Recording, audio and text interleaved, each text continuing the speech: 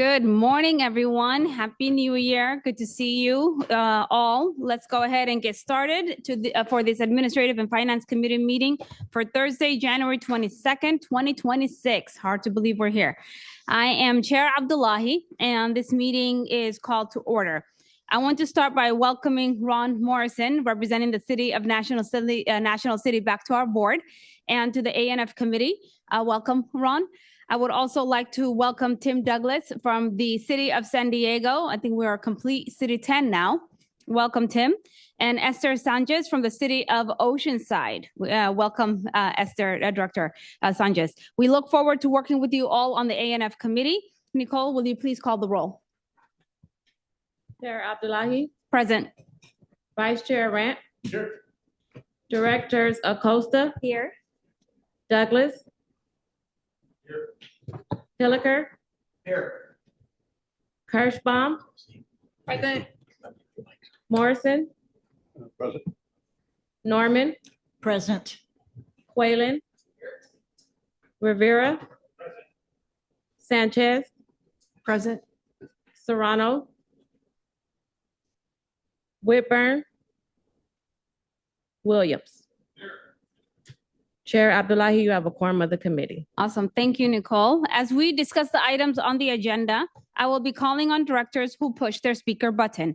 Please limit your comments to matters not already addressed and state all your points when you have a chance to speak so we can move through our agenda. Are there any additions to the agenda? There are none.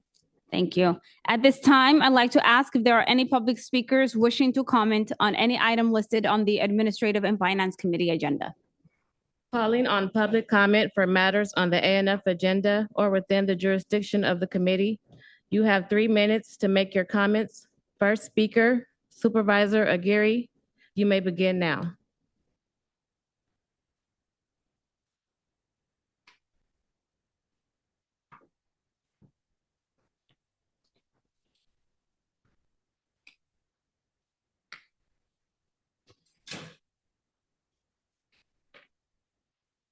Supervisor Aguirre, you may begin now.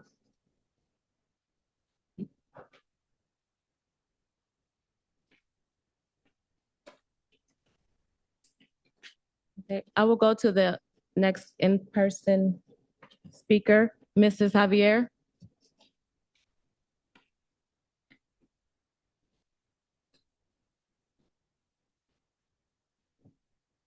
You have 3 minutes. You may begin now. Thank you, sir. Okay. Try your best. Ito na? Yeah. Good morning. Into hands we trust. We, Cesar and Purita Javier, both serious with existing medical condition and victims of ceramics manufacturing and kiln emissions, toxic gases located, constructed, and operated at a residential zone neighborhood since 1984. We are hurt physically, emotionally, and financially. We live in fear, depression, anxiety, stress. We need water to clean the surfaces from droplets of particulates and contaminants, and water to irrigate plants and trees as advised by EPA Sacramento. EPA Federal Authority responded, explaining that APCD must look at the limit of permit and that the issue falls on city zoning standard.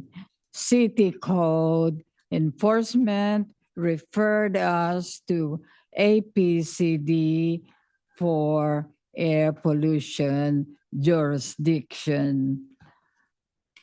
Director Paula Forbes of APCD says that it is a nuisance case, period. Her compliance and engineering department says otherwise, no other. Its impact is negligible region-wide.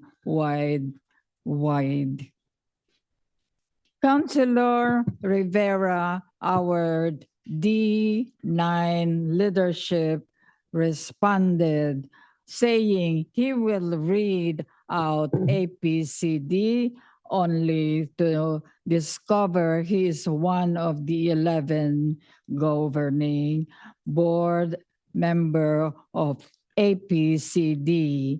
How could he investigate when Your time is up. Thank you for your absenteeism comments. in board meetings says yes? Thank you for your Be comments. disciplined. Next speaker, Mr. Javier, you may begin now. We are hurt. We expect from our elected officials, 11 of them, the mayor, I must tell you this, the look-alike of the chair of this county water authority. I greeted him many times, "Sir, are you not the mayor?" And he would just smile. The same thing as what they do in our case, community issue on toxicity, and 7 more, which up to now, after 5 years of knocking at their door, expecting solution, 5 years, nothing has been addressed, particularly on the zoning issue. My wife said we need water to clean the mess, like water that is direly needed in cleaning the Tijuana River issue. You know what? 2019, Mayor Gloria, then Assemblyman, was able to influence the governor along with the Environmental and Health Coalition. And from then on, 2019, they took over control and direction of this APCD, an agency with reason to believe that this is all about money making. Governing board is dedicated on rules. Are they reviewing it? Are they examining it? If it's effective and efficient? No. And you know what? The director of pollution district is focused on permit fee collection. Is this our government agency? Where is the money? Where is the money, Mayor Gloria? We ask this because our community needs services to clean and make our community safe. Again, we need water. And how could we have water when the bill is too high that we cannot reach as regular impoverished pensioners? Sir, Madam, fellow citizens, we need water. And we ask the chair, this leadership, that since this is a county, could we not make the bill standard to all region-wide residents, Americans? Your time is up. Thank you for your comments. Thank you, Madam Chair. And thank you, Uncle Sam, for this freedom. Next speaker, Supervisor Aguirre, you may make your comments now.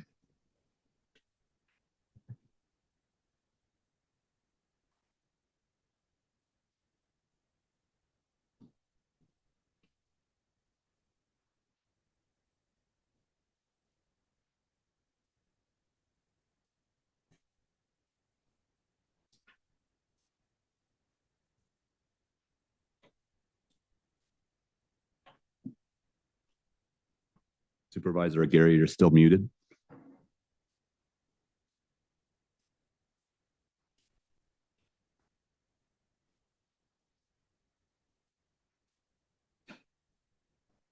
Are you there? Talking has been permitted. You may begin now. Supervisor Geary.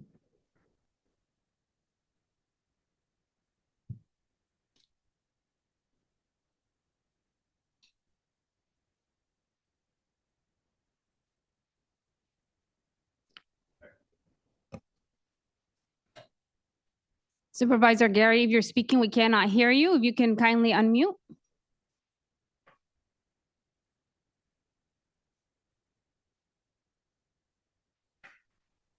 All right, we still can't hear.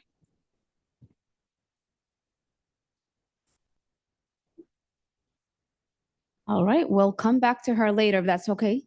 Nicole? All right. If there are other public speakers online, please raise your hand through the Zoom app or press *9 if listening by phone. I see none. All right, thank you so much for that. We will move on to our agenda. So the progress report for the ANF committee work plan is included in pages 6 to 12 in this month's board packet. The work plan covers calendar years 2025 as well as 2026. The work plan was adopted by the committee back in March in 2025. And just to show you just some of the highlighted items from our committee's work plan, it includes the approved contracts for critical confined space rescue services in February of 2025. We adopted the calendar year 2026 rates and charges in June of 2025, approved the new two-year budget for fiscal years 2026 and 2027 back in June. I know this may seem like a long time ago. And adopted updates and changes to the PSAR program in November of 2025. A final report on the work plan will be provided at the final regular board meeting of 2026. If you have any questions regarding this work plan or would like to make any comments regarding the work plan, please contact me, Lisa Marie Harris in finance, as well as Matthew in administrative services, or Catherine Love in human resources. And I want to take a moment again, especially since the fact that we're in a new year. Thank you to the team for the awesome and phenomenal job last year, as well as for the board members for the important discussions and decisions we've made together for us to be at where we are today here in January. Also in December, Information Security Manager Francisco Perez was recognized by CISO's Connect as one of the top 100 Chief Information Security Officers in the country. And a great example of Francisco's efforts in this area is he assisted Met in organizing its member agency Cybersecurity Summit coming up on January 29th. All member agencies are welcome to send managers or subject matter experts to this event, which is designed to address the critical areas of cybersecurity that impact our operations and service delivery. Congratulations, Francisco, well deserved. And finally, GFOA has awarded the Water Authority with the Distinguished Budget Presentation Award for the fiscal years 2026 and 2027 adopted budget. They were also awarded a special recognition for capital improvement. Congratulations to the Finance Department. Congratulations to all of us. Well-deserved award. We'll move on. If there are any comments from directors. Seeing and hearing none, there are two items on our consent calendar. Staff recommendation to note and file the monthly treasurer's report, as well as approve the date change for the Board of Directors meeting in September. Our regular meeting was scheduled to be September 24th, and we're moving it to September 17th. Are there any questions or comments on these two items? All right, seeing and hearing none, do I have a motion to approve the consent calendar? All right, motion by Director Acosta. Second by Sanchez. Second by Vice Chair Hilliker. We have a motion and a second. All those in favor say aye. Aye. Aye. Any opposed? Any abstentions? All right, the item passes. We have one action item today. And before I hand it over to Lisa Marie Harris, who is our Director of Finance and Treasurer, to present the 2026 Long-Range Financing Plan, I will be handing over to Tish Burge, who is our Deputy General Manager. We'll have some opening remarks. Tish? Thank you, and good morning, Chair Abdullahi, Vice Chair Rant, and members of the board. I have a few opening remarks about the long-range financing plan before passing the presentation over to our CFO, Lisa Marie, and her team. As I shared with the member agency general managers over the last 2 weeks, we appreciate all of the member agency's support and insights that we've received since last summer when we started the long-range financing plan process. The plan before you today is the culmination of significant effort and collaboration on the part of your staff, both at the member agencies and here at the Water Authority. Before we dive into the long-range financing plan, I will touch on a few critical items to the Water Authority: the new business model, water transfers, and debt service coverage ratio levels. So first, the business model. Last year, the board directed staff to convene the member agency managers to discuss and work on a new business model for the Water Authority, which included 7 areas of interest to the member agency managers. Those areas were settlement of metropolitan litigation, focus on core responsibilities of the Water Authority, contract for the sale or transfer of Water Authority supplies, improve demand forecasting methodology, pay off existing debt, complete a comprehensive rate structure review, and pursue low-income assistance program funding. While significant progress has been made in several of these areas, congratulations to you, Dan, on that, and continues over multiple parallel tracks throughout the organization, adoption of the 2026 long-range financing plan is needed for us to go to market in the next several months. This funding is necessary to maintain our reliable infrastructure. That does not mean our work is done, though, with regard to these areas of criticality to the board. Second is water transfers and water deals. Our general manager has been laser focused on water transfers and water deals. The Water Authority anticipates that 1 or more water transfer agreements may be finalized in the near term. The long-range financing plan does describe the Water Authority's ongoing efforts and processes to pursue and secure water transfer opportunities. Any material changes to the Water Authority's financial outlook resulting from future water transactions will be evaluated and, if necessary, addressed through an addendum to the long-range financing plan. Such an addendum would include updated forecasts. Third is our debt service coverage ratio levels. Last night, I forwarded a letter to you from the City of San Diego Public Utilities Director to our general manager.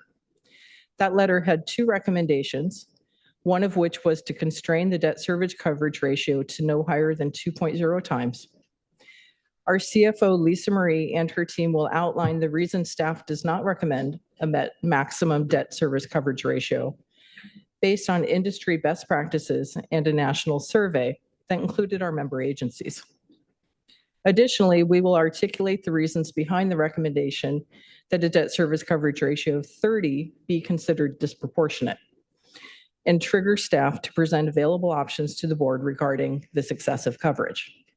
And with that, I'll turn it to Lisa Marie to introduce the recommended 2026 long-range financing plan. Thank you, Tish, and good morning, Board of Directors. Lisa Marie Harris, Finance Director for the Water Authority. Prior to turning over the presentation to Pierce, I would like to address why the staff does not recommend a maximum debt service coverage ratio. The staff, working with our financial advisors over several months when this idea came about, we conducted a national research to identify maximum debt service coverage ratios throughout the country. We had 3 findings. The first finding was that issuers and utilities that enjoy the ratings that we enjoy at the Water Authority have target levels that far exceed 2 times. Reminder, our target is 1.5. The letter you all received is recommending a maximum of 2 times when our peers have targets that exceed 2 times. The second finding was based on national research, we could not find an entity in this country with a maximum debt service coverage level. So the third finding was, since we couldn't find one, we researched maximum coverage levels achieved. From there, we could figure out maybe how to identify a ceiling. The 30-time ceiling was informed by an analysis of possible debt service coverage volatility, specifically benchmarked against our member agencies. And we found that the city of San Diego coverage volatility between 2016 and 21 reached all-time highs. During this time, the city's coverage went from 2 times in 2016 to 24 times to 2017. And then from 2017 to 2018, it went high as 36 times. And then in 2021, it went down to 4.84. So the question was, well, where did we get the 30 times? We got it based on member agency data points, in particular, the city of San Diego. So in summary, the research showed that not only are there no entities that have maximum coverage levels, but based on volatility, we found that entities can achieve high coverage levels given certain conditions. And although those conditions occurred, the entity rationally moved back to normal levels. So I would argue that setting a maximum coverage target, given that they do not exist as far as we could tell, sends a message to the market that this board lacks financial confidence in this agency. And I would add a time when we really need financial confidence, because we're going to be going to the market and we're going to be asking investors to have confidence in us as we ask them to borrow, to give us $285 million in less than 6 months. So the question I would pose this board, should you consider it reasonable to have a maximum coverage when it poses a risk of messaging to the market lack of financial confidence? So in conclusion, that was the rationale for the staff opposing a maximum debt service coverage level. So I'm going to turn it over to Pierce, and he's going to run through the long-range financing plan.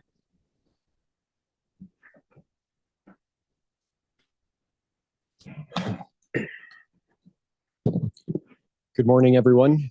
Pierce Ross, I'm Financial Planning Manager here in the Finance Department of the Water Authority. It's my pleasure to detail the recommendations for the 2026 Long-Range Financing Plan. The details start on page 24 of the board packet. We've talked over the last year now about our policies and what this document is and what this document isn't. As Tish mentioned, it's really, the purpose of this is so we have a financial forecast that is updated as best as we know today.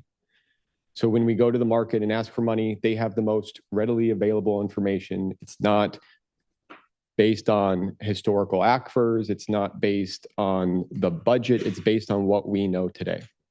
It's based on what this board sets as policies that really are the guardrails to staff's analyses as we move forward. But with that said, this does not authorize any spending. This does not authorize any setting of rates. This does not handcuff the board in any way in terms of policies or anything. These are just simply governing ideas that we are using as a framework to move the discussion forward for why the rating agencies and the bondholders should accept our offer of $285 million of new money. We've worked going through this process, really kicking off the ideas of what our existing policies were. We started all the way back in January of 2025 because we wanted an opportunity, should any of those policies change, that we would address them in the CY26 rate setting process. This board at that time, after 4 months of discussion, decided that there was no need to change those policies and that a more robust conversation would be had in the coming months. We kicked that off in July with a full presentation on what the long-range financing plan was. We've worked hand in hand with our member agency managers. So you see MAM up on the screen. That is the member agency managers. MAFO is the member agency's finance officers. We worked with all parties that were available. We were looking originally to get this document adopted in November, but it was decided that more time would be appreciated. So we're here now several months later for adoption. And we took the opportunity over that recess to have more meetings with MAM, more meetings with MAFO, to really ensure that we are hearing all the concerns, addressing the concerns, And ultimately, the framework that we identified for this board in October with the executive summary remains unchanged. The document is driven by core tenets. And we've come up with kind of how do you do this? We've heard, three legs of a stool. We've heard those types of things. But ultimately, what we're trying to do here is how do we frame the entire financial picture of the Water Authority into three core concepts? And these were affordability. How can we maximize our resources so we minimize what we're requesting from ratepayers? How can we control costs? How can we turn every stone? And while we're not analyzing the impacts of potential third-party water deals, we are, as Tish mentioned, focused on that and hope to have more news in the coming months. Asset management, this board has set a lower bar in terms of their infrastructure reliability. Several years back, we had an extensive conversation on how much funding should we do, what level of reliability. We went from a low risk to a moderate risk CIP, and that's where we've been for this last several years. That's continuing in this plan. And then financial flexibility and stability. There's a 10-year outlook here, and what we're trying to do is really moderate the ebbs and flows that we know are bound to come. Now, as we jump into the recommendations, I'm going to start with the future rates. I think that is something that most of this group in here is concerned about, is with these core tenets, with this framework, what does it mean to my bottom line? What we're looking at is average increases of between 4.2 and 7.2%.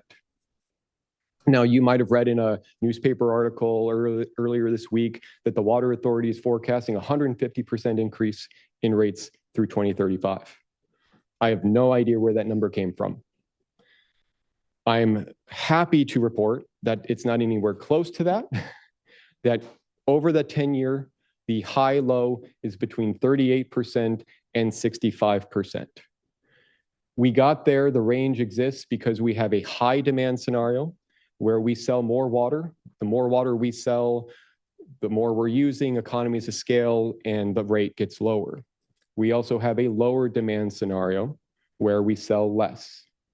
And the baseline is based on what the member agencies, your agencies, told us that they would use starting in calendar 26, and then accounting for all the local supply development as you have it scheduled as of last year.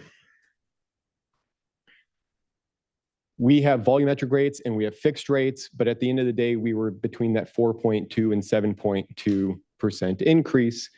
And we talk in CAGR, so compounded annual growth rate. The reason that matters is an average increase. If I increase rates 50% in year one and do nothing for the next 10 years, that's 5% average. But that 50% increase is going to be a big pill to swallow, right? So timing matters in these increases. When we take a look at the schedule that's forecasted, is we start with 5 to 6% increases in the front end. That gets lowered down to about the 4% range in the middle of the schedule of the forecast. And then to account for the possibility of phase 2 pure water, which is reported to come online in full in 2035, we would have 2 larger increases to address the loss of the water sales and to ramp up rates accordingly. Again, this forecast assumes all local supply development based on the original schedules provided by the member agencies and no water deals.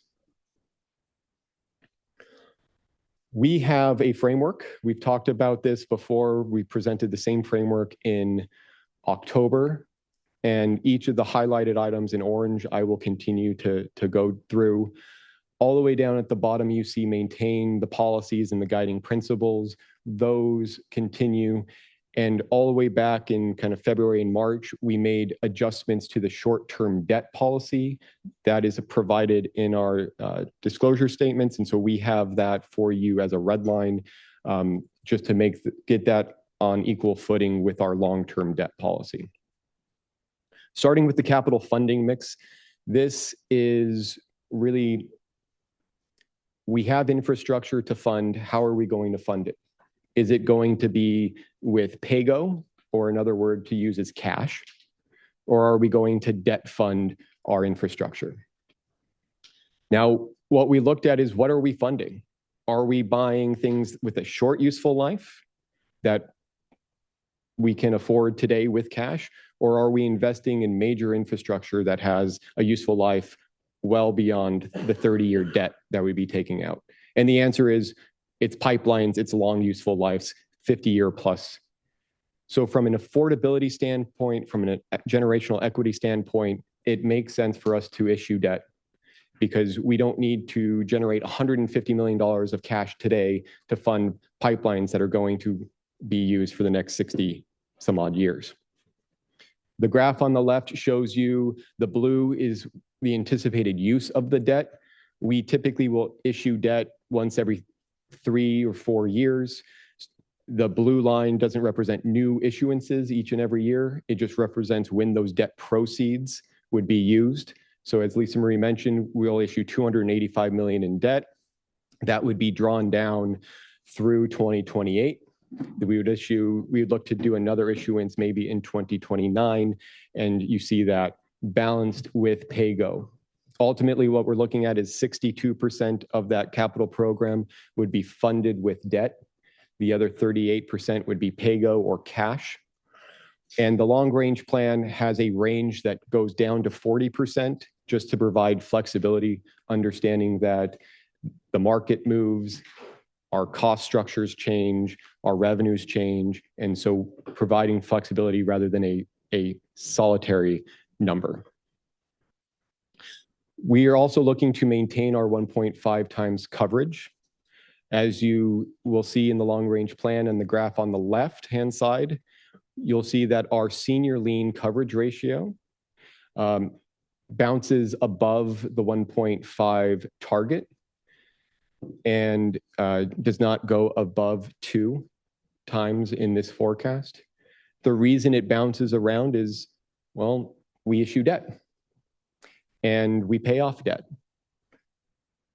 Long term, what we're looking at is deleveraging. And so as we pay down debt more than we take out debt, holding all else equal, that coverage ratio is going to increase. It's going to increase naturally because that's simply how that calculation works. Where you take a look at the right-hand side, right now, debt service expenses cost about 21% of our overall budget. At the end of this 10-year outlook, it's only 16%. So I made the reference back in October. When you buy a house, sometimes you're house poor because the mortgage is taking a bigger part of your take home. But as that mortgage stays fixed, as over time, it becomes less and less of your take home. The same story is true for the Water Authority here. And so coverage is not a driving factor of rates. Holding it down to a 1.5 level is not restrictive of affordability. It's harming our ability to fund infrastructure. It's harming our ability to fund operations. When we take a look at a 30-year debt stack, this is what our, over the next 10 years, the additions of debt would look like. There's no additional debt being forecasted in this graph beyond 2035, but we will likely continue to issue debt as we fund continued rehab of our infrastructure. Debt will always be a part of this authority, but we show a pay down of our short-term debt as well as the long-term debt. The third piece is the maintaining of 150 days of cash. And we've really minimized this as best we could for affordability. We would love to be in a position where we had more operational flexibility, where we had more cash on hand to prepare against the unknown. But we understand that every dollar we collect is a dollar that we take from your ratepayer. When we take a look at this, we do see that the days of cash goes up, but this is to be expected because the reason for the increase is not because of our operating fund balance or our rate stabilization fund increasing, but simply because we're trying to collect more cash to cash fund PAYGO infrastructure. As Lisa Marie said, we're going to have that $285 million debt issuance. So we're going to use that debt proceed first. And we're going to hold on to the PAYGO dollars that are coming in, our system capacity fees and our standby availability charges. So it's natural for that days of cash to grow, and then it will ebb and flow as we use that PAYGO. So if you extract out PAYGO, you can see that our days of cash actually falls below the 150-day benchmark. Again, we're okay with this because on a holistic picture, we understand that we have this flexibility. If you do start to go below that 150 days on the gray line, we do start to have monthly considerations where, say in April, when our debt service payments are due, we have a $95 million check that leaves the door. We need to have cash on hand in order to pay that. And so year-end snapshots are very different than month-to-month fluctuations that we all experience. Now, the splitting of the Rate Stabilization Fund is another recommendation. And to be clear here, this does not create a new fund. This simply retitles the existing fund. There are no dollars changing hands here. There's no dollars being increased. There are no transfers being made into the Rate Stabilization Fund. It is simply to help clarify the use case. For those board members that have been with us for the last 5-6 years, you've heard a lot of questions about the Rate Stabilization Fund. Can we use those funds? Can we have a minimum target? Can I go below the minimum? What can I do? So the intent of this, driven by conversations from this board, was to clarify how we use the existing fund. What we would do here is, rather than have a minimum, we would have a coverage portion. So it's in effect just a retitle of the minimum, but the minimum is based on our 3-year average of our debt service, so 50% of that, and that sets that number. As our debt service decreases, this coverage protection amount would continue to decrease. This sets the minimum. If we go below that $70 million, just as we do today, and go below the minimum, there's a policy in place to have those funds replenished, a plan in place to replenish those funds within 3 years. Anything above that minimum or anything above this coverage protection, or above the coverage protection, is a proactive use case. So this would be money that does not have to be replenished. So it really clarifies that point. It's available for the board's use, and we'll continue to provide the board guidance on what this means to days of cash, should it be used. But this is all we're talking about here, is trying to clarify the existing Rate Stabilization Fund. We're not splitting it into separate funds that have different accounting purposes. We're not splitting it into new revenue targets. It is simply just retitling for clarification purposes. The final piece, based on feedback, is the creation of an excess revenue policy. We've, from time to time, been fortunate enough to have a windfall, and staff has come to the board and said, hey, we have this opportunity, we have more money, we got a refund, these types of things. What should we do? This excess revenue policy formalizes the process that staff has voluntarily taken in the past, and simply says, especially given potential third-party water deals and those opportunities for new revenue, if we find ourselves with more revenue than we anticipated during kind of the original budget process, rather than waiting to the next budget process to decide, we would come to the board mid-cycle and say, hey, we have some excess revenues. What can we potentially do with that? And so we've outlined in the policy and up on the screen now that we have potential uses, but it's not an exhaustive use. So it could be debt optimization. It could be paying down some liabilities. We could fund the Rate Stabilization Fund or provide stability capital funding, even all the way to refunds or rate reductions.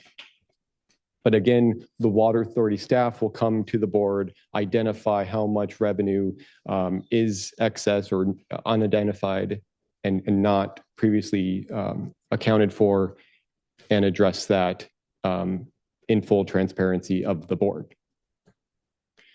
With that, staff recommends the adoption of the 2026 long-range financing plan that includes the update to the rate stabilization fund policy, again, only for clarifying its use case, the addition of an excess revenue procedure policy, and as I mentioned earlier, updated statement of debt management and disclosure policy that includes the short-term policy. So with that, that concludes our presentation, and we're happy to answer any questions. Thank you, Pierce, for that presentation, and Lisa Marie. Before we move to comments and questions from the directors, we would like to try again to see if the supervisor is able to speak and provide her commentary. Supervisor Aguirre, you are appearing on camera as a member of the public. To accommodate the technical glitch, you may speak now. Can you hear me now? We can hear you. Oh, great. Thank you, staff, for troubleshooting the technical difficulties. I really appreciate the opportunity to speak.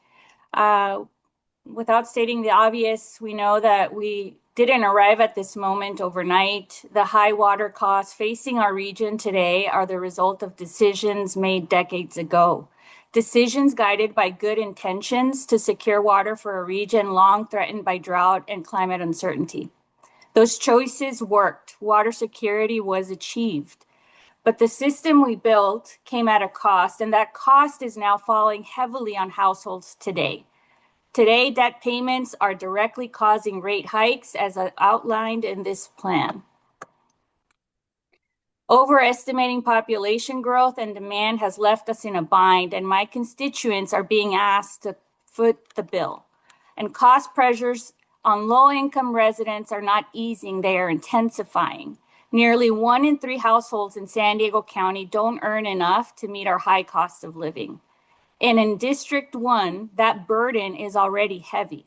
Nearly half of our households are housing insecure because people are paying more than 30% of their income to keep a roof over their head.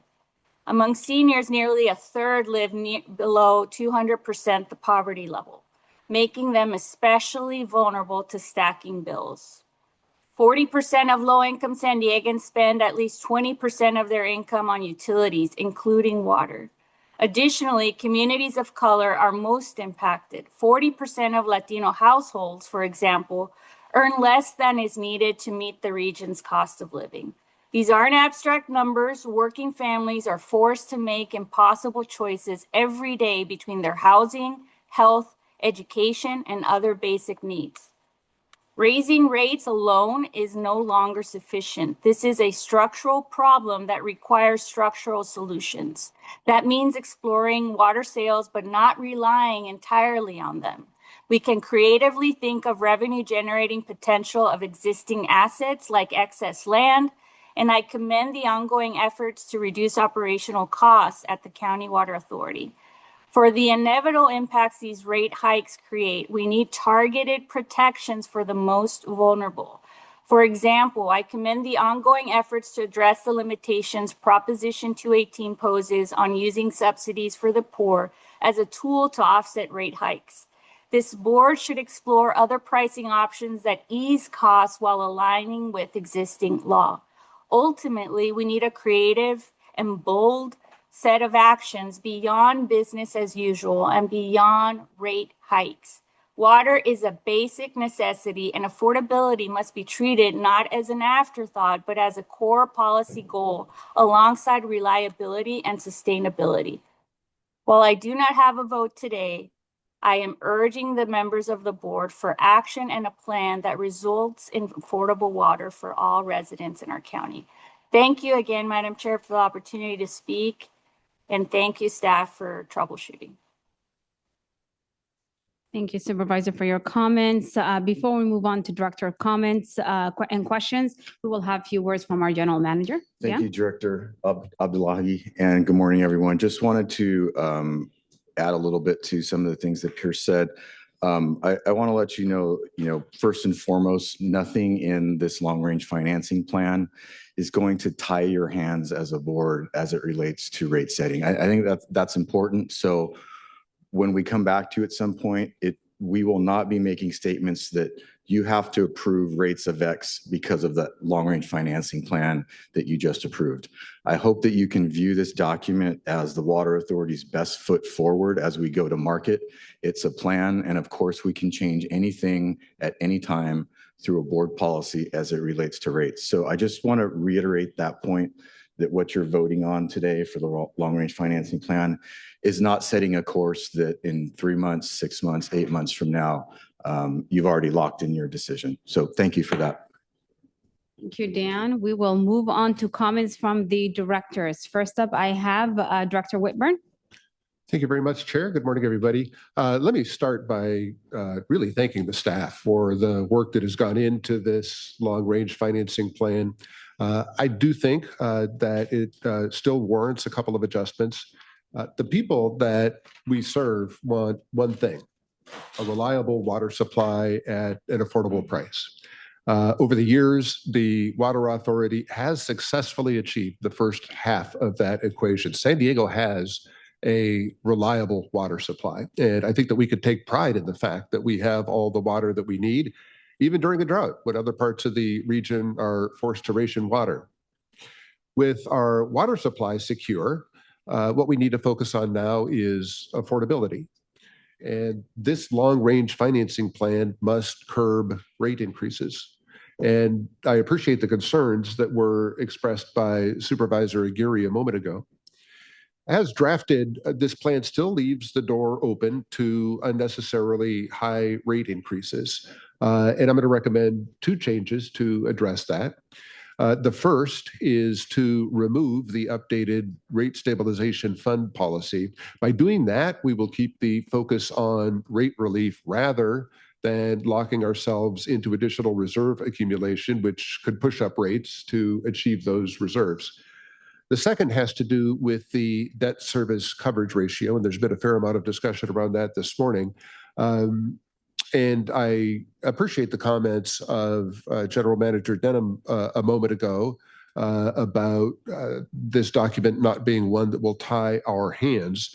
Let me follow up on that with our financial team here. The city's letter recommended a maximum debt service coverage ratio of 2.0. And I listened closely to Ms. Harris's thoughts on that. That recommendation stems from a concern that if we allow for a high debt service coverage ratio, then the Water Authority will be forced to propose rate increases to achieve that high debt service coverage ratio. Now, we just heard from General Manager Denham that that is not the case. But let me also ask you, how do you address the concern embodied in that recommendation? Yeah, it's a great question. In years past, 10 years ago, coverage used to be a driving factor of rates. And that goes back to my kind of house poor analogy, where the debt service load at this authority, the amount of leverage, how leveraged we were 10 years ago was a pressure to rates. That leverage is no longer the driving factor of rates. So achieving a higher than 1.5 is a reflection that this board is deleveraging. It's a reflection that we are paying down our debt. It is not a reflection that our rates are in excess of what they need to be. Our rates continue to be and reflect cost of service. There is no dollar that's being added to this because of coverage. We are simply obtaining coverage because we are paying down our debt. Our debt right now, more of our debt payments, because of where we are in our amortization schedule, more of the debt is being paid to principal. Our debt is being paid off faster than it ever has been. And so that is reflecting in our coverage no longer being a rate pressure And what you've seen over the last couple of years here at the Water Authority, that coverage continues to be above 1.5. We have other drivers for rates and charges. So much like the city, when they were at 30 times or 4 times, it is not a reflection that rates can be dropped because of coverage. It's simply a reflection of your debt load and your leverage. And so here, restrictions within that 1.5 to 2 times range would put artificial restrictions and handcuffs on this authority to generate new revenues, to pay down our debt, to restrict costs, because the only way to decrease leverage or decrease coverage is to spend more. And that's the opposite direction that we want in terms of affordability. Thank you, Mr. Rossum. Well, with that in mind, then I will go ahead and make a motion to recommend approval of the 2026 long-range financing plan, including the excess revenue procedure policy and the updated statement of debt management and disclosure policy with the following changes. 1, do not include the updated rate stabilization fund policy for the reasons mentioned earlier. Number 2, add language to the long-range financing plan that the Water Authority can drop below a 1.5 times debt service coverage ratio in order to help preserve ratepayer affordability. And number 3, that a debt service coverage ratio of 5.0 times be considered disproportionate. That will trigger staff to prevent available options to the board regarding the excessive coverage. I think that these modifications are responsive to the concerns around rates. They're responsive to the concerns that Mr. Rossum just articulated. I think they preserve fiscal discipline, and I think they avoid unnecessary cost pressures on member agencies and ultimately the customers we serve. So thank you again, and that'll be my motion. Thank you, Director Whitburn. We have Chair Serrano, followed by Director Sanchez. Thank you, Madam Chair. Good morning. Happy New Year to everybody, especially all of our new members. Welcome to the San Diego County Water Authority. You picked quite the day to be here. Madam Chair, thank you again. I want to thank staff for their work on this plan and for their engagement with the City of San Diego and consideration of the city's recommendation. Colleagues, the long-range financing plan is one of the most important financial documents that we adopt. It sets a 10-year frame for how we pay for critical infrastructure, manage debt, and anticipate rate pressures, while also holding ourselves to the policy goalposts that define fiscal sustainability, affordability, and asset management. It also matters because it is one of the first documents rating agencies look to when they evaluate our financial posture ahead of debt issuance. In other words, this plan helps set our direction of travel. And for me and for the city, the North Star in that direction is affordability. We know the public is feeling cost of living pressures in every part of their lives. So when we talk about long-range financial planning, we have an obligation to also ask the questions that families ask at their kitchen table. Have we done everything we reasonably can to keep costs down while still delivering safe, reliable water to our homes and businesses? That's the spirit in which the City of San Diego offered its recommendations, constructively and in good faith. We understand this plan needs to be credible, it needs to be defensible, and it needs to reflect the real operating environment we're in, not the environment of yesterday or the one we wish we had. With regard to the Rate Stabilization Fund, I want to note that it is one of the most important tools that we have to help smooth rate impacts for ratepayers, by name and by definition. I have certainly been a proponent for looking at this fund, its name, its intention, and the board's use of it. However, I support Councilmember Whitburn's motion because I don't believe splitting into 2 buckets achieves my objective. I believe the RSF exists to smooth rates for ratepayers, and I believe we ought to use it that way. So I think this board would benefit from having further conversations standalone and not part of the plan in front of us today. That said, I truly do want to thank staff for their work and consideration and inclusion of the excess revenue policy. This has been something that this board has long discussed, and I appreciate that it is providing a direction to staff should those situations occur. I also want to emphasize what I've heard from staff and our general manager just a moment ago and make sure that this board is clear that this is a living document. And I appreciate and respect that because I don't think this plan has always been thought of in this way. It was just a perfunctory measure. And so I believe this is a framework that we should refine as our real world conditions change. And I also believe we are entering an era where conditions can change materially thanks to the good work and leadership of our general manager. So looking forward, and as we get closer to potentially achieving third-party water transfers, it is my expectation that this plan will be brought back and updated accordingly as staff has indicated.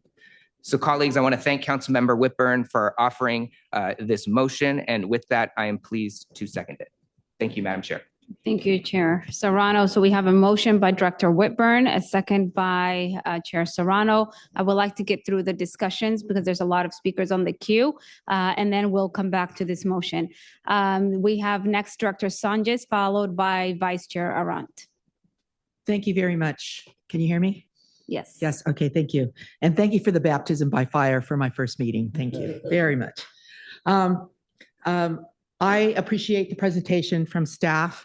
I have to tell you that we in Oceanside, in our agency, and we certainly are blessed that we sit on the Santa Maria Aquifer. Groundwater is something that we have been able to use. And in fact, when the first drought happened in the early 2000s, we thought long and hard about this and trying to figure out the biggest hurdle for our community in Oceanside, where the poverty level is pretty high, close to 50%. We decided, and again, an aging senior community, and also I'm a baby boomer. I don't know how many of you are, but we decided to do something very, very drastic. We decided that what we thought would be the good thing to do is to try to produce 50% of our own water so that we would not be part of the burden on the water authority. We asked staff to go out and find the best affordable way to make this happen, because that was our number one concern, was affordability. Certainly all the other things and the impacts the environment, all of the other things were certainly concerns. But affordability, when you have dozens and then sometimes hundreds of people talking to you about how they can't pay their water bill, and why can't you have separate pays for seniors and others, Prop 218 just doesn't make sense to them. So we went on this bold journey called Pure Water. And I have to say that we really appreciate the support from the Water Authority. We really felt that we were doing something very, very positive, being the first in the region to explore this. In our last rate paying council meeting, of course, we know we have to pay the pass-through, and it was very, very difficult. So much so that our council decided, okay, yes, we'll go ahead and do this, but as to our city's own rate paying, they did not want to fund it completely. We were told, well, this might, how would this, if we don't pay the whole thing, and this, these are pure costs. This is not any kind of profit, right? But they're looking at SDG&E, so, utilities, sometimes there's got to be something behind this that is not fair to the community. So what did the staff say? Well, maybe the water won't taste as well. Maybe, less materials. Maybe we won't have people go out on calls after 5 o'clock. These are real things happening to our cities. I appreciate the motion, and I will be supporting the motion. We have to do something. What we've been hearing all these years is, well, there's a high debt service for the Water Authority. We got in trouble, over the years. Even for me, when I first started paying a whole lot of attention, the idea of doing a duplicate conveyance project didn't make sense to me. I'm so glad that we abandoned that. And I may sound very naive here, and I'm hope to cure that very quickly. But we have to do something. We have to. And I appreciate the city of San Diego taking on with the 10 representatives on this board, basically a leadership role. We have to do something. Oceanside is on this journey. I think it's still a good journey. In fact, all our residents feel not one person voted against us going into pure water. So somebody asked me, well, what about the whole conversation about toilet to tap? No, that never happened in Oceanside, because we're here to ensure that as a city, as a region, we reach these goals and targets of affordability. So thank you. I understand from staff that you need us to vote yes. I'm hoping that with these changes, we still get you that sense of going to the market and getting what we need to. This is my first of, I'm sure, many conversations that we'll be having. And I do appreciate whatever help that I can get from all of you to understand the bottom line, the bottom dollar. But please understand that our agencies, people are starting to not be able to pay. Thank you very much. Thank you, Director Sanchez. We have Vice Chair Arant, followed by Director Rivera. Thank you very much. I find it ironic that the Pure Water Program for the city of San Diego and their IB report talked glowing about the fact that we're going to be paying less to the water authority. That's great. As the city pursues Pure Water to solve its legal problem with the federal government over ocean discharge, it's reducing the amount of water sales from the water authority, which forces the water authority to increase its rates. And then the city comes back and complains that we're increasing our rates because we're selling less water. I got to figure that out. The other thing, it's just a little irritating for me, having been on this board for a while and also functioning in the staff function, is that this plan itself has been through over 13 meetings with MAFO, that's the finance officers, 3 with the GM specifically, and then 3 times the board of directors. And here floats in the letter last night, I don't know, 6, 7 o'clock, trying to watch the news, and here comes a letter. We need to make some major changes to this plan before we adopt it. And what I would say, with all due respect to Councilman Whitburn, the recommendations that you've made and got a second on and will likely pass because of the dominance of the city of San Diego will do exactly the opposite effect. And that is, at the time you're getting ready to go to market, you're signaling to the market that you're retrenching from policies you've had before, which could affect the way the market looks at your request for loan and fund and affect your interest rates, which could result in exactly the opposite of what you're trying to achieve. So thank you very much. Thank you, Vice Chair Arant. Director Rivera. Good morning, everyone. All of us have customers concerned about the high cost of utilities in the region. The City of San Diego's letter dated January 21st, 2026 was received by myself yesterday evening at 6:31 p.m. The issues raised in the letter, I am convinced, were discussed at length and not glossed over by the region's water agency's general managers throughout the development of the 2026 Long-Range Financial Plan in the 13 meetings held. The 2026 Long-Range Financial Plan has been developed for the overall benefit of the region's water customers, and I hope that when comments to our staff reports need to be made, that these comments can be submitted in a reasonable time so that they are included with the initial board packet well in advance of the public meeting. We need to maintain our infrastructure.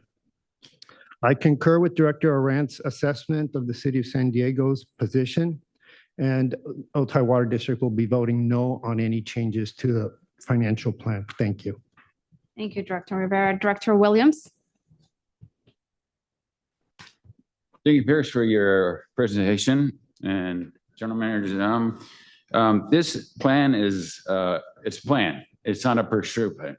So we follow follow the plan, and it's not appreciated. So I will be voting for your plan.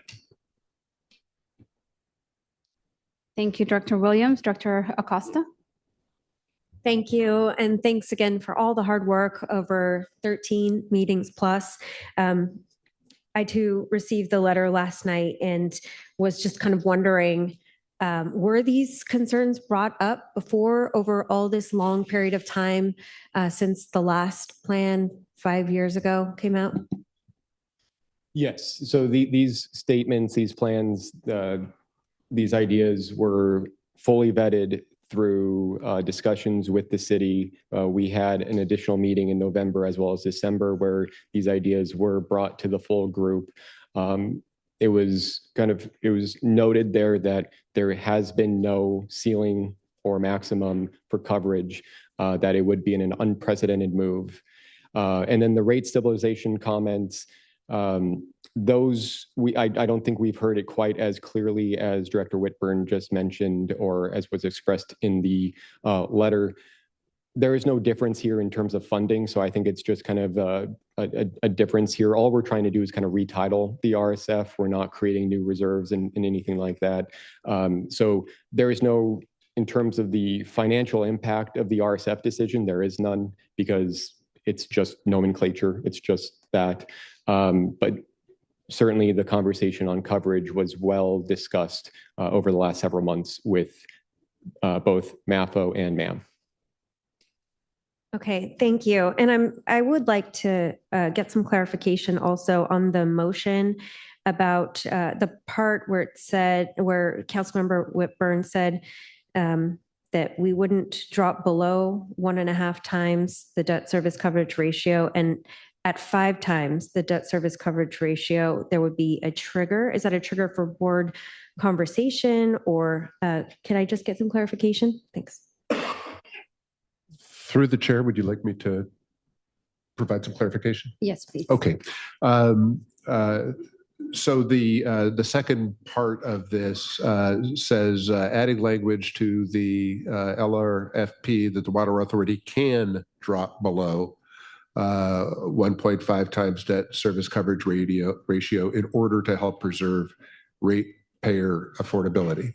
It does not require it, but it provides the option for the Water Authority to drop below 1.5 when that is in the interests of ratepayer affordability. And then the last point is that a debt service coverage ratio of 5 times be considered disproportionate. It does not in any way tie the Water Authority's hands, which was the concern expressed by Mr. Rossum. But what it will do is it will trigger staff, require staff to come to the board and present available options on the disposition of the excessive coverage. Okay, thank you. And could I get staff's response on that? Is that so? Yeah, so if I may add, I believe that the request is essentially in the long range plan on both page 17 and page 45, we talk about, and I quote, however, based on a review of other member agencies' recent and highest debt coverage ratios at any point in time, coverage in excess of 30 times could be considered.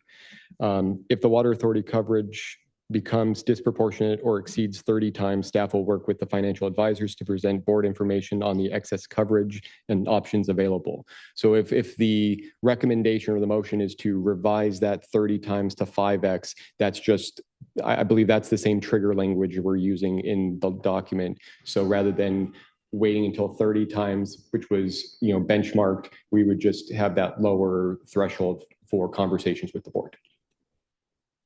Okay, great. And to close up my comments, I wanted to thank Supervisor Aguirre for speaking to us today and sharing her perspective on affordability. It seemed like even from news articles and this letter from the city that affordability hadn't been put front and center, but it has. And I just want to point people back to the long range financing plan and where it says in here, the LRFP integrates the Water Authority's mission with a forward-looking financial strategy grounded in 3 core tenets: affordability, fiscal sustainability, and asset management.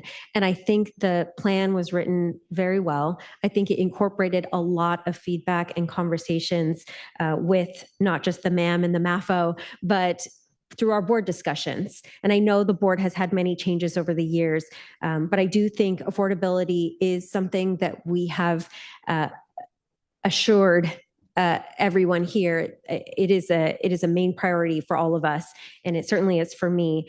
I understand that there are still some issues, and I understand the amendments that the motion attempts to make. I will support the motion. I just want to say thank you to staff, and I appreciate all the hard work and listening to us. And I appreciate General Manager Denham's comments about this being a guiding approach for us, a framework for our governing approach. I actually think that was you, Mr. Awesome, who said that. I wrote that down. But I just want to make sure that people know that we still have an opportunity as a board to vote and change things. This is the guiding plan for all of us for our long-range financing. So thank you. Thank you, Director Acosta. Vice Chair Hilliker, followed by Director Scalzetti. Thank you, Madam Chair. So in the guides of affordability, I will be supporting this, but one thing I do not support is getting these emails after 5 o'clock at night from the city of San Diego. I mean, I didn't look at my email again until about 4 this morning. That's when I saw it. That's no issue there, but this stuff, you guys got to get your stuff together. There's too many times where the city has came to us the night before the meeting and then dropped something on us. And it's not fair to us to have to sit and try to digest it and maybe talk to staff and get more background information. You got to, your staff needs to do a better job, please. Thank you, Vice Chair Hilliker. Before we move on to director comments, are we okay with the screen? Technical difficulties? Yeah, we're just, I tried to put together a quick slide to put on the screen that encapsulates the motion by Director Whitburn. Thank you. All right, Director Scalzetti, followed by Director Norman. Not on this committee, so thank you for letting me speak, Chair. Going through this extensive long-range financing plan that we all took time out of our lives to make sure we had our minds on and came to special meetings and jumped through all the hoops. This last-minute attempt to sideswipe all your colleagues and people that you work with and spend time with to create these, building blocks for these plans is really disrespectful, to tell you the truth. I'm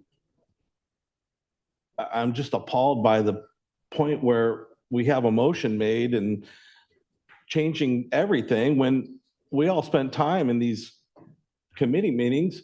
And what happened was, on one of the committee meetings, we were here spending our special time of a special thing, and the city of San Diego walks out on the building blocks. And it was you, Mr. Whitburn, ironically, that walked out, and we had to shut down the meeting because we can't get the information. So I just don't understand, if you really wanted to do the work and represent the people that our Chairman Serrano spoke about a couple of minutes ago, why aren't we doing the work? Why aren't you part of the process of the building blocks? Why are we getting sideswiped? And so if we want to go by the city's plans, which, let's be real here, every decision made here is backed by the city of San Diego.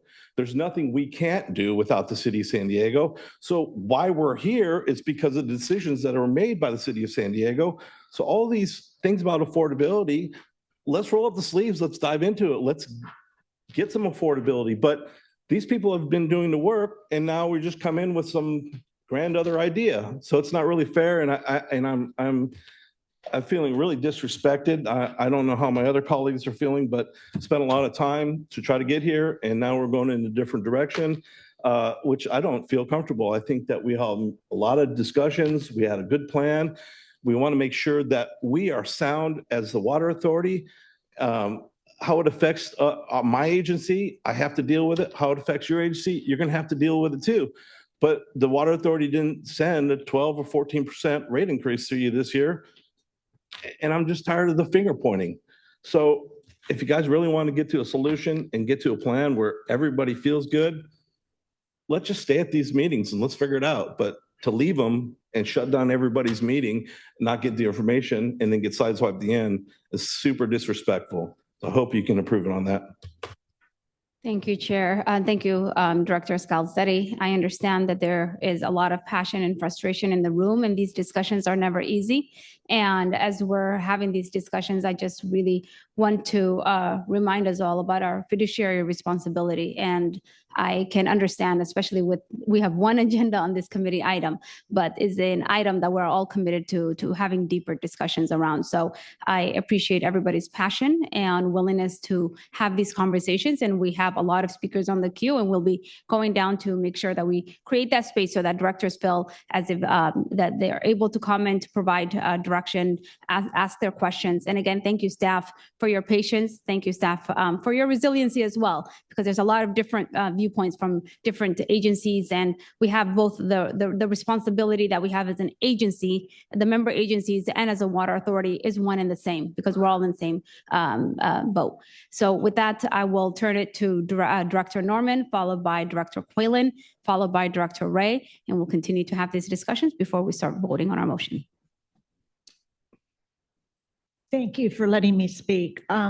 I know I'm a newbie and I'm not in the water business from my profession, but what I found very interesting with this is that, yes, it's a plan, it's a framework, and I understand that. So I'm a little perplexed by the need to change, because it is a document, policies that can be discussed. But as others have said, it is frustrating that this didn't come out earlier. But moreover, this is aside, I was really struck by the comments regarding pure water and the indication that by doing pure water for your particular citizens or residents, you're not acknowledging that that is what is raising the rates for the rest of us. I mean, am I wrong? I don't know. But that seems, in the year I've been sitting here, that's what I'm seeing. So I'm glad to see in one of the charts where you need to do the rate smoothing because of decisions other jurisdictions, agencies are making for their particular part of the world, when I thought we were a team. How naive of me. But anyway, thank you. Thank you, Director Norman. Director Quaylen? Yeah, I just kind of wanted a quick comment. I know we talked about the 1.5, but to me, that number moves over time. We should be functioning between a 1.2 to a 2.0. Depending on what we're borrowing, if we're fiscally responsible, we'll be closer to that 2.0 until the time comes for us to borrow again.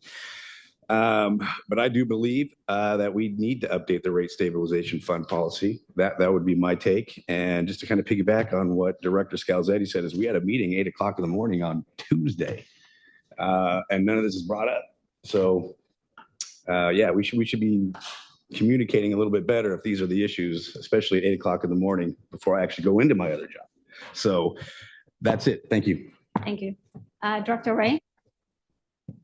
Thank you, Chair. Pierce, could you bring up slide 11 from your presentation, please? He's working on it. No problem. While you're working on that.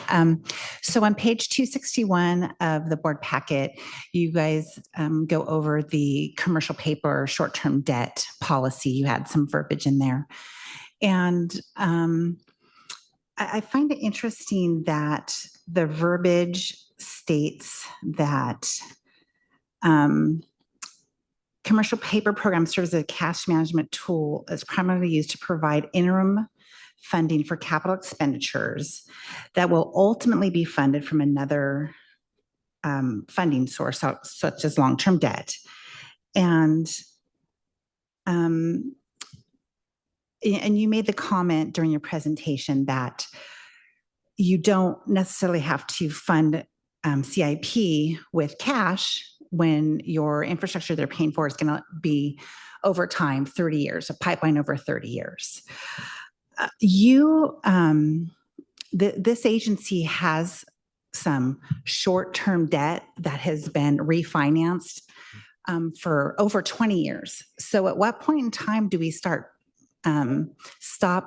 refinancing this interim funding over a period of time, or reissuing over a period of time, and actually pay down that debt? Because I mean, I'm not really sure what, for example, there's $110 million commercial paper out there that has been in existence and refunded since 2006.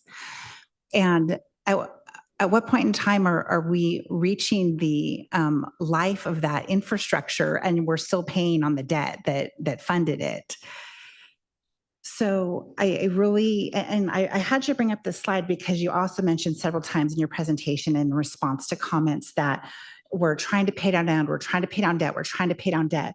But the next 14 years, debt is going up. It's not reducing. Not until 2039 do we actually see a significant reduction in the debt of this agency.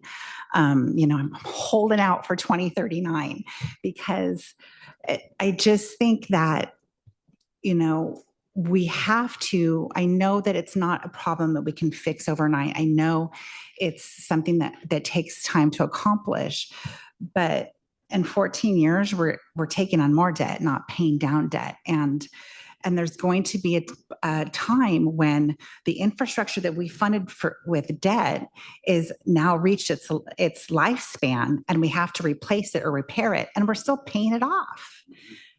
It just doesn't make sense. So I would really, like to see more of a change in our short-term debt policy where we have, an actual limit where how many times we can refund short-term debt. I also don't know, it says that notes at any time given will not exceed the established not to exceed amount of the CP program.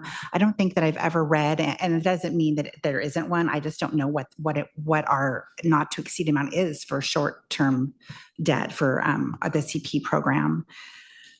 So I also think, and I know that it's a risk that when we refund short-term debt, that we might refund it at a higher rate. And so it isn't always a cost savings. I'd really like to have something in the policy that says that we don't do that. Why would you refinance something at a higher interest rate? That's not smart. But I know that we get into a position that we have to because we don't have the $110 million to pay off in cash. I understand that. So I just really would like to see a more next time around, try to work on the short-term debt issue. You know me, short-term debt is my issue here.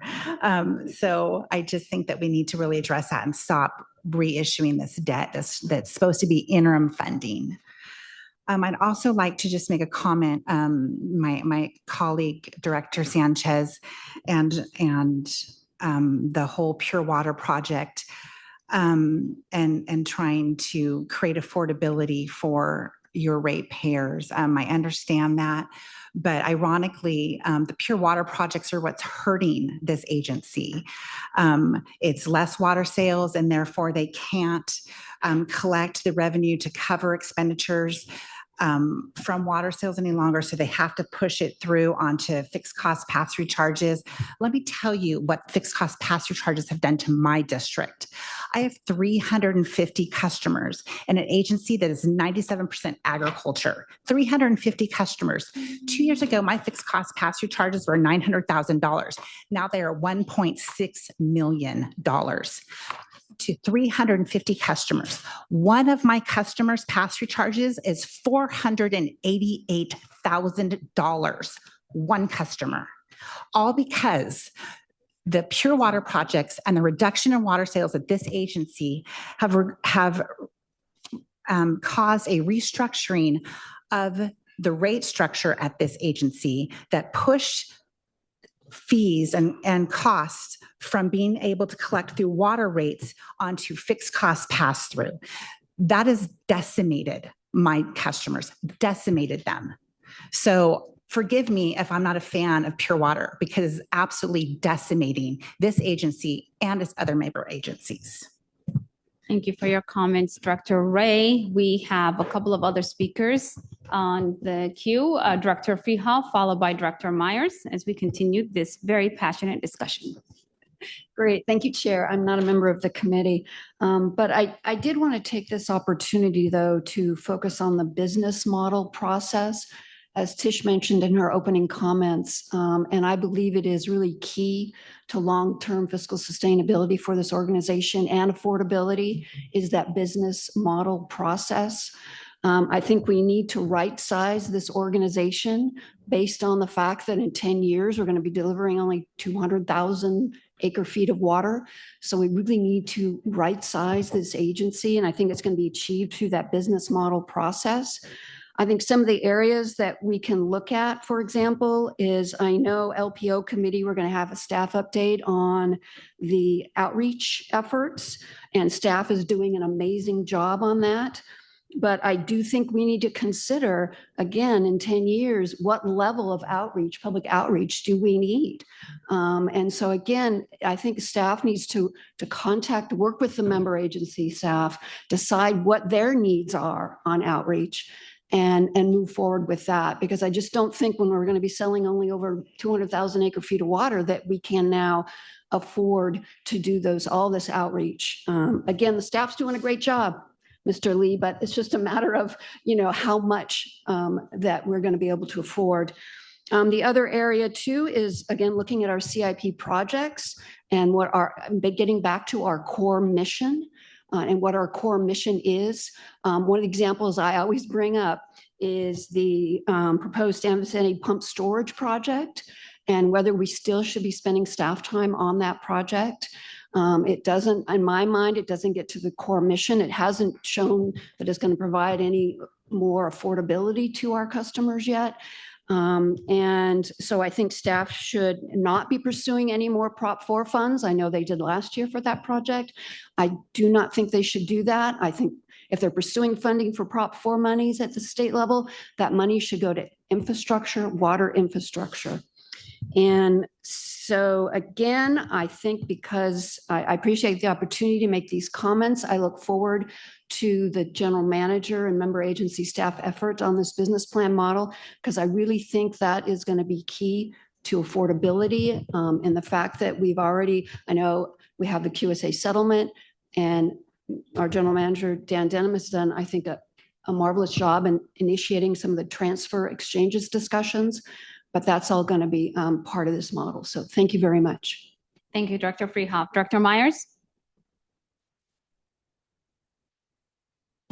Thank you. I'm not a member of the committee. Thank you for the opportunity to speak. I'm not going to go, I guess, deep into the lack of notice on this issue, but I do want to, I guess, make the comment that I'm upset about that. Having this letter dropped on us, having this motion without any discussion of this within this deliberative body before right now for it.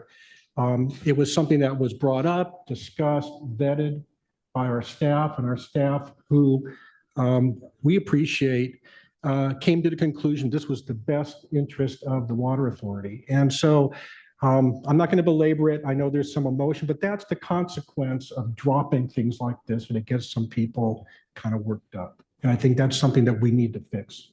And that we can't have these things dropped on us.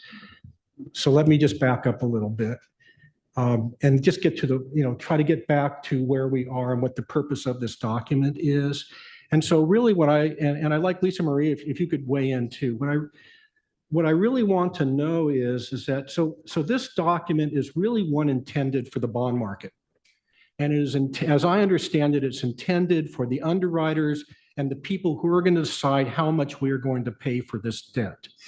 So what we have to be concerned about is what is the potential collateral damage that is caused by bringing this motion and putting these, whatever you want to call them, changes to it in this context. Because as the general manager has said, this is not a document that's going to drive where we end up on affordability and rates down the road. We're not in the rate process yet. This has nothing to do with the rate process. It has to do with how much we're going to be paying for the debt that we're going to be issuing. So I'd just like to ask you, the question is, what is the potential collateral damage caused by these amendments that are being proposed? Well, my primary concern, again, is on the ceiling of the coverage. And it's really, again, driven by the fact that it's unprecedented. And that's going to cause some concern to the investors and to the rating agencies that we're being imposed to have a change that no one in the country has.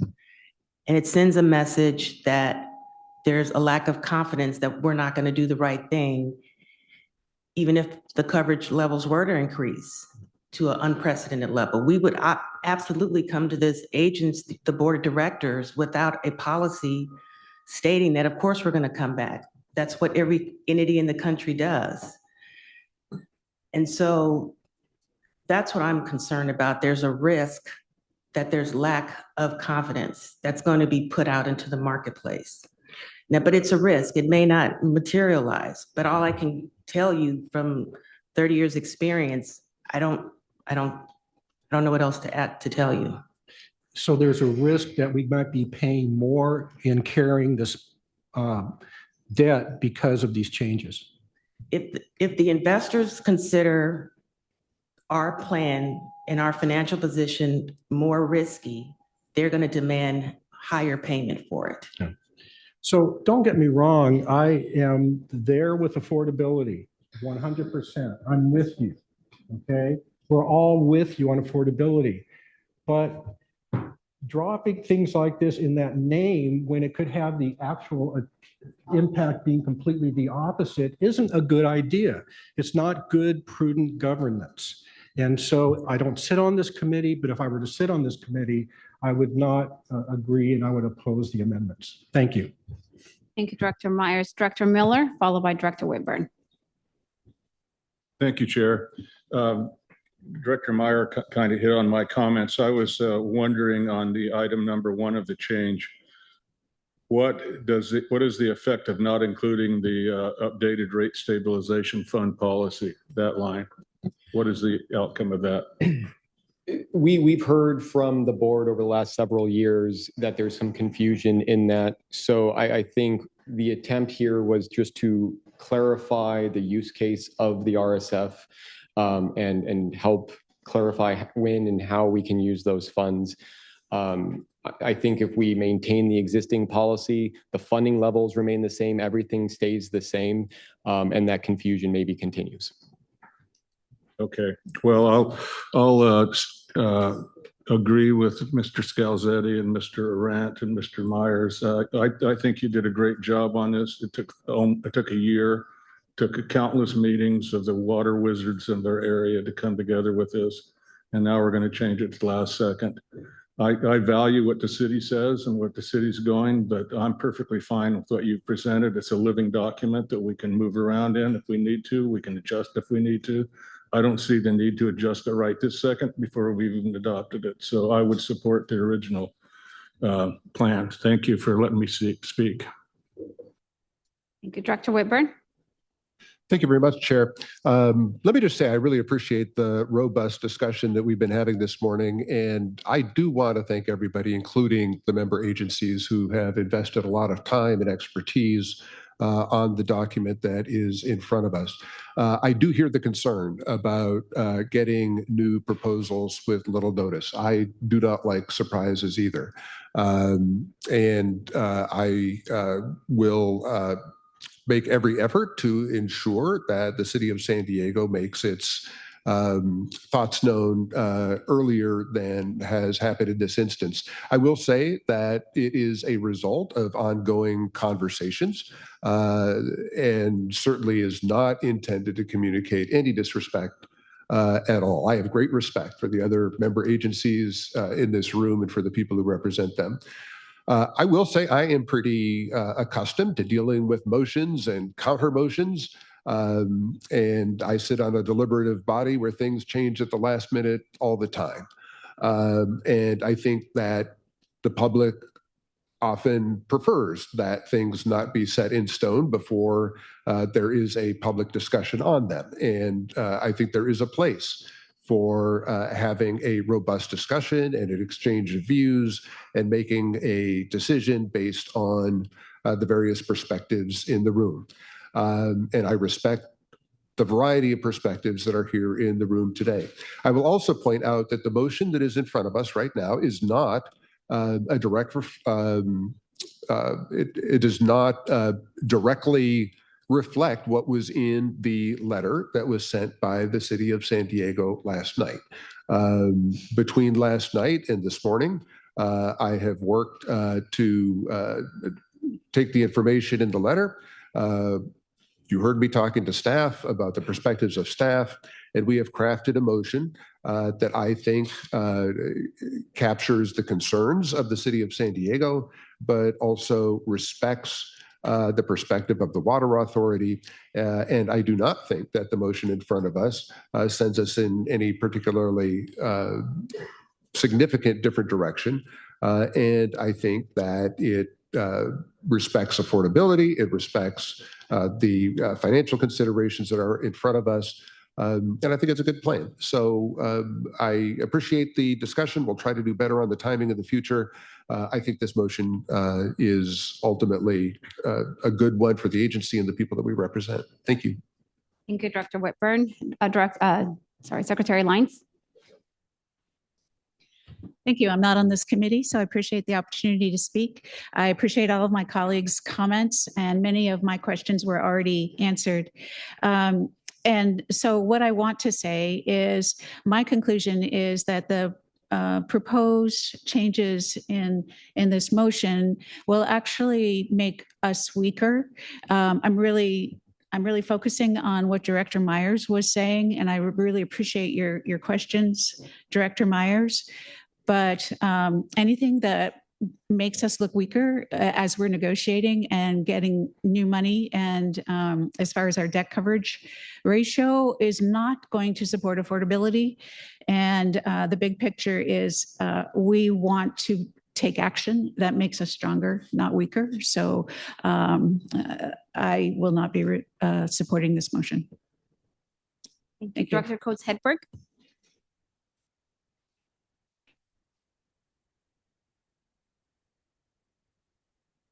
Green button. And okay, I keep pressing the speak button. Okay, thank you, Chair. And thank you for having this discussion, but no thank you to the last minute drop on us board members and directors like this.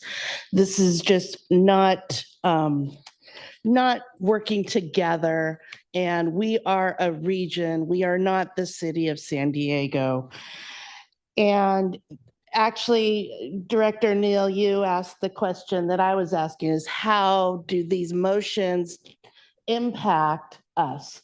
And it appears it's going to impact affordability in the wrong direction. We will not be able to get the right debt rates on the market. This is sending a message, a negative message to the bond industry. And I just don't appreciate that, all this was put on us in the last minute and without us to have more discussion on this and time to consider. This is the city playing politics with the region, and when you even have your house not in order, I don't know where you're getting your financial advice to give over our financial house here recommendation. That's all. Thank you. Thank you, Director Coates Hedberg. Last speaker on the queue, Director Flussy. Thank you. Thank you for the opportunity, Chair, to speak, and thank you for staff for your presentation. I'm not on this committee, but I do sit on the MAM. And on Tuesday, we had a meeting and none of this was brought up. And so it is really a last minute, and it's kind of a last minute of 13 months of work. And that's unfortunate. And really what it is also, I have been on this board for less than a year. And this has happened twice from the city where we've gotten last minute or the night before information where we are about to vote on an item that we have discussed in multiple board meetings and multiple workshops. And so to bring up this at a last minute is, obviously we've gone through it. It's not great. But another thing is we don't know what the risks are. There are risks. And so what I would want to know is it a moderate risk? Is it a conservative risk? Is it an aggressive risk? That's what we usually do when we are evaluating these things. And that's what we did in the past 13 months. So to come in last minute, although I think they're great suggestions, I don't think they need to be, if it's a living, breathing document, why can't we review these, come up with this, whatever these risks are, and then as a board, discuss those risks and see what it is we want to move forward. But I don't think it's really responsible for us to take on these risks that haven't been vetted or evaluated. And so I do respect everybody's opinion and the affordability. Yes, we're all here for affordability, but to make last minute revisions for a 13-month document and workshops and not evaluate correctly what these risks are, I think it's doing a disservice to our community and to our residents. Thank you. Thank you, Director Flessy. And I would like to thank each and every single one of the directors, both for chiming in, for your discussion points. I understand the frustration. Just to be a little bit tongue in cheek, what's before us right now is not what time the city sends the letters or the recommendations, even though that's duly noted. The other aspect of it also is just when I look back at the decisions that have been made by this board for a very, very long time. I'm grateful for the difficult decisions that were made in the past for us to be where we are today. We have clean, safe, reliable water because folks took a chance. And I want to applaud the board of directors that came before us for being able to bring this agency to where we are today. And I understand that there are a lot of difficult discussions and a lot of difficult decisions. I don't envy Dan for his position. I don't envy the staff for their position, and I don't envy us in our position, because I'm hoping that future boards can look back at this time and say, you know what, they had a difficult journey in trying to balance both affordability across the board, not just to ratepayers that are living in the urban area, but also ratepayers in the rural area as well, that they had difficulty in terms of trying to make decisions that really kept this agency stable financially, that they had difficulty, but they made the right decisions when it came to our infrastructure and across the board for a lot of the decisions that we're making. And with that kind of understanding, that gratitude that I'm feeling and the responsibility that I'm feeling as a director, and recommending our colleagues to understand as well that history that we inherited, but also knowing that future boards will be looking back at the decisions that we make today. And so I really appreciate everybody's discussion comments and points that they are making as we're having to have a very difficult conversations that are not going to ease up for the rest of the year as well. And the fiduciary responsibility that we have to really consider a lot of different points. And so with that, I would like us to go back to the core of what we're doing here, which is we have a motion on the floor. We have a second by Chair Serrano. We'll vote on this motion and we'll move forward with our agenda item. But I just wanted to take that moment to thank you all and then ground us in where we came from, where we're headed, and knowing that we have a lot of difficult discussions and decisions to make moving forward. So with that, we have a motion by Director Whitburn. We have a second by Chair Serrano. All those in favor say aye. Any opposed? No. All right. So Nicole, we'll just, we'll call. Yeah. Let's do the roll call. Chair Abdullahi? Yes. Vice Chair Rant? No. Directors Acosta? Yes.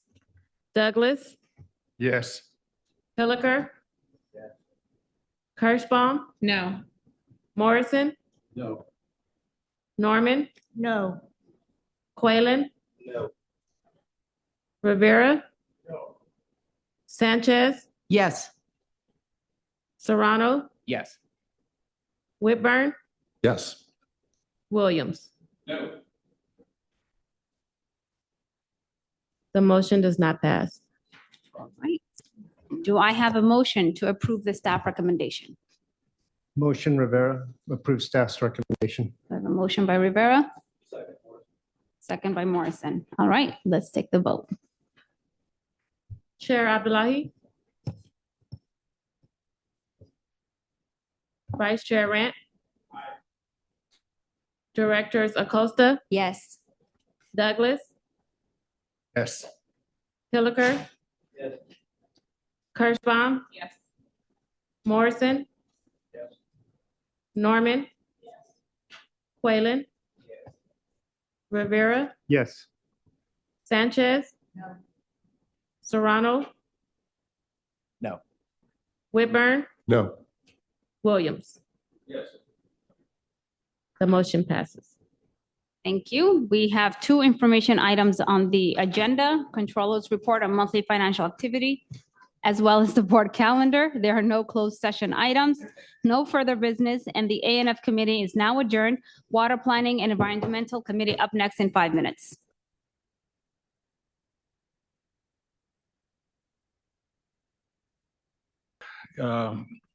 January 26 meeting of the Water Planning Environmental Committee to order. Suzanne, will you please call the roll?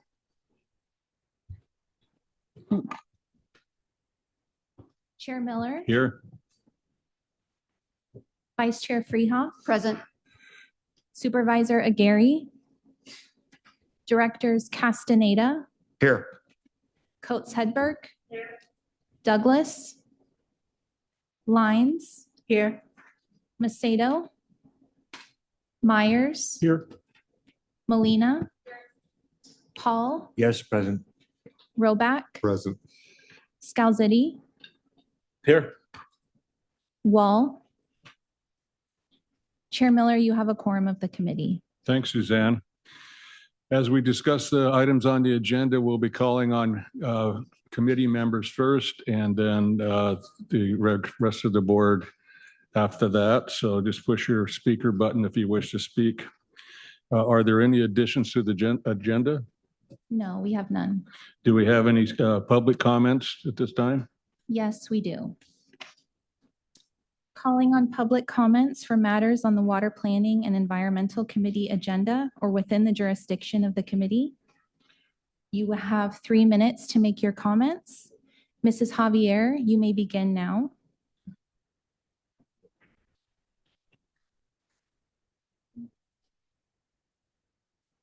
Good morning.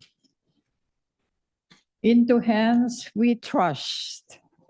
We, Cesar and Purita Javier, both seniors and with existing medical condition and victims of ceramics manufacturing and kiln emissions, toxic gas located, constructed, and operated at the presidential zone neighborhood since 1984.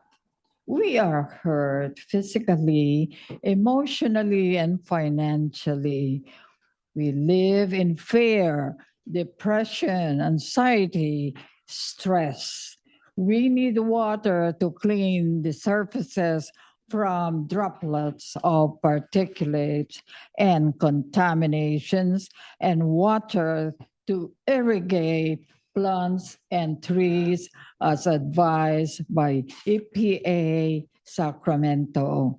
EPA federal authority responded explaining that APCD must look at the limit of permit and that the issue falls on city zoning standard.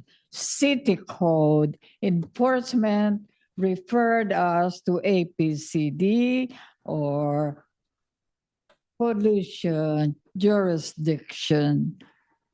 Director Paula Forbes of APCO says it is a nuisance case, period. Her compliance and engineering department says otherwise, no other. Its impact negligence, region-wide divide. Councilor Rivera, our D9 leadership responded saying he will read out APCD only to discover he is one of the 11 governing board member of APCD. How could he investigate when absenteeism? Okay. Again, we are here not to compete with our 5 human dimension, your geniuses, but rather compete with moral dimension, which we have been longing. That is justice. We heard your ideas. We heard your acceptance. We heard your opposition. And thank you for that lesson on the earlier discussion, because that is what we would like to confirm to you as consistent attendees of the City Council meeting since 2021. It is not what we call a water problem, according to the IBA, a Christian public servant. He could raise his chin to anyone. He said, it is not about water problem, but it is all about governance. Hear me, hear us. Where is Serrano? Citizen Serrano. Where is, oh, thank you, the journalist, the king of Balboa Zoo, spending millions of maintaining the zoo, while us in need of water. The CDC garden in the District 9 is wasting water at night Your time is up. Thank you for your comments. Because they don't close the water, the faucet. It's a waste, and the city has not done something positive. Sir, your time's expired. Thank you for your comment. Thank you, sir. Thank you. Thank you. Help us. Thanks for your comments and to take the time to come. Okay, for the chair's report, we have a new member of the committee. That's the city's new rep, Tim Douglas. I don't see him in his chair, but he will be joining us on this committee. He already quit. It must all be about Mark. Mark, what'd you do? Okay, the progress report on the Water Planning and Environmental Committee work plans included on page 401 in this month's board packet. The work plan covers the calendar years 25 and 26. The work plan was adopted by the committee in March of 25.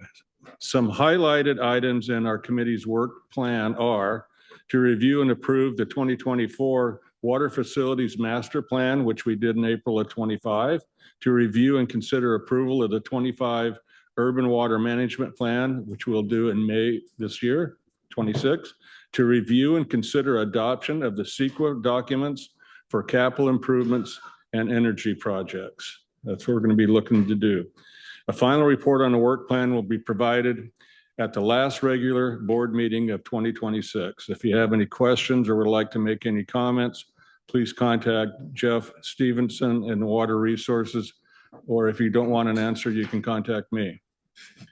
Are there any director comments? Vice Chair Dana, do you have anything? Actually, I do have a brief comment. As many of you know, I'm on the Association of California Water Agencies, or Aqua Board. And I just want to take this opportunity to thank the Water Authority staff for participating in the last Aqua Conference. We had it here in San Diego back in December. And I know we had Dan Denham, Trish Berg, and Lisa Marie, Mina was also involved. So I just want to thank the staff for their participation, because without them, we couldn't have a conference without speakers. So, and I especially want to thank Mina and Dan for the Colorado River panel.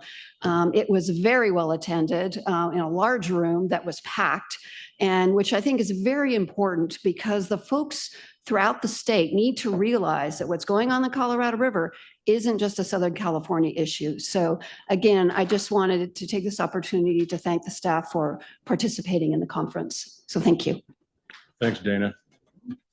I know our staff does a lot for all of us and does a great job behind the scenes. So I do also appreciate the Met staff, especially the Met staff, like Mina's staff, is a great attribute for the delegates to when we go to the meetings, to be so well prepared. Okay, under action, discussion, and presentation, we have 3 action items today, the presentation. Up first, Summer Adelberg, the Water Resources Manager, will present on a memorandum of understanding with the City of San Diego, the County of San Diego, for implementation of the Integrated Regional Water Management Program activities. Say that fast 3 times. Thank you. Good morning, thank Summer. you. Like you said, my name is Summer Adelberg, Water Resources Manager, and today I'll be talking about the MOU with what I'm going to call the IRWM program. This can be found on page 328 of your board packet. So in 2002, Can you move your microphone a little closer? There you go. Is that a little better? Is that better? Okay. In 2002, the Regional Water Management Planning Act was formally established through state legislation to develop the IRWM program to help address the state's water challenges. The IRWM is led by the Department of Water Resources and involves coordinating and integrating water planning activities within a defined region to improve regional water reliability and water quality. There are 48 active IRW regions in California, and in order to create a region and become eligible to apply for IRWM funding, parties in a geographic area must define their boundaries and then establish a regional water management group, or RWMG. The RWM planning includes regional water management goals and serves as a mechanism to obtain grant funding to achieve those goals. In 2005, the Water Authority, the City of San Diego, and the County of San Diego formed the RWMG when it ratified its first MOU. Since then, the Water Authority has entered into 4 MOUs with the county and the city. The San Diego region is defined by the 11 watersheds that are tributary to the coastal waters of San Diego County. The current MOU expired on December 31st of 2025. And since then, in 2006, the RWMG together formed a regional advisory committee to guide the development of the region's first IRWM plan, update regional information, and identify priorities for future plan updates. Since formation of the RWMG, San Diego region has secured over $132 million in state funding to support 84 projects that address drought resiliency, disadvantaged community and tribal community needs, habitat restoration, and infrastructure improvements. The RWMG developed the original 2007 San Diego RWM plan and subsequent updates in 2013 and 2019. These were adopted by the Water Authority Board, San Diego City Council, and the County Board of Supervisors. Of the total funding, $88 million has been allocated to support 14 projects sponsored by the Water Authority and 30 projects sponsored by member agencies and some additional funds for grant administration. Example projects that received funding is the City of San Diego's Tecolote Creek Watershed Protection Project and the Water Authority's Multi-Benefit Solutions for Climate Resiliency in the San Diego region. In terms of funding for the execution of the MOU is a priority initiative identified in this calendar year 25-26 Water Planning and Environmental Committee work plan. And because of that, beginning in September of 2025, the Water Authority, working in partnership with the city and the county as the RWMG, began preparation of a new MOU that will become effective upon approval beginning February 1 through December 31st, 2030. The MOU includes terms related to administration of the IRWM program and requires that the Water Authority, the city, and the county are equal partners in the funding, development, and submission of IRWM grant applications. Additionally, the MOU identifies the Water Authority as the program manager and acting on behalf of the IRWMG is the grant administrator for all projects. Ongoing and future MOU activities include continued grant administration of 14 current projects and approximately $22 million in grant funding. Potentially a 2019 urban water or a IRWM plan update is needed to address changing state guidelines. And most importantly, tracking state and federal IRWM grant opportunities, including Proposition 4 funding, which currently has $100 million allocated for IRWM activities. Now, in terms of funding, the MOU requires each RWMG party to provide approximately $333,000 over the next 5 years to implement the IRWM program. Of that funding, a portion of each agency's share, approximately $66,000, will be used to reimburse the Water Authority for its staff time to manage the program. And the remainder of the funding under the MOU will be used for consultant support services and compliance with IRWM program guidelines, future plan updates, grant applications, IRWM website update, and public and educational outreach activities. $150,000 was included in the Water Authority's adopted multi-year budget for fiscal years 26 and 27, which is sufficient to meet the funding obligations of the MOU for those years. The term of this year is expressly contingent upon future funding by the Water Authority, the city, and the county. Participation in the MOU was approved by the city and authorized by the County Board of Supervisors. So if approved today by the Water Authority Board, the MOU would be ratified by the three parties as members of the RWMG.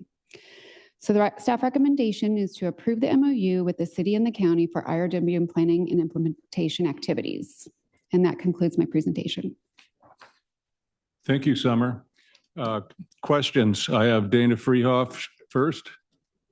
Great, thank you. Thank you for the presentation. I'm going to make a motion to support the staff recommendation to approve the memorandum of understanding with the city and county of San Diego for implementation of the IRWM program. I think this is an excellent program that brings everyone from the region together to talk about water and environmental and wastewater issues, and also to try to secure some of that $100 million in Prop 4 funding to bring it to our community and again, help to, when we're talking about affordability, this is one of those little tools that we can use to help on the affordability issue. So with that, I made that motion. And I'll second. Secretary Lyons. Okay. Motion from Director Freehoff, second by Director Lyons. Well said, Dana. This is a good program. It's how we get money, and we've been pretty successful at it. So any other questions? Suzanne, can we have a roll call, please? Chair Miller, Aye. Vice Chair Freehoff, Aye. Directors Castaneda, Yes. Coates Hedberg, Yes. Douglas, Yes. Lyons, Yes. Macedo, Yes. Myers, Yes. Molina, Paul, Yes, approve. Roback, Yes. Scalzitti, Yes. Wall, and Supervisor Aguirre. Chair Miller, the motion passes. Thank you. I seeing Mr. Douglas is back. I'd like to recognize you as being a new member on this committee and welcome you to the committee. Do you have any initial comments? Tim, I told him you quit and you left. Yeah, we thought you left. I should have hit the road, huh? I had an opportunity. I want to thank you folks for giving me the opportunity of being here. And I look forward to working closely with everyone to get to the end goals. And that's to provide safe, sustainable water to San Diego across the board. And I'm very open and I try to be very transparent, and let's get to the end game. Thank you, folks. Thanks, Tim, and we apologize for sitting in next to Mark, but I think you'll be able to survive. All right, up next, Loisa Burton, Supervising Management Analyst, will present on the professional service contract and with Woodward and Curran for Integrated Regional Water Management Program Services. Jeff, I see you're standing up there. I just want to say a couple words before Loisa comes up. I just want to connect the dots on the relationship between the MOU that you just heard about and this contract. This contract is to support the MOU itself. So it's not additional dollars. It's coming out of that MOU, and it's split up three ways between the Water Authority, the city, and the county. So just want to make that clear that the MOU is supported by this contract because we have 2 staff members, and $100+ million is a lot for 2 staff members to manage and track from the state. Thank you. Thank you, Jeff. Good morning, Chair Miller, members of the committee and the board. I'm Loisa Burton, Supervising Management Analyst and Grant Administrator for the Integrated Regional Water Management Program, also known as IRWM. Today, I will be presenting the professional services contract for the program. This item can be found on page 340 of the board packet. As Summer outlined, the MOU establishes the framework and shared commitments for implementing the San Diego IRWM. This item provides the professional services needed to carry out those activities efficiently and maintain continuity. The San Diego IRWM integrates regional water planning and implementation. It was established in 2005 as a state-approved, regionally implemented program. The Water Authority serves as the grant administrator, working with the regional partners through the Regional Water Management Group, or RWMG. Professional support services supplement staff resources to help implement program activities, and to date, the program has distributed a total of $111 million to local project sponsors across the San Diego region. The prior professional services contract expired on December 31st, 2025. However, continued consultant support is needed to maintain operational continuity for RWMG activities, support ongoing grant compliance, and prepare for future funding opportunities, including the upcoming Proposition 4. As a result, a competitive request for proposal for support services was issued in March of 2025 and distributed through the Water Authority's vendor network, BidNet, which reaches more than 2,000 vendors. A pre-proposal meeting was held in April of the same year with 7 firms in attendance. 6 proposals were received and evaluated by a multi-agency panel representing the RWMG partners. 4 firms were interviewed subsequently in June of 2025. Based on their experience, capacity, cost control, past performance, and overall work approach, Woodward and Curran was selected by the panel as the most qualified firm. They have a proven track record with successful IRWM grant applications that were awarded to the San Diego IRWM program by DWR.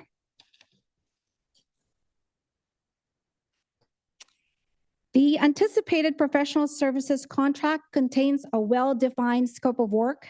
Some of the work includes governance coordination, public outreach, policy updates, and grant preparation. It also includes facilitation of RWMG activities, disadvantaged communities and tribal engagement, and readiness for future grant applications.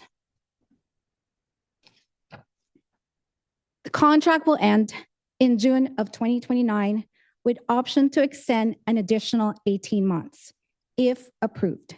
The contract has a not to exceed amount of $503,255 shared equally among the 3 RWMG member agencies. This contract is supported by funds allocated in the fiscal year 2026-2027 adopted budget.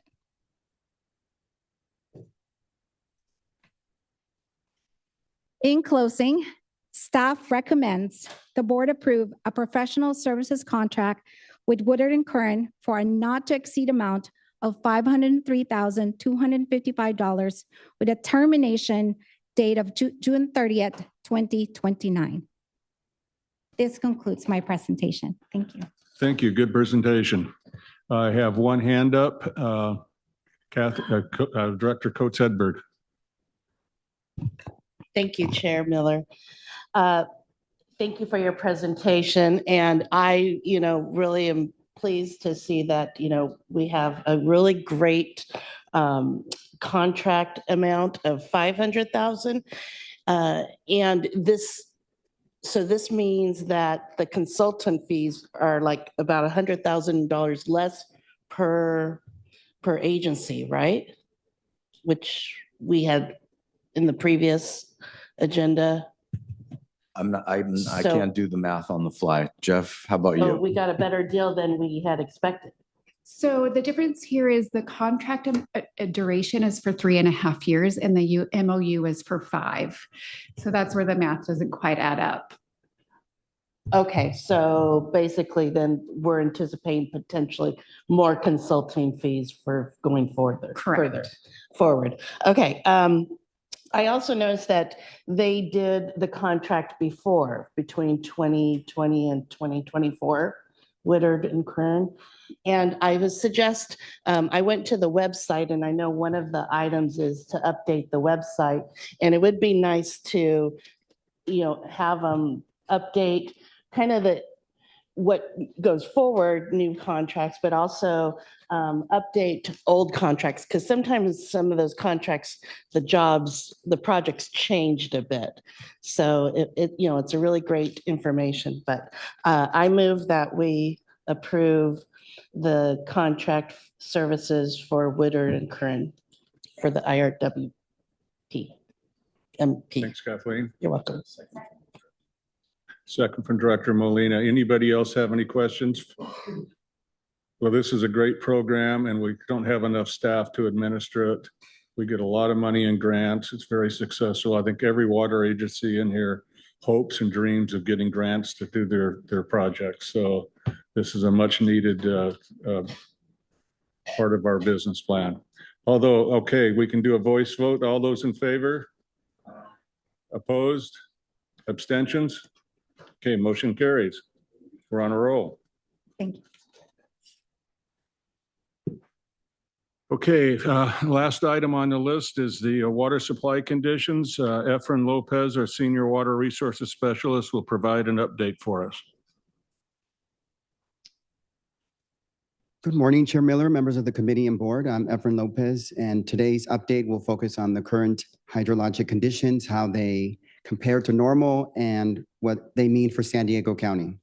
While the headlines describe California as being drought-free, conditions remain mixed across the region, and the snowpack, not the rainfall, is really the key driver of long-term supply reliability.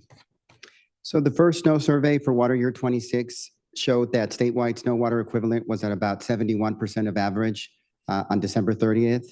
At Phillips Station, where the survey was conducted, snow water content was at about 50% of average, indicating early season snow deficits. This matters because the snowpack is California's largest natural reservoir, so low early snowpack raises the risk of reduced spring runoff.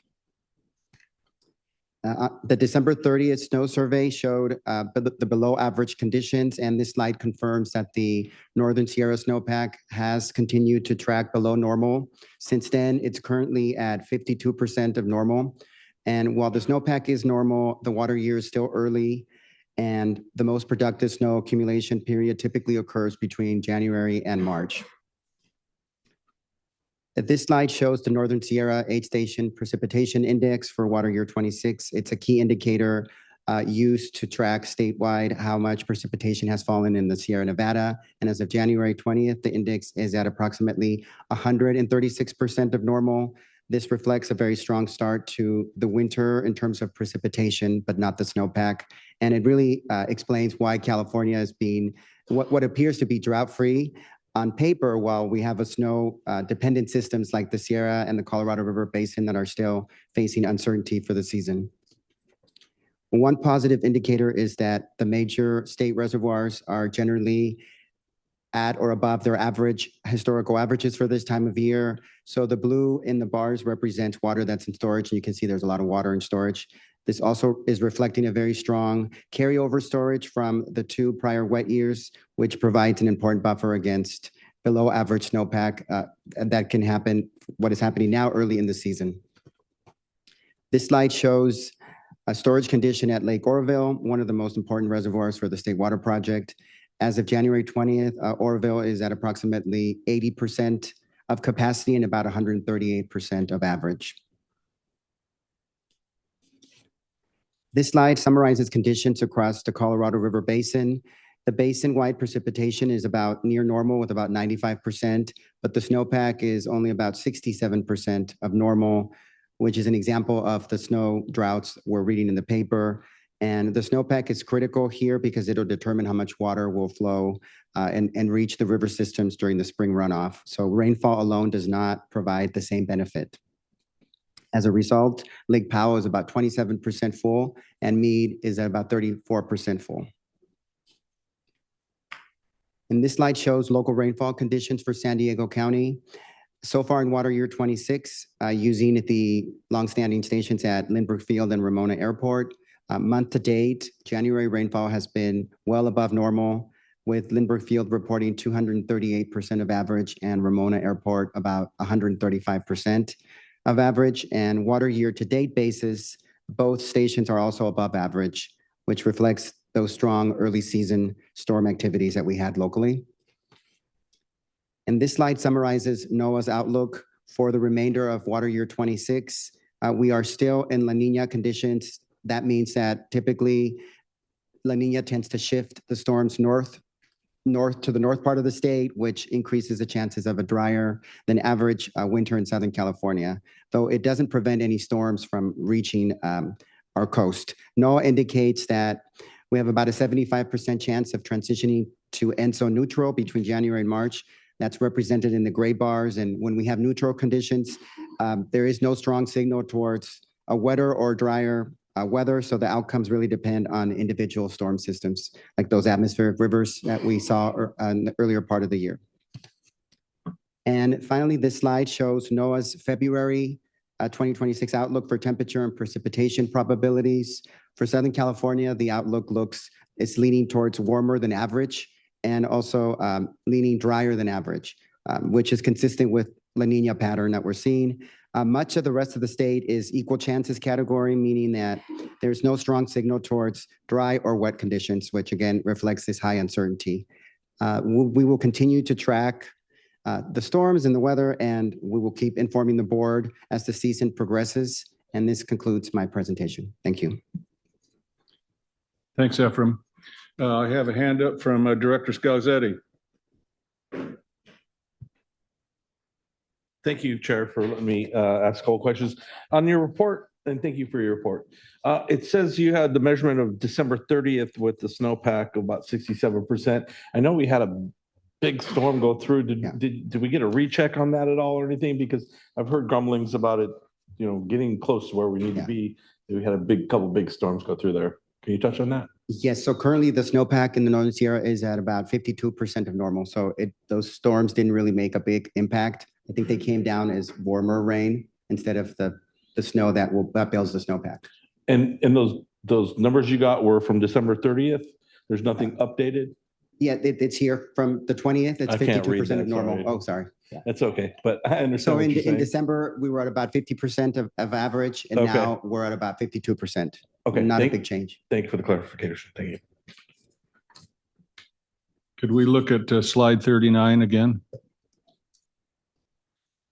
So just for the edification of our newer members, Lake Mead at 34% is 8.7 million feet. Our take on the river for the lower three basins is 7.5. So if we took our 7.5 today, Lake Mead would be virtually empty. So that's how drastic these reservoirs are right now. So I would entertain a motion for more snow. All right, thanks, Ephraim. I think that's all we have today. Got to go to my guidelines here. Okay, there are no more information. General Counsel, we do not have a closed session? That's correct. Okay, with no further ado, we are adjourned. Thank you very much. Engineering in 5 minutes.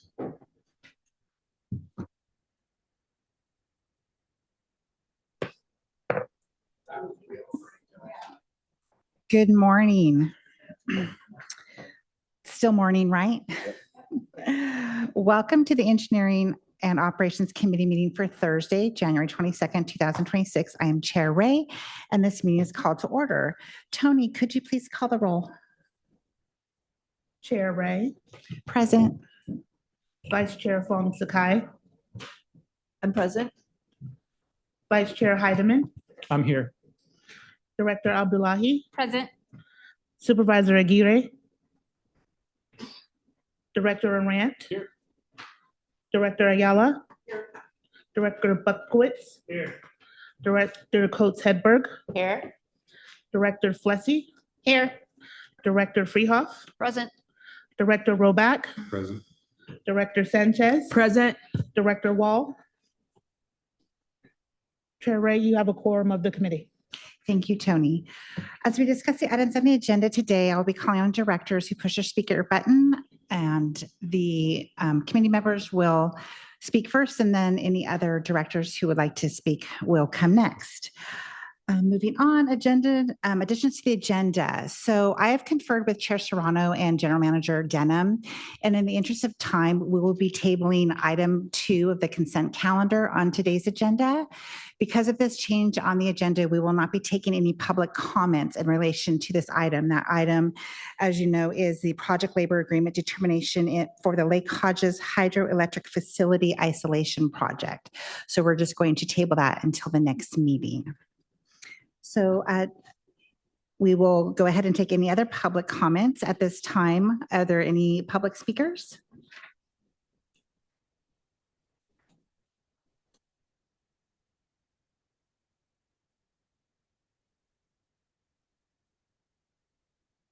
Or within the committee's jurisdiction. You have 3 minutes to make your comments. First speaker, Ms. Javier, you may begin now. Okay, begin. We are hurt physically, emotionally, and financially. We live in fear, depression, anxiety, stress. We need water to clean the surfaces from droplets of particulates and contaminate, and water to irrigate plants and trees as advised by EPA Sacramento. EPA Federal Authority responded explaining that APCD must look at the limit of permit and that the issue falls on city zoning standard. City Code enforcement referral, we ask to APCD for our pollution jurisdiction. Director Paula Forbes of APCD says it is a nuisance case, period. Her compliance and engineering department says otherwise, no order. Its impact is negligible. Region-wide. Chancellor Rivera, our D9 leadership, responded saying he will read out APCD only to be discovered he is one of the 11 governing board member of APCD. How could he investigate when absenteeism in board meetings since has been recorded?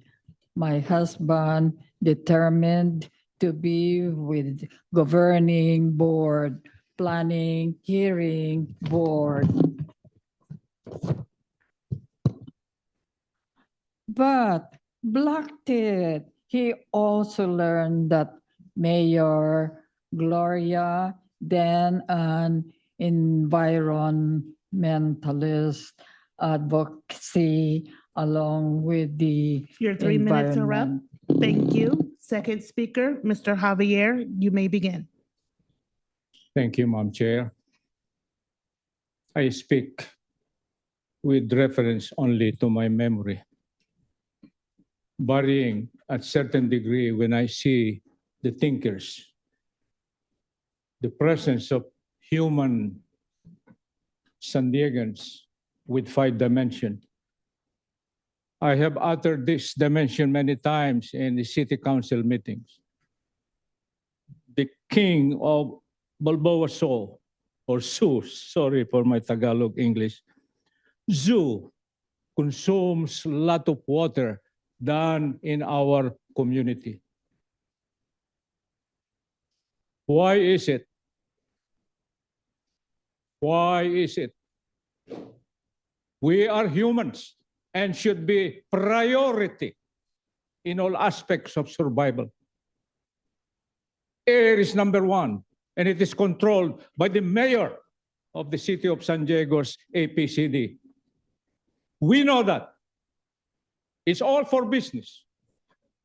Governing board member is only after, let's see the rules that are vintage. Long time ago, when smoke is okay because residents are dispersed or few population, if I may describe that. But now it's a modern time. We cannot smell the odor of our neighbor. Should be, because they smell toxic like the ceramics manufacturing next door. Why, city elected officials? Why? And now you are trying to put virus in our second essential survival water. Where is the money, Mayor Gloria and the 10 elected officials? Tell us, where is the money to budget the construction of pure water program? It was spent, and in fact, every budget hearing, we have to, give them the budget right away. It's a holdup. Many years, we were there, and we were the witness. Oh, sorry, I am not hateful. I am just trying to copy the Hollywood actors. I am not. I love them because they are our fellow humans, Americans. But this is the truth. They don't care. They neglect with all their intent. I do not know where they put their money. You are free in your water bill, sir, as well as La Cava and the mayor, and they have security guard. What about us? Fearful of our safety. Unclean neighborhood. Your 3 minutes are up. Thank you. Lastly, thank you, Uncle Sam. Thank you, Madam Chair. That concludes our in-person request. If there are public speakers in the Zoom waiting room, please raise your hand through the Zoom app or press *9 if you are listening by phone.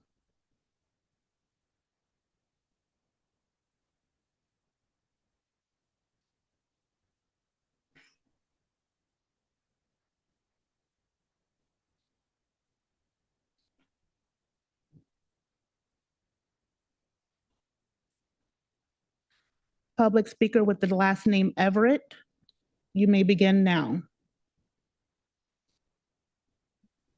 Hi, can you guys hear me? Yes.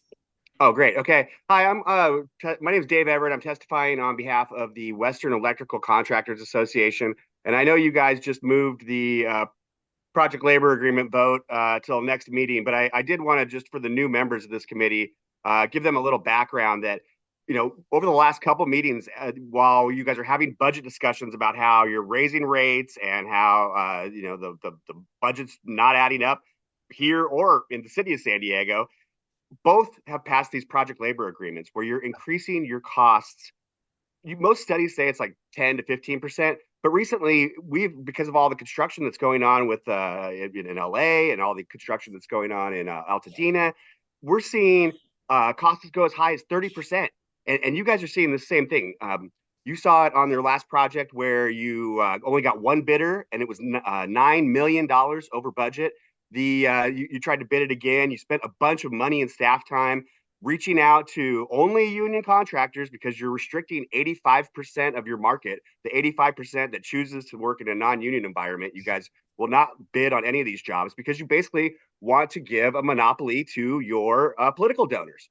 And so as we're going through this budget discussion, let's all remember that you're playing games, you're playing politics with your construction, and then you're having these conversations. Do we need to raise rates? Do we need to cut this project? Do we need to have two different buckets?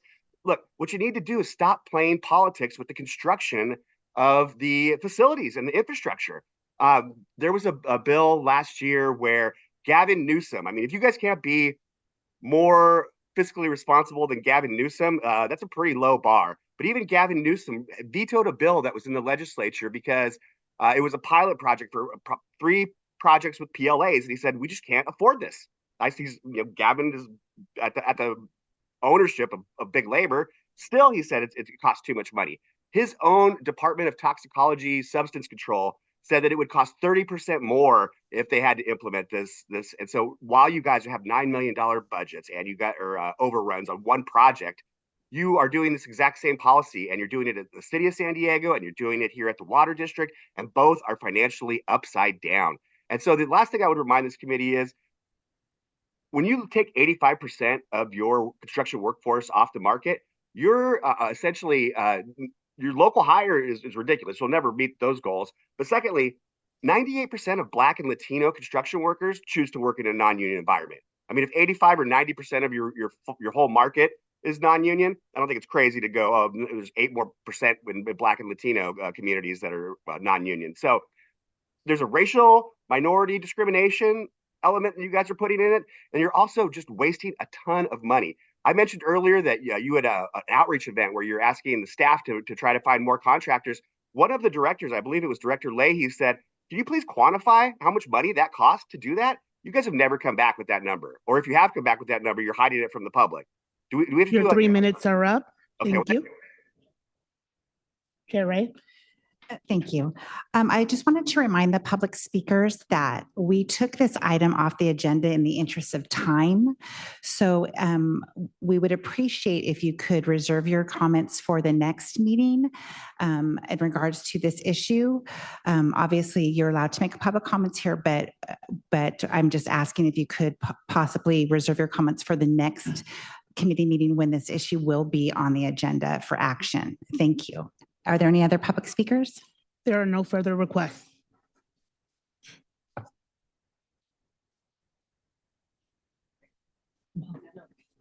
Okay, thank you very much.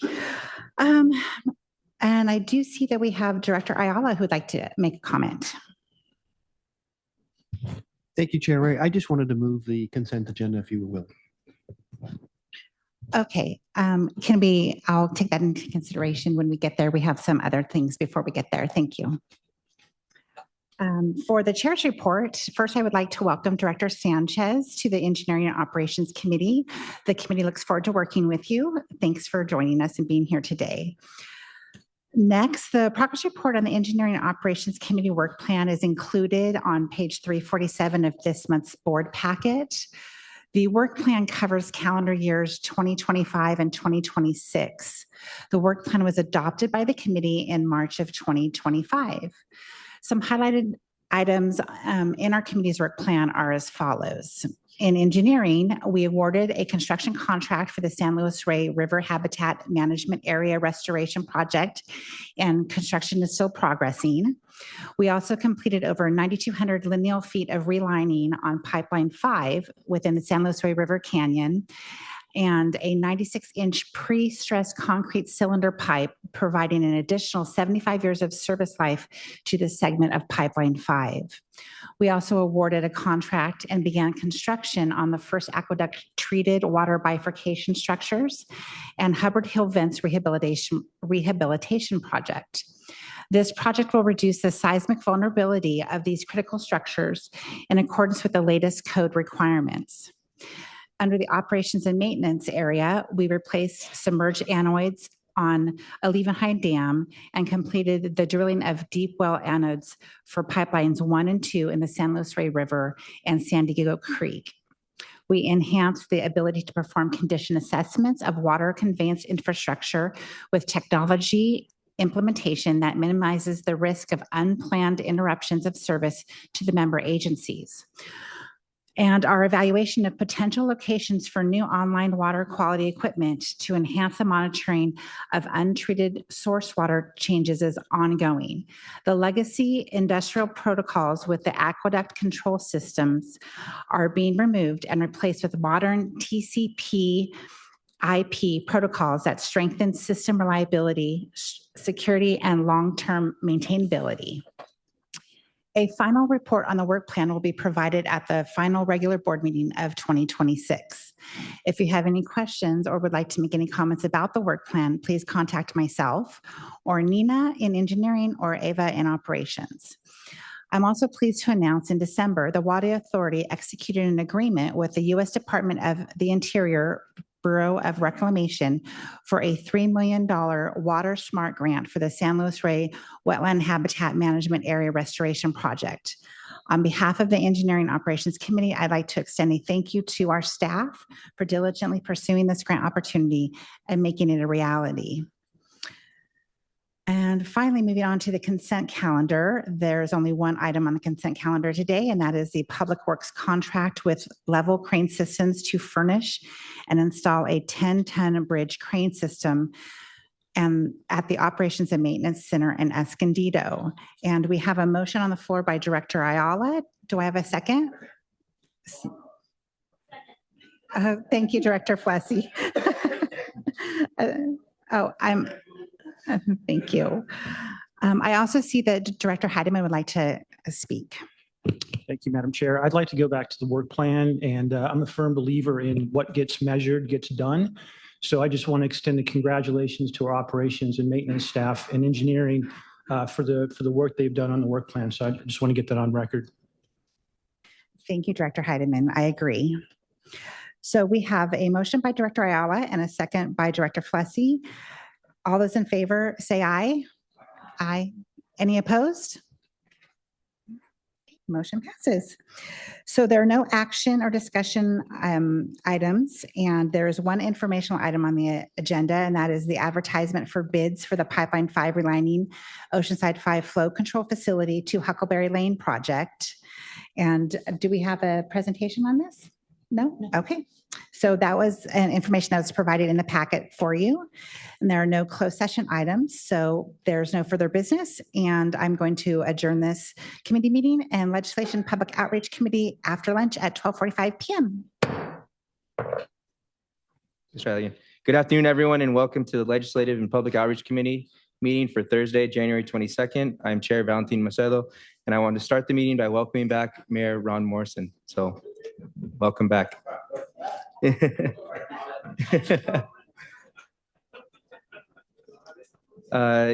will you please call the roll? Chair Macedo. Present. Vice Chair Acosta. I'm here. Vice Chair Ray. Present. Director Buckowitz. Hilliker. Katz. Here. Lines. Here. Madaffer. Molina. Here. Morrison. Here. Norman. Here. Whalen. Here. Whitburn. Here. Williams. Chair Macedo, you have a quorum of the committee. Thank you. As we discuss the items on the agenda, I will be calling on directors who push their speaker button. Please limit your comments to matters not already addressed and state all your points when you have a chance to speak so we can move through our agenda. Are there any additions to the agenda? No, but we have one public speaker. Okay. At this time, I'd like to ask if there are public speakers, if you please come to the mic as you're called. Mrs. Javier, can you please come to the podium?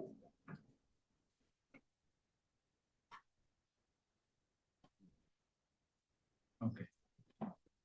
Come on. Come on.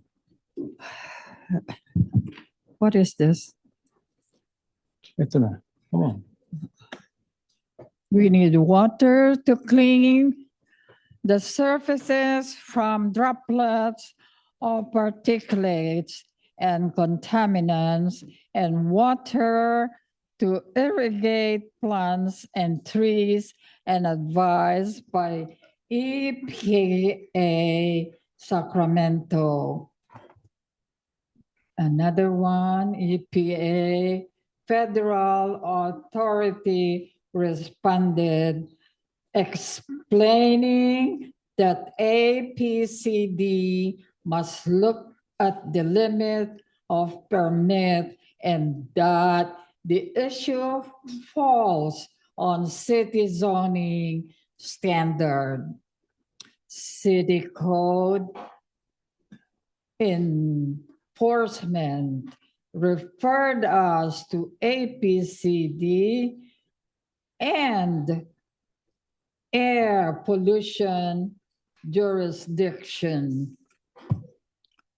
Director Paula Forbes of APCD says it is a nuisance case, period. Her compliance and engineering department says otherwise, no other. Its impact as negligible, region-wide, order the pack is impact is negligible, region-wide, wide. Councilor Rivera, our D9 leadership responded saying he will read out APCD only to discover he is one of the 11 governor board member of APCD. How could he investigate when absenteeism in board meetings since has been recorded? My husband volunteered to be with governor board planning, hearing, and board. It's true.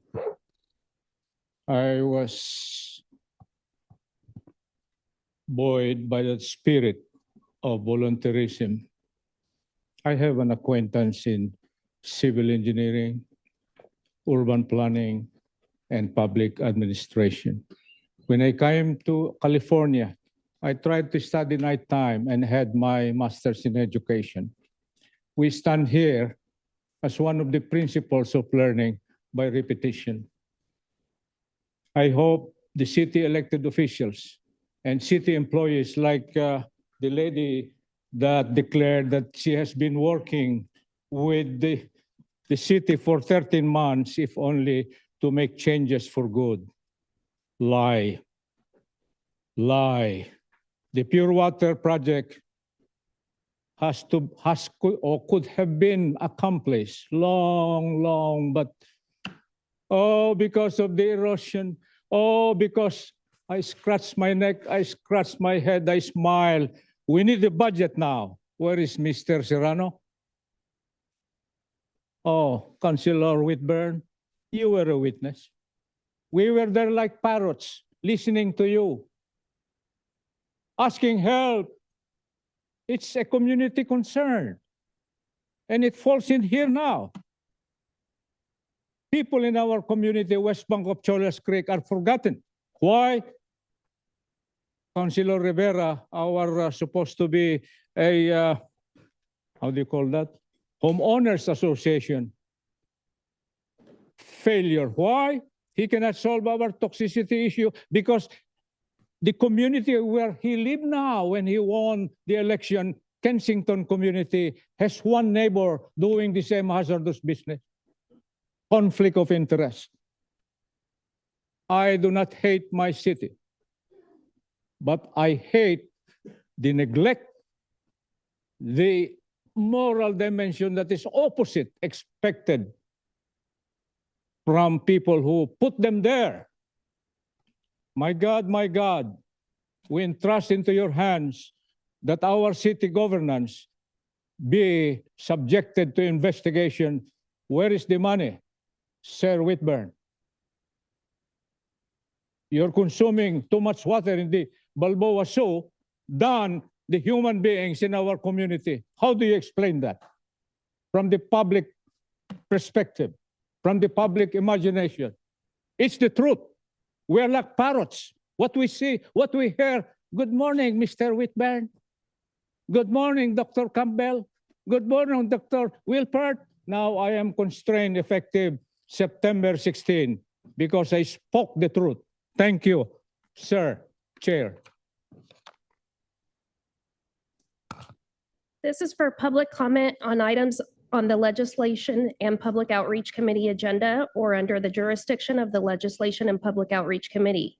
If there are public speakers in the Zoom waiting room, please raise your hand through the Zoom app or press *9 if listening by phone.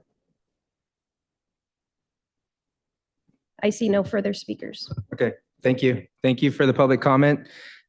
This time, I'll move through the agenda to the chair's report. The progress report on the Legislative and Public Outreach Committee work plan is included on page 363 in this month's board packet. The work plan covers calendar years 2025 and 2026. The work plan was adopted by the committee in March of 2025, and some of the highlighted items in our committee work plan are as follows. Staff hosted 3 water academies to reach our 1,000th graduate, along with 2 regional events for alumni. Staff engaged in partnerships with member agencies, the County Office of Education, California Urban Water Agencies, San Diego Water Workforce Collaborative, San Diego World Affairs Council, the Birmingham Center for Community Advancement, and the Colorado River Board of California, among others. Staff also reviewed and proposed positions on 17 bills that affect the Water Authority and member agency interest, and staff prepared, presented, and received approval from the board for streamlined legislative policy guidelines. The final report on the work plan will be provided at the final regular board meeting of 2026. If you have any questions or would like to make comments about the work plan, please contact myself, Mike Lee in Public Affairs, or Megan Quarles in the GM's office. At this time, I'd like to ask if there are any comments from directors or my vice chairs. Okay. Seeing none, we'll go ahead and move straight into the consent calendar. We have 2 items on the consent calendar this month to adopt positions on various legislation. First one is adopt position of support on the drought relief obtained using Government Help Today Act of 2025 or the Drought Act of 2025 from Congressman Scott Peters, and also adopt a position of support on AB 35 from Assemblymember Alvarez, Proposition 4 Administrative Procedure Act exemption. Do I have a motion? So moved. Katz. Okay, have a motion and a second. Acosta. Okay, motion by Katz, second by Acosta. Seeing no comments, I'll go ahead and call the question. All those in favor signify by saying aye. Aye. Opposed? Okay. Thank you. With that, the motion carries. So we'll go straight into our action, discussion, presentation items. First up, legislative analyst Daniel Gaitan will provide a government relations update, followed by updates from our federal and state advocates. Okay, thank you, Chair and committee members. I'm going to do just a couple of updates before I hand it over to our lobbyist. One of the biggest updates that we received this week actually is our community project funding request for our Moosa Canyon Pipeline Replacement Project was accepted in the House's appropriations bill for transportation, housing, and urban development. So that is actively being considered this week in Congress. So we're one step closer to getting to the finish line on that. And that is for a $250,000 request. Our lobbyist, Devin, will jump more into the details of that in a minute. Additionally, you all just voted on the AB 35 support. There's been a large coalition supporting this legislation from David Alvarez here in San Diego. And we have been participating in that. We joined a coalition of stakeholders, almost 100 stakeholders from around the state, wrote a letter of support to the last committee of natural resources, the Assembly Natural Resources Committee last week, which was passed out of committee. It was in appropriations this morning. So there's a lot of momentum behind that. And I think that's an effort that could benefit all of our member agencies. Lastly, from my perspective, it's early in the year. Legislatures have both just come back into session, and we're beginning to do our outreach here locally with our elected officials and their staff to inform them of our priorities for this coming year. So there's a lot of interest in us and everything we're doing. So Megan and I locally are doing that here, and our advocates are doing that, continuing to do that in the respective capitals. So with that, I will hand it over first, I think, to Alfredo.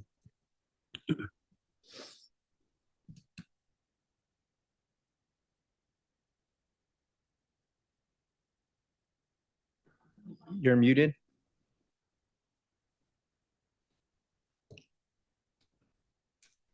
Apologies for that. Let me restart.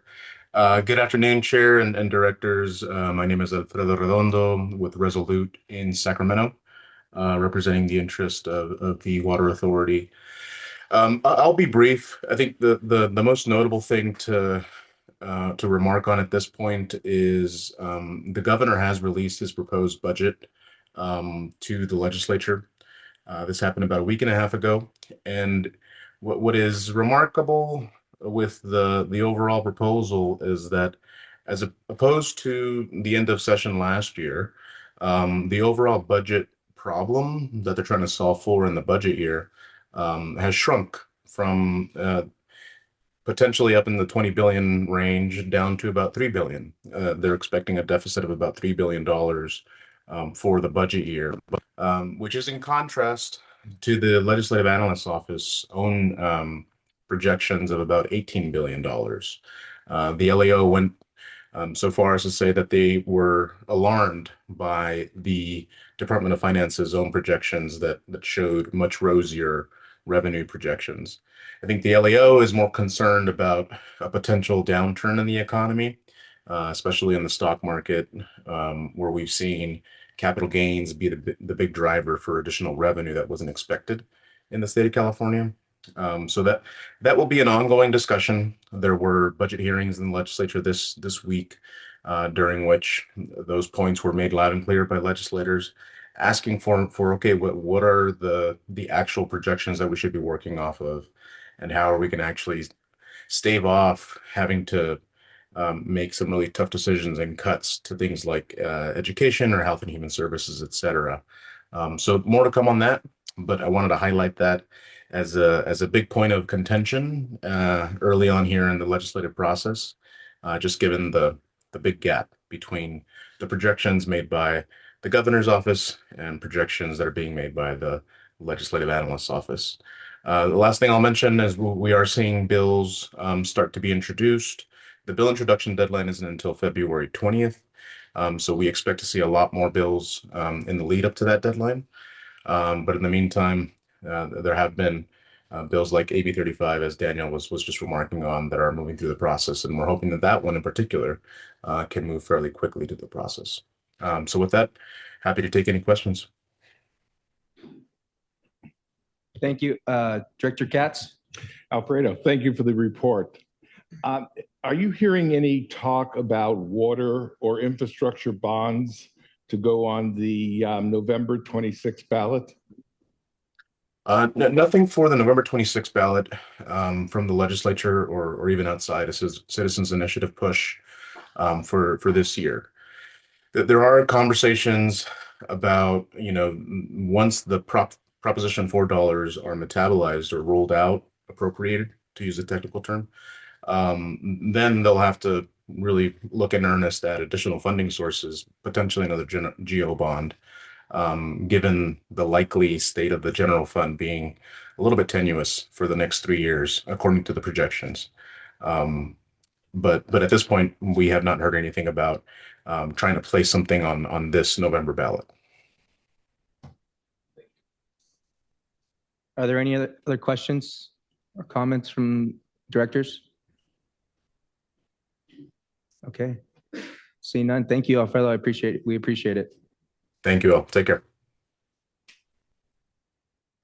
Now, Devin from our Federal Affairs team will provide his update.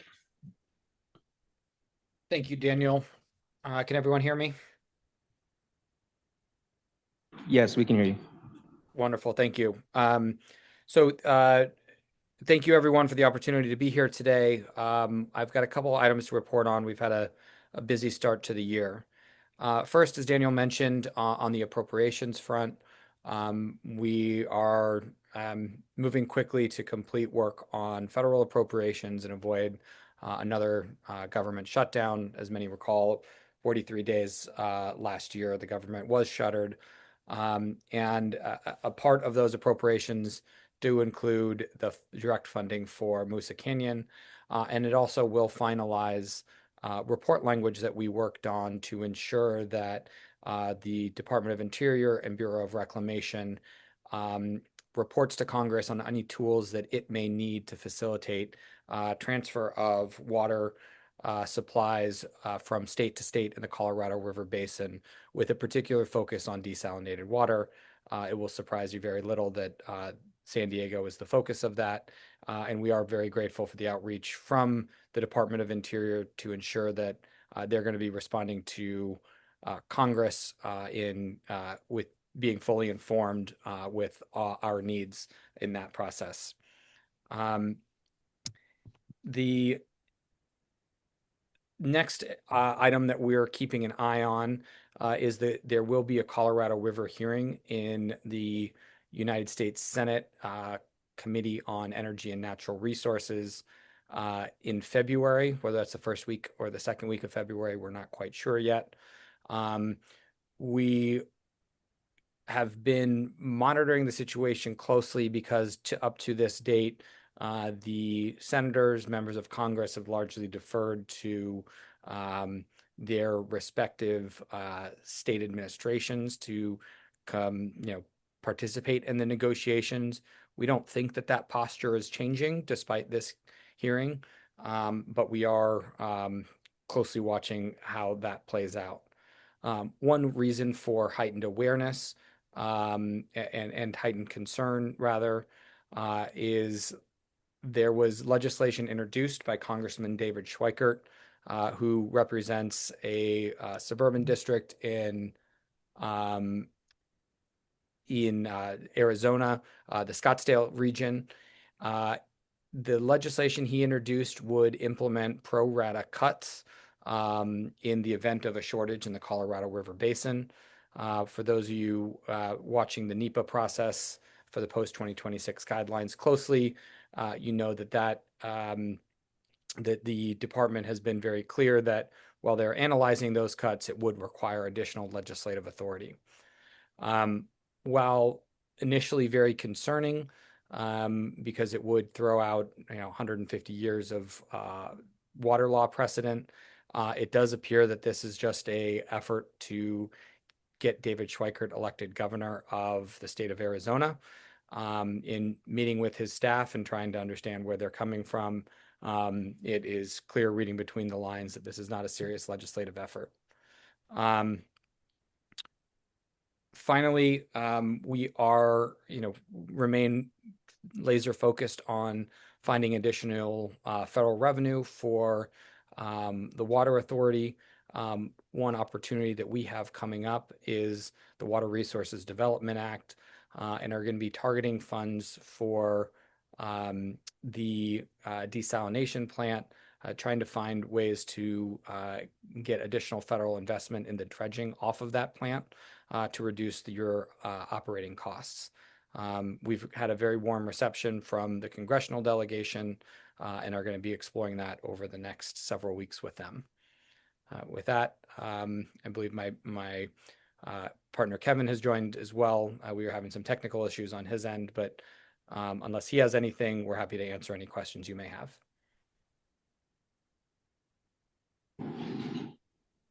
I believe Kevin is rejoining. We'll give him a chance to speak if he'd like to speak. Okay, I don't. Okay, if not, Director Katz. Yeah, no, Devin, Mel Katz here. When you talk about looking for extra funds in the federal government, the Infrastructure and Job Act, which was a $1.2 trillion act, still has a lot of money that hasn't been allocated. And it sunsets in September of 26. What are the opportunities or chances of us going after some of the money from that Infrastructure Jobs Act? Yeah, thank you, Director Katz. So I think there's the best opportunities will be in what is now colloquially known as Bucket 2, the conservation funding. They've commingled both the IIJA funding that you referenced and the funding from the Inflation Reduction Act that came later that year. Those funds have been held while the states negotiate, recognizing that the federal government is going to need to put funding behind conservation measures. So targeting those funds, which we've already had some success in bringing in funds from, is going to be the most direct likelihood. Unfortunately, the department has held onto a lot of funding and does not intend to release large portions of the funding authorized under both the IRA and the IIJA. There are large unobligated balances that exist not only at Department of Interior, Department of Energy, EPA, across the board. And so the pace of notice of funding opportunities coming out have just not been there from where they were a year and a half ago. Kevin, if you're on and want to chime in as well, I'd welcome any other guidance. Yeah, happy to, Devin. And I'll just echo that assessment. We know from direct statements from appointees at the Interior Department that the funding that they've not pulled back from IRA and IIJA, which is largely renewable power funds that they've either frozen or clawed back.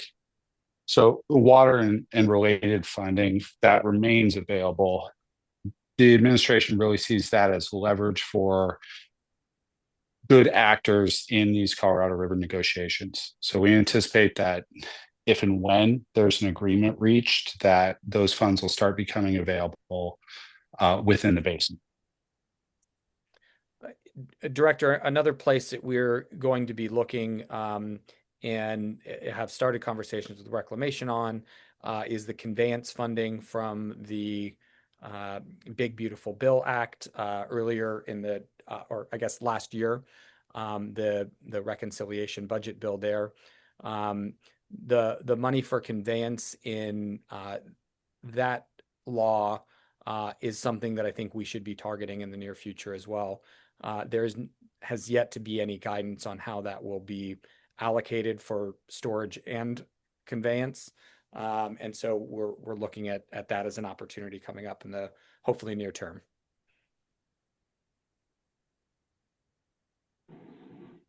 Any other questions from directors? Comments? Okay. Director Roback. So my question for you, Kevin, this is a federal question. So just recently, the president vetoed the Arkansas Valley Conduit Act, which was supported by Colorado and Arkansas and whatnot. And the president was, like a lot of things, angered by some votes that happened. And so he vetoed the project. And even though a lot of Republicans voted to overturn it, they couldn't come to the 2/3 majority. My question is, I'm just trying to frame this thing. Are we concerned at all that because he's taken, actions against certain states that he doesn't perceive to be friendly to him? And California has oftentimes mentioned that in terms of the Governor Newsom and whatnot. Are we concerned at all about Colorado River negotiations, USBR? Because USBR was a big part of that project too. Do you have any thoughts on that? Director, I think that's a valid concern, although I'd say that the Colorado River, the intricacies of what a final agreement might look like are probably beyond the president's level of attention. If and when there's an agreement, likely be left to the department to really. So I'm not terribly concerned, and I should be cautious in saying this. I'm not terribly concerned about the president's intervention in the Colorado River Basin. But that said, I know that's something. I know the size of the California delegation, for example, is something that other states' delegations are thinking about. They want this resolved outside of Congress. Mike Lee, who's chairman of the Energy and Natural Resources Committee, told me last week directly that he does not want the Colorado addressed in Congress because of the size of California's delegation. So I think that's something that factors in. But on the Colorado, I think it's more of a regional issue than a partisan issue. And hopefully it stays that way. And so I think one other factor to consider here that is important is, the president does care a lot about electoral politics. And you have two swing states in the states of Arizona and Nevada that stand to lose a lot if there is a unfavorable, a resolution that is unfavorable to the lower basin, right? And so, I think there's a sentiment that is, as long as the lower basin sticks closely together, which has been the case for several years at this point, we seem to be in a pretty strong negotiating perspective, even acknowledging that some of the upper basin are more reliably red states that align with the president on some other parts of his agenda.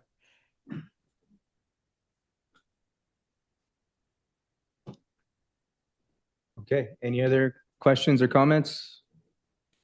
Seeing none. Thank you, Devin. Thank you, Kevin. We appreciate you and the work you guys are doing. Thank you all. Thank you. Thank you, Daniel. We appreciate you. We'll go ahead and move into our next presentation, which will be Mike Lee. He will provide a report on recent public affairs activities. Mike? Well, thank you, Chair Macedo, and good afternoon, members of the committee and board. Really appreciate the opportunity to be able to chat with you this afternoon. Before I get to introducing our speaker, who will present the presentation today, I want to note that I believe you all have Citizens Water Academy forms at your desks. If that's new to you, please come talk to me. I'd be happy to talk you through the process. It's one of our signature programs, and really pleased that we are back at it again in 2026. So please come chat if you have questions or want to nominate somebody. With that, we'll move back to regularly scheduled remarks, which relate to our Public Affairs Quarterly Activities Report on page 383 of your board packet. Keen readers of the quarterly activities report will note that there is a new appendix this month. It's our digital performance appendix, and that's what we're going to focus on today.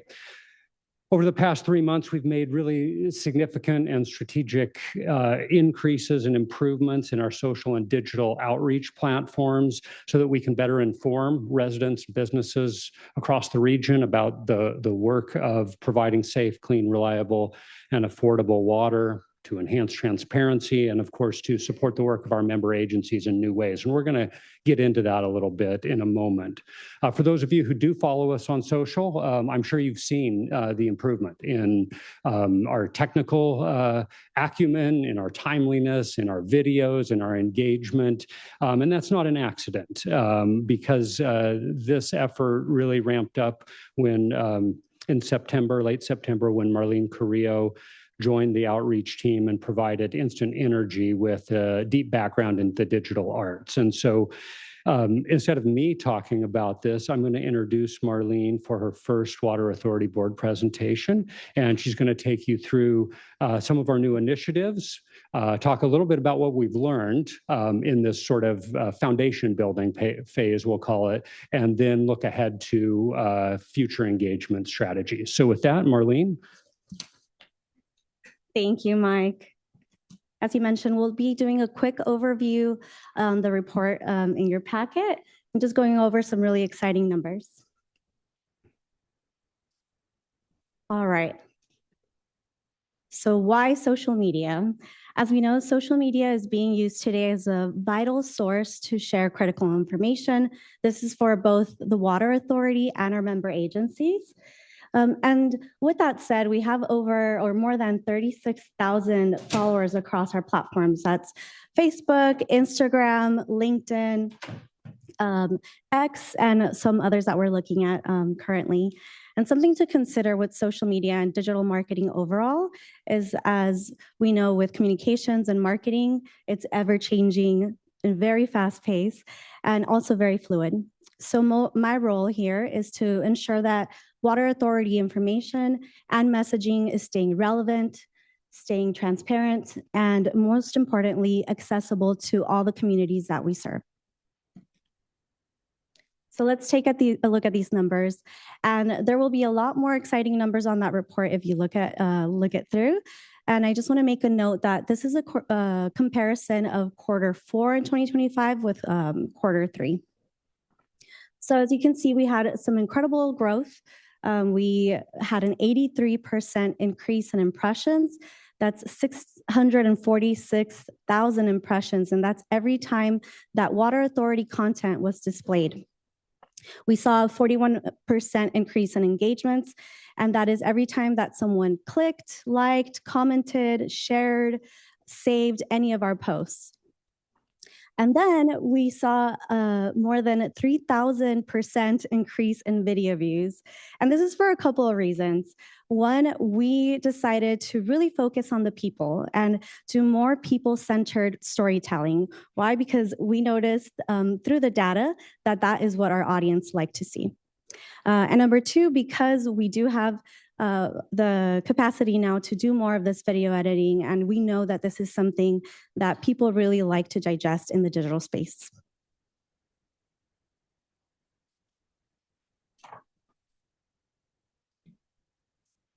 All righty, sorry, let me go to the next slide. So I want to show you what this actually looks like in practice. And this video here is actually our top performing post of the last quarter. It takes our audiences behind the scenes during a water shutdown. Again, this is people-centered storytelling, and it really paints a picture of the real staff behind the real work in the Water Authority. So we'll go ahead and take a look now. Hi, I'm Eric Pate. I'm the Principal Asset Management Specialist in Operations and Maintenance.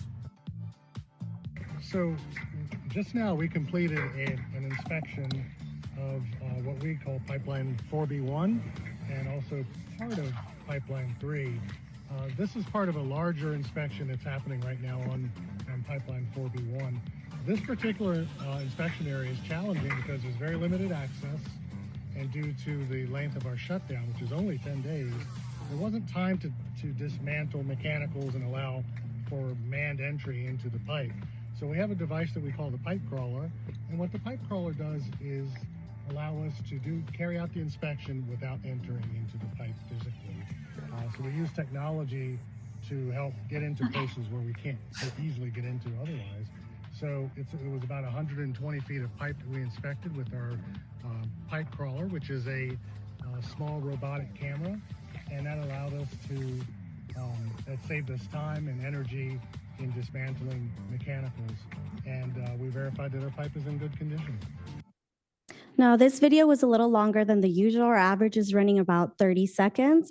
And we do want to add that most of these videos are shot by me with my phone. It doesn't entail us using a lot of equipment.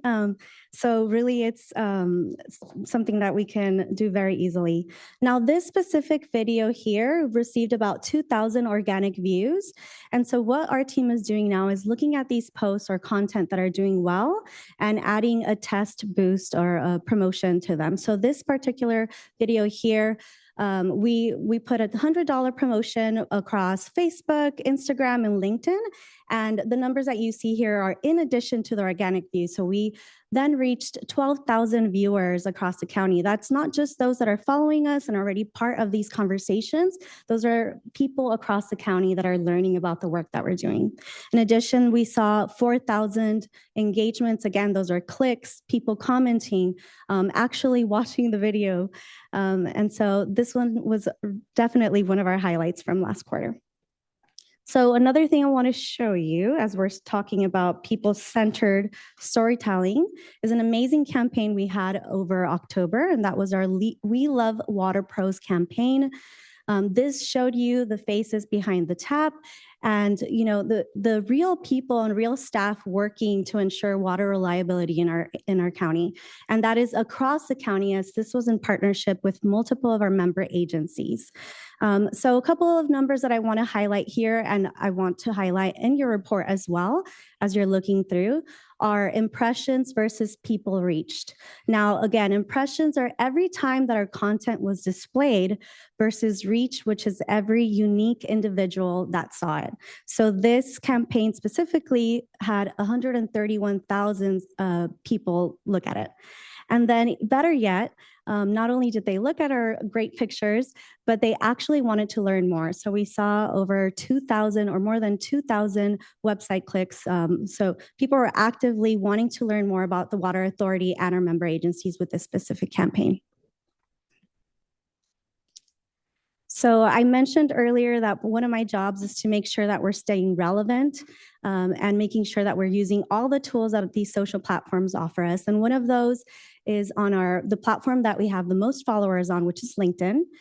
They recently, last year, launched a newsletter feature, which we decided to launch ourselves in early December. This is great because we were the idea was to repurpose an existing newsletter of ours, which is the Water News Network. So really, it's just a plug and play where we're reusing great content and reaching new audiences. So in just 1 month, we reached over 3,000 subscribers. We have some great analytics with our article views as well. And LinkedIn is putting in some extra work as they are emailing every subscriber, letting them know this new edition is out, as well as notifying them on the platform. So this is an example of how we're utilizing new features on the platforms and making sure that we're staying on top of trends and being relevant. So what do all of these numbers mean to us? I think throughout my entire career, I have made sure that every step that I take is data-driven. And that's why I wanted to show you these numbers today, as these have really set a momentum and a foundation for 2026. I will be revisiting these on a monthly basis, but want to show you the work that we're doing every quarter. So what to expect? We will, as I mentioned, a lot of our audience does love to see the people behind the work. So we will be focusing on more people-centered storytelling. we will make sure that we are looking at these reports, looking at the analytics, and making sure that we cut whatever's not working and move forward with what is. And additionally, I want to make sure that we have one-on-one collaboration with our member agencies. Just this month, I met with our member agencies to introduce myself, to talk about this new approach, and to make sure that they feel comfortable seeing me as an addition to their team with all things digital communications. With that said, I want to make sure to show you what this partnership looks like with our recent member spotlight with Sweetwater Authority. Hi, I'm Angel Marquez, Public Affairs Manager for Sweetwater Authority. Welcome to Sweetwater Reservoir, located in Spring Valley, California. This reservoir, we get our water from the Sweetwater River. That water sometimes we store at our Loveland Reservoir in Alpine. And we usually do transfers when we need to start securing our water supply for the next year and a half. The plant was developed in 2 phases. So the first phase came online in 1999. You have several groundwater wells, right? You have brackish water. And the purpose of the plant is to extract that brackish water, use the reverse osmosis treatment process, and then supply that water to our community. Sweetwater Authority proudly serves the communities of National City, West Chula Vista, and Bonita. By and large, we have approximately 200,000 residents that we provide safe, reliable drinking water each and every single day. So before I came to the podium, Director Gary came up to me to talk about a post that we shared last quarter and how he felt like a celebrity. And I loved it because the truth is not only are we collaborating with our member agencies, but really hope to collaborate with everyone in this room today, as everyone here is a water influencer and an ambassador to the great work that we're doing. So I invite you all to collaborate. And if not, I invite you all to check out our platforms, give us a like, comment, share the work that we're doing, because there's a lot of great stories to tell. Thank you, Chair. That concludes my presentation. Awesome. Thank you. Excellent job. First, we'll go to Director Molina.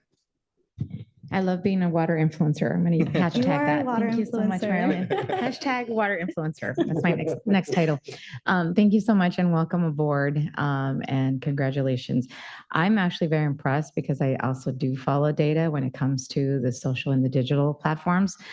So I'm curious. I mean, there was a very high increase, 83% in the last quarter. So what do you, other than yourself, what are the things that you or any kind of other than LinkedIn, other platforms, or what have you done to get that increase? It's a huge increase.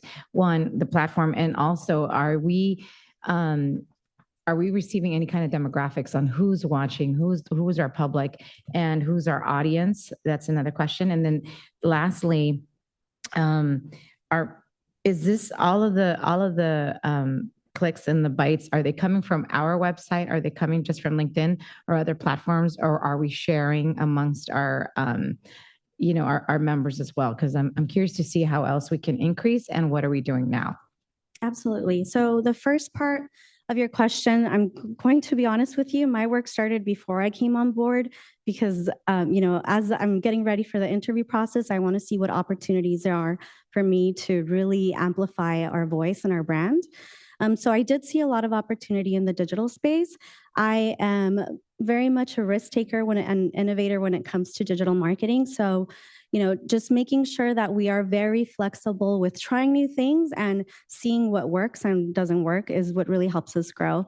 Now, the nice challenge for me will be to have the same increases because it's kind of, comparing it with my own work. So I'm looking forward to quarter 2 and just to see where we're at with those numbers. Let me think of there were a couple of questions there. I know, I'm so sorry. No, I was thinking, good. I wrote them all down. So one is our demographics, if we actually keep track of demographics. And then the other one, also, what are the other platforms? I know you said LinkedIn is a huge one, but are we using any of the other social media platforms as well? And then obviously with those platforms, there's a different demographics. So I'm just curious to see if you want to expand that demographics or not. Absolutely. So I am a numbers like nerd. So I have multiple social media management tools that I look at. I also look at analytics that are provided to us by the platforms. The platforms want us to use the platform. So they're going to offer us so many tools. And within that, we do have an idea of who's looking at our content, where do they live, what time are they looking at our content, and that helps me craft strategy for our posting moving forward. If there's anything that you would like to see that is of your interest that you would like to see in the next report, I'm open to feedback as this is our first one. So that would be More Gary. yes. That's a done deal. But if you're interested in demographics, I would love to include that in the next report. So open to everyone's feedback. And then last, we are, with social media, we can't just do a copy and paste on every platform. So we are being strategic on our audience in each platform. So we have civic and business leaders on LinkedIn that we're tailoring that content for. With Instagram, I'm really thinking about our member agencies as they're connecting with consumers in the county and making sure that a lot of those collaborations go into those meta spaces where more of our non-followers, people that don't speak water day to day, can see that content. And so if you look across platforms, you will see that there's a different strategy for each one. Yeah. Thank you for your questions. Director Roback. So good job, Marlene. Thank as you know, you. you and I have talked about this a little bit, so solicited my input as a longtime water influencer myself. Anyhow, one of the just FYI, Otai Mark on X. So anyhow, I'm actually well known all around the country for that. But anyhow, one of those things that I remember years ago at our district, because I've been there 21 years. But so I've seen the evolution of social media certainly at our district, and now we have, all the standard stuff, Facebook, X, Instagram, and YouTube, LinkedIn, like we talked about. One of the things I've been pushing for a long time. I'm not a personal user of TikTok, but we talk about spaces where we're reaching different demographics, and I've been real interested in that. I know that the PIOs, I guess you know this, Mike, from all the meetings you have with them. I've been talking about this, and I think a lot of us are aware of maybe to some degree, what's going on with the breaking off that arm from China, from ByteDance, and actually within the last couple hours, I just looked on Politico just now, they've come to an agreement to break that off, led by, Oracle. So now there is a standalone US entity of TikTok. So I know one of the reasons I bring this up is one of the concerns in our space, the water space, if you will, is we're pretty conservative. And one of the concerns has been the security of that. So now that that's been done, I do think we need to be reaching new demographics. I think we need, and maybe even experimented with, I don't know. I know Otai's experimented with. I know some water districts do have it now, and I'm sure you know that too. So I like to think we can reach that demographic, which would be the under 30, maybe even under 20, who knows? But I think that'd be a good space to reach now that there is something actually quantified in that arena. Thank you. Thank you. I appreciate that. And I do want to highlight the work that Director does on LinkedIn and so many spaces. He's a great example of what collaboration could look like. He always makes sure to tag us, so we really amplify those views. Thank you. Director Paul. Yes, I'm not a member of this committee, so thank you for the opportunity to speak. I was just curious about any increase in water sales that we've gotten through this program. Or is there any other revenue that's been generated? I'll jump in here, Director Paul. Thank you for the question. This is not, we have not yet designed a program to increase water sales. If that is the interest of this board, I'm sure we could do that, but that's not been our goals to date. Okay, thank you. Director Fleece. Thank you. I'm also not a member of this committee, but do appreciate the time and the opportunity. I want to kind of elaborate a little bit more on Director Robach's comments. And really, I want to focus on the attraction of future water professionals.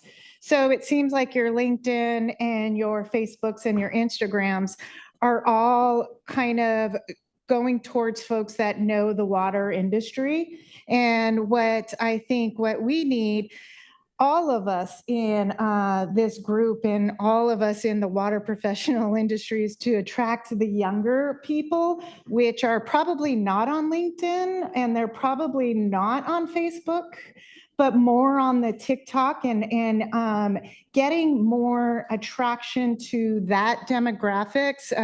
Piling on Director Molina, really understanding where the demographics are.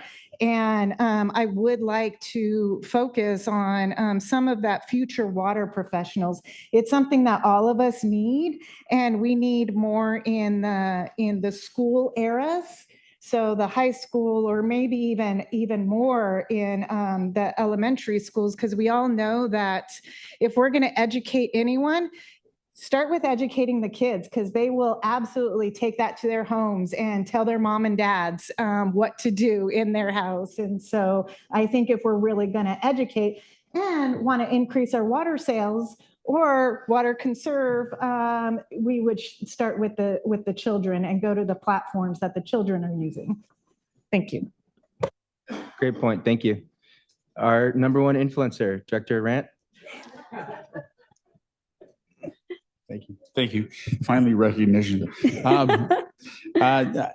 Thank you. Great presentation. I think one of the campaigns I've seen in the past is the value of water.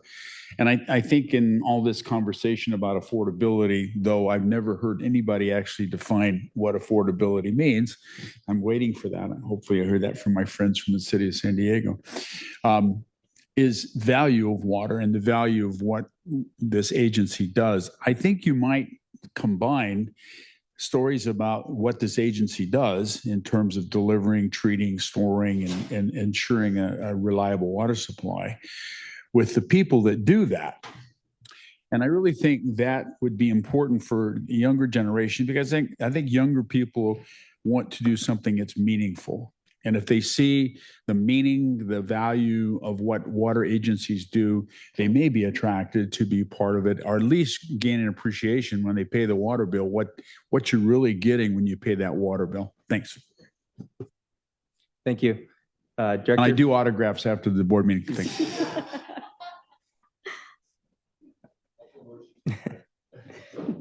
Director Freehoff.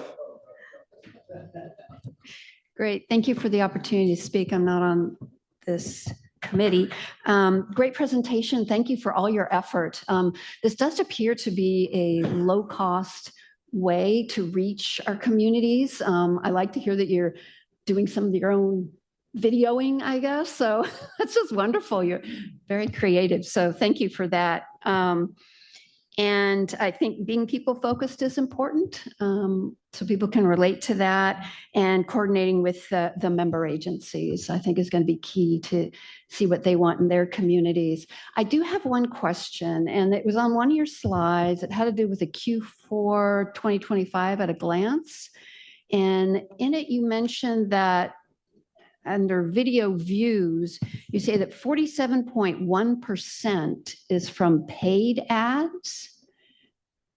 So tell me if you know how much we're paying for paid ads, and if we didn't do paid ads, how much would that impact the views? I guess I'm just trying to, because again, I'm looking for low-cost ways to reach our community. So thank you. Yeah, absolutely. So just to give you an idea, this month alone, we spent about $100. So what we're looking at is just testing these numbers. One, we're trying to make sure that we are only putting money behind a post that already does organically well. And we're also trying to see how much does our money take us? So we're doing tests from $50 to $100. So out of 366 posts in the last quarter, 8 were boosted or it had some money behind it. So it's definitely at a low cost and it's very much in its initial stages because we want to make sure that we're using all the analytics and data to be very strategic in that space. Okay, I understand. So it was maybe a few $100s? Is that what, or? For Q4, give me a second. I have the just number ballpark. here. I mean, that's fine. And Okay. it's also in the report, but I do have it here. Give me 1 second. Yeah, that's peanuts. Yeah, I think that's important. I think it was about 300 for Q4 on videos. Yeah. Sorry, thanks. Thank you. I don't see any other hands from any directors, but I'll just add, great job, Marlene. I know Mike speaks very highly of you and the work that you're doing. So thank you so much. So with that, we can move to our next item. Our next item, there's no next item. There's no information item on the agenda. There's no closed session. And there's no further business for this committee, so we can adjourn at 1:44. Thank you. We'll do imported water in 5 minutes.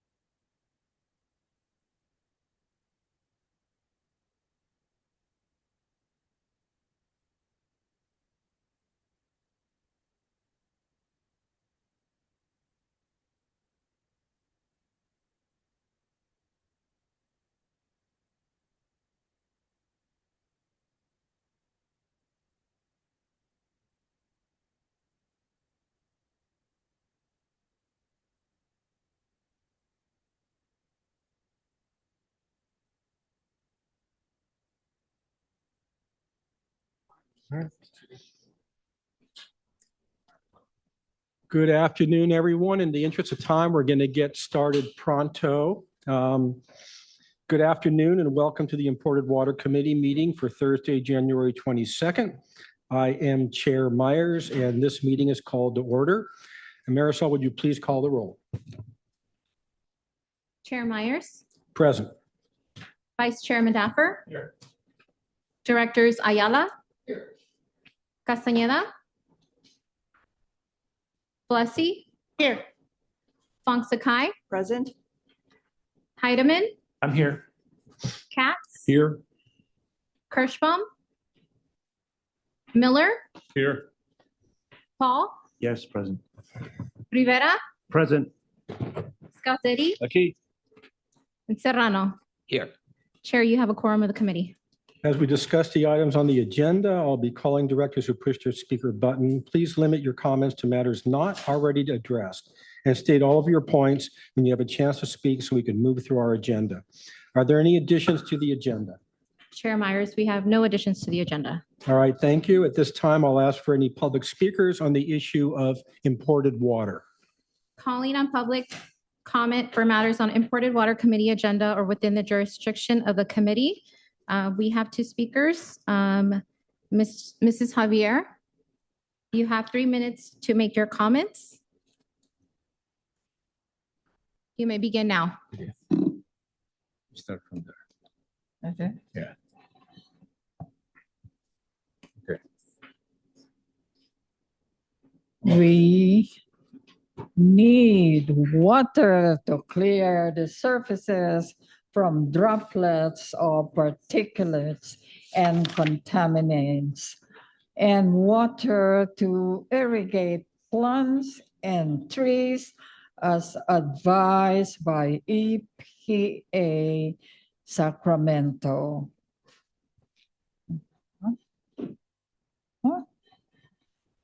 EPA federal authority responded explaining that APCD must look at the limit of permit and that the issue falls on city zoning standard.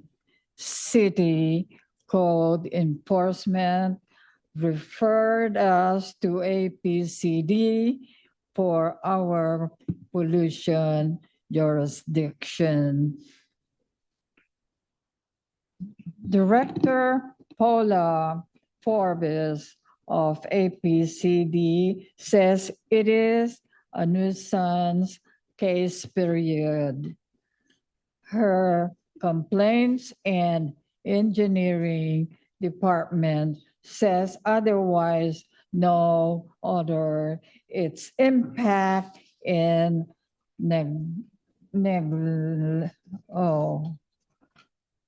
its impact is negligible region-wide. Wide order, its impact is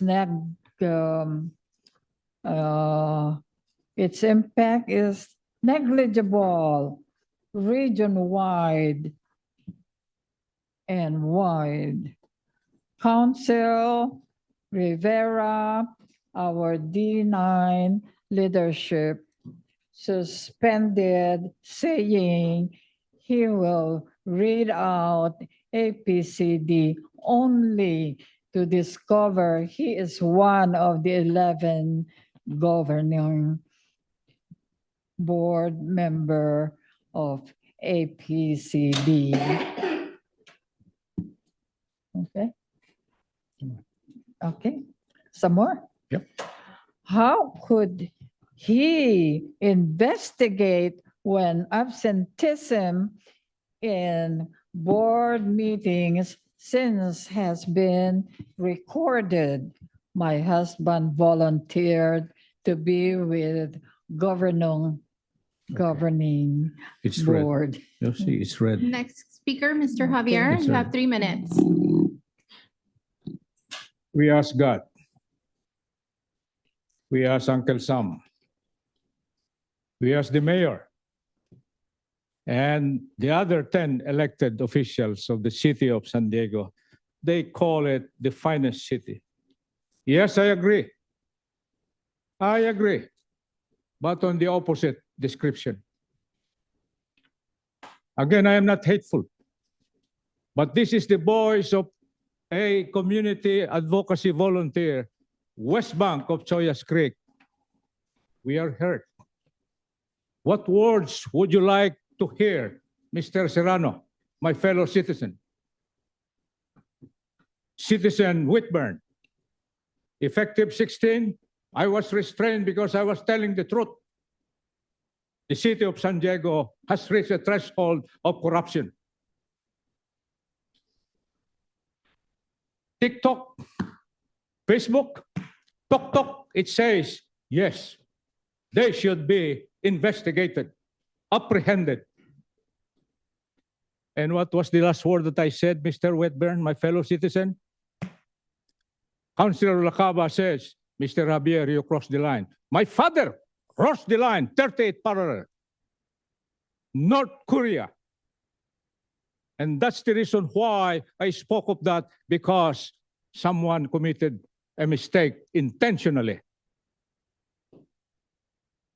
Mr. Serrano, you were there when the budget hearing was grinding, too hot. Temperature is, there was a holdup. You were saying, oh, you have to release the budget because the operation of pure water will be at jeopardy. We know that. There are two products, pure water and the byproduct, which is to be retreated. Go through the same plan until it goes back to the ocean. But my golly, nobody amongst you, elected official, to say, hey, code enforcement, building code, let's start making an ordinance that every house should have a catch basin. We should build infrastructure to bring back the water from the surface runoff back to the dam. Did we do that? The worst is you neglected the water to clean the Tijuana River sewage, which counts. Assemblyman then, Gloria, requested that, oh, I'm going to own the APCD because it's not working well. What happened in 2020 when they started to take hold of APCD? Mr. Serrano, Your you're time doing is up. business. Thank you for your comments. It's the truth. Thank you. Thank you. That concludes our in-person requests. If there are public speakers in the Zoom waiting room, please raise your hand through the Zoom app or press *9 if you're listening by phone. Chair, there are no speakers online. Okay. Thank you for a briefer chair's report. News from the Colorado River, looking east, post-2026 guidelines update earlier this month. The U.S. Bureau of Reclamation released their draft environmental impact statement for the post-2026 guidelines. They come with, staff is reviewing the EIS and will provide a report to this committee in February. Meanwhile, basin state discussions continue that are aimed at reaching agreement on a consensus alternative to add into the environmental review process. The deadline to try to have a consensus is coming up February 14th, very soon. My understanding is the governors have been called to Washington, and there are intensive efforts to try to reach a consensus by that date, but it has still not been reached yet. And obviously that'll have could potentially a huge impact on us and Colorado River users. And you might hear a little bit more about this during the MWD report, and also when we have the update from Vice Chair Medaffer. And then looking up north, more recent state water project news really regarding the Delta Conveyance Project that we've had a lot of discussion about here lately. In another potential problem for the project, a California appellate court ruled that the Department of Water Resources lacks the legal authority to issue bonds to build the tunnel. The ruling means DWR must now narrow the scope of the project or seek lawmaker appropriation or possibly a bond measure from state voters. Despite the ruling, DWR still has the authority to build the Delta Conveyance project. The question now is where they will get the funding. They did file another revenue bond validation case in January 2025 based upon a new bond resolution, but that trial is not scheduled to begin until March, and that always can go through an appellate process as well. So again, that continues to probably delay any final decision-making with respect to that project. Those are my comments. Are there any director comments generally on imported water? Seeing none, if you go to, hopefully you've taken a look at it, page 401 of this month's board packet has our progress report.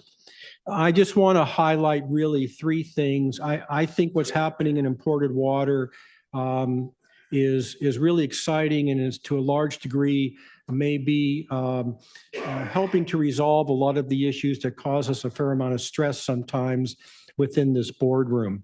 I want to say that the development of the imported water team led by Mina Westford, I think has a lot to do with the progress we're making. It's a personal comment on my part. I think maybe we'll give a little credit to General Manager Denham as well in terms of the efforts that are being made toward water transfers and really the groundbreaking creation of a water marketplace in our region in order to be able to transfer water to different places to benefit people, those on both sides of that equation.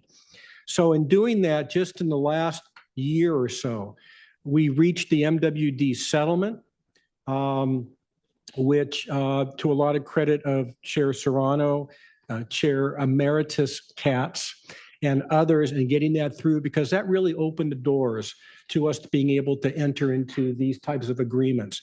Give credit to the MWD team of being able to have the board there, create the guidelines for transfer agreements within the various agencies.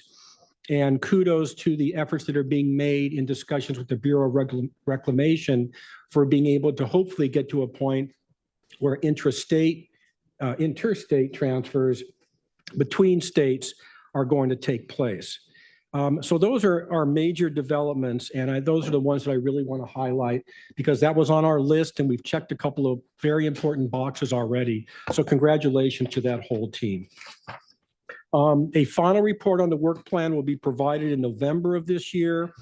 If you have any questions or would like to make any comments about our work plan, please contact me or Mina Westford, the Director of Imported Water. There are no items on the consent calendar. And on action items, first, we have three discussions and presentations. Well, actually, we have three discussions today.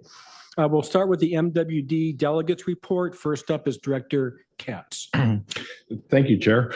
At Metropolitan, there's been a lot of talk and a lot of work being done on the budgets and on future rate setting, on CIP, and on pure water.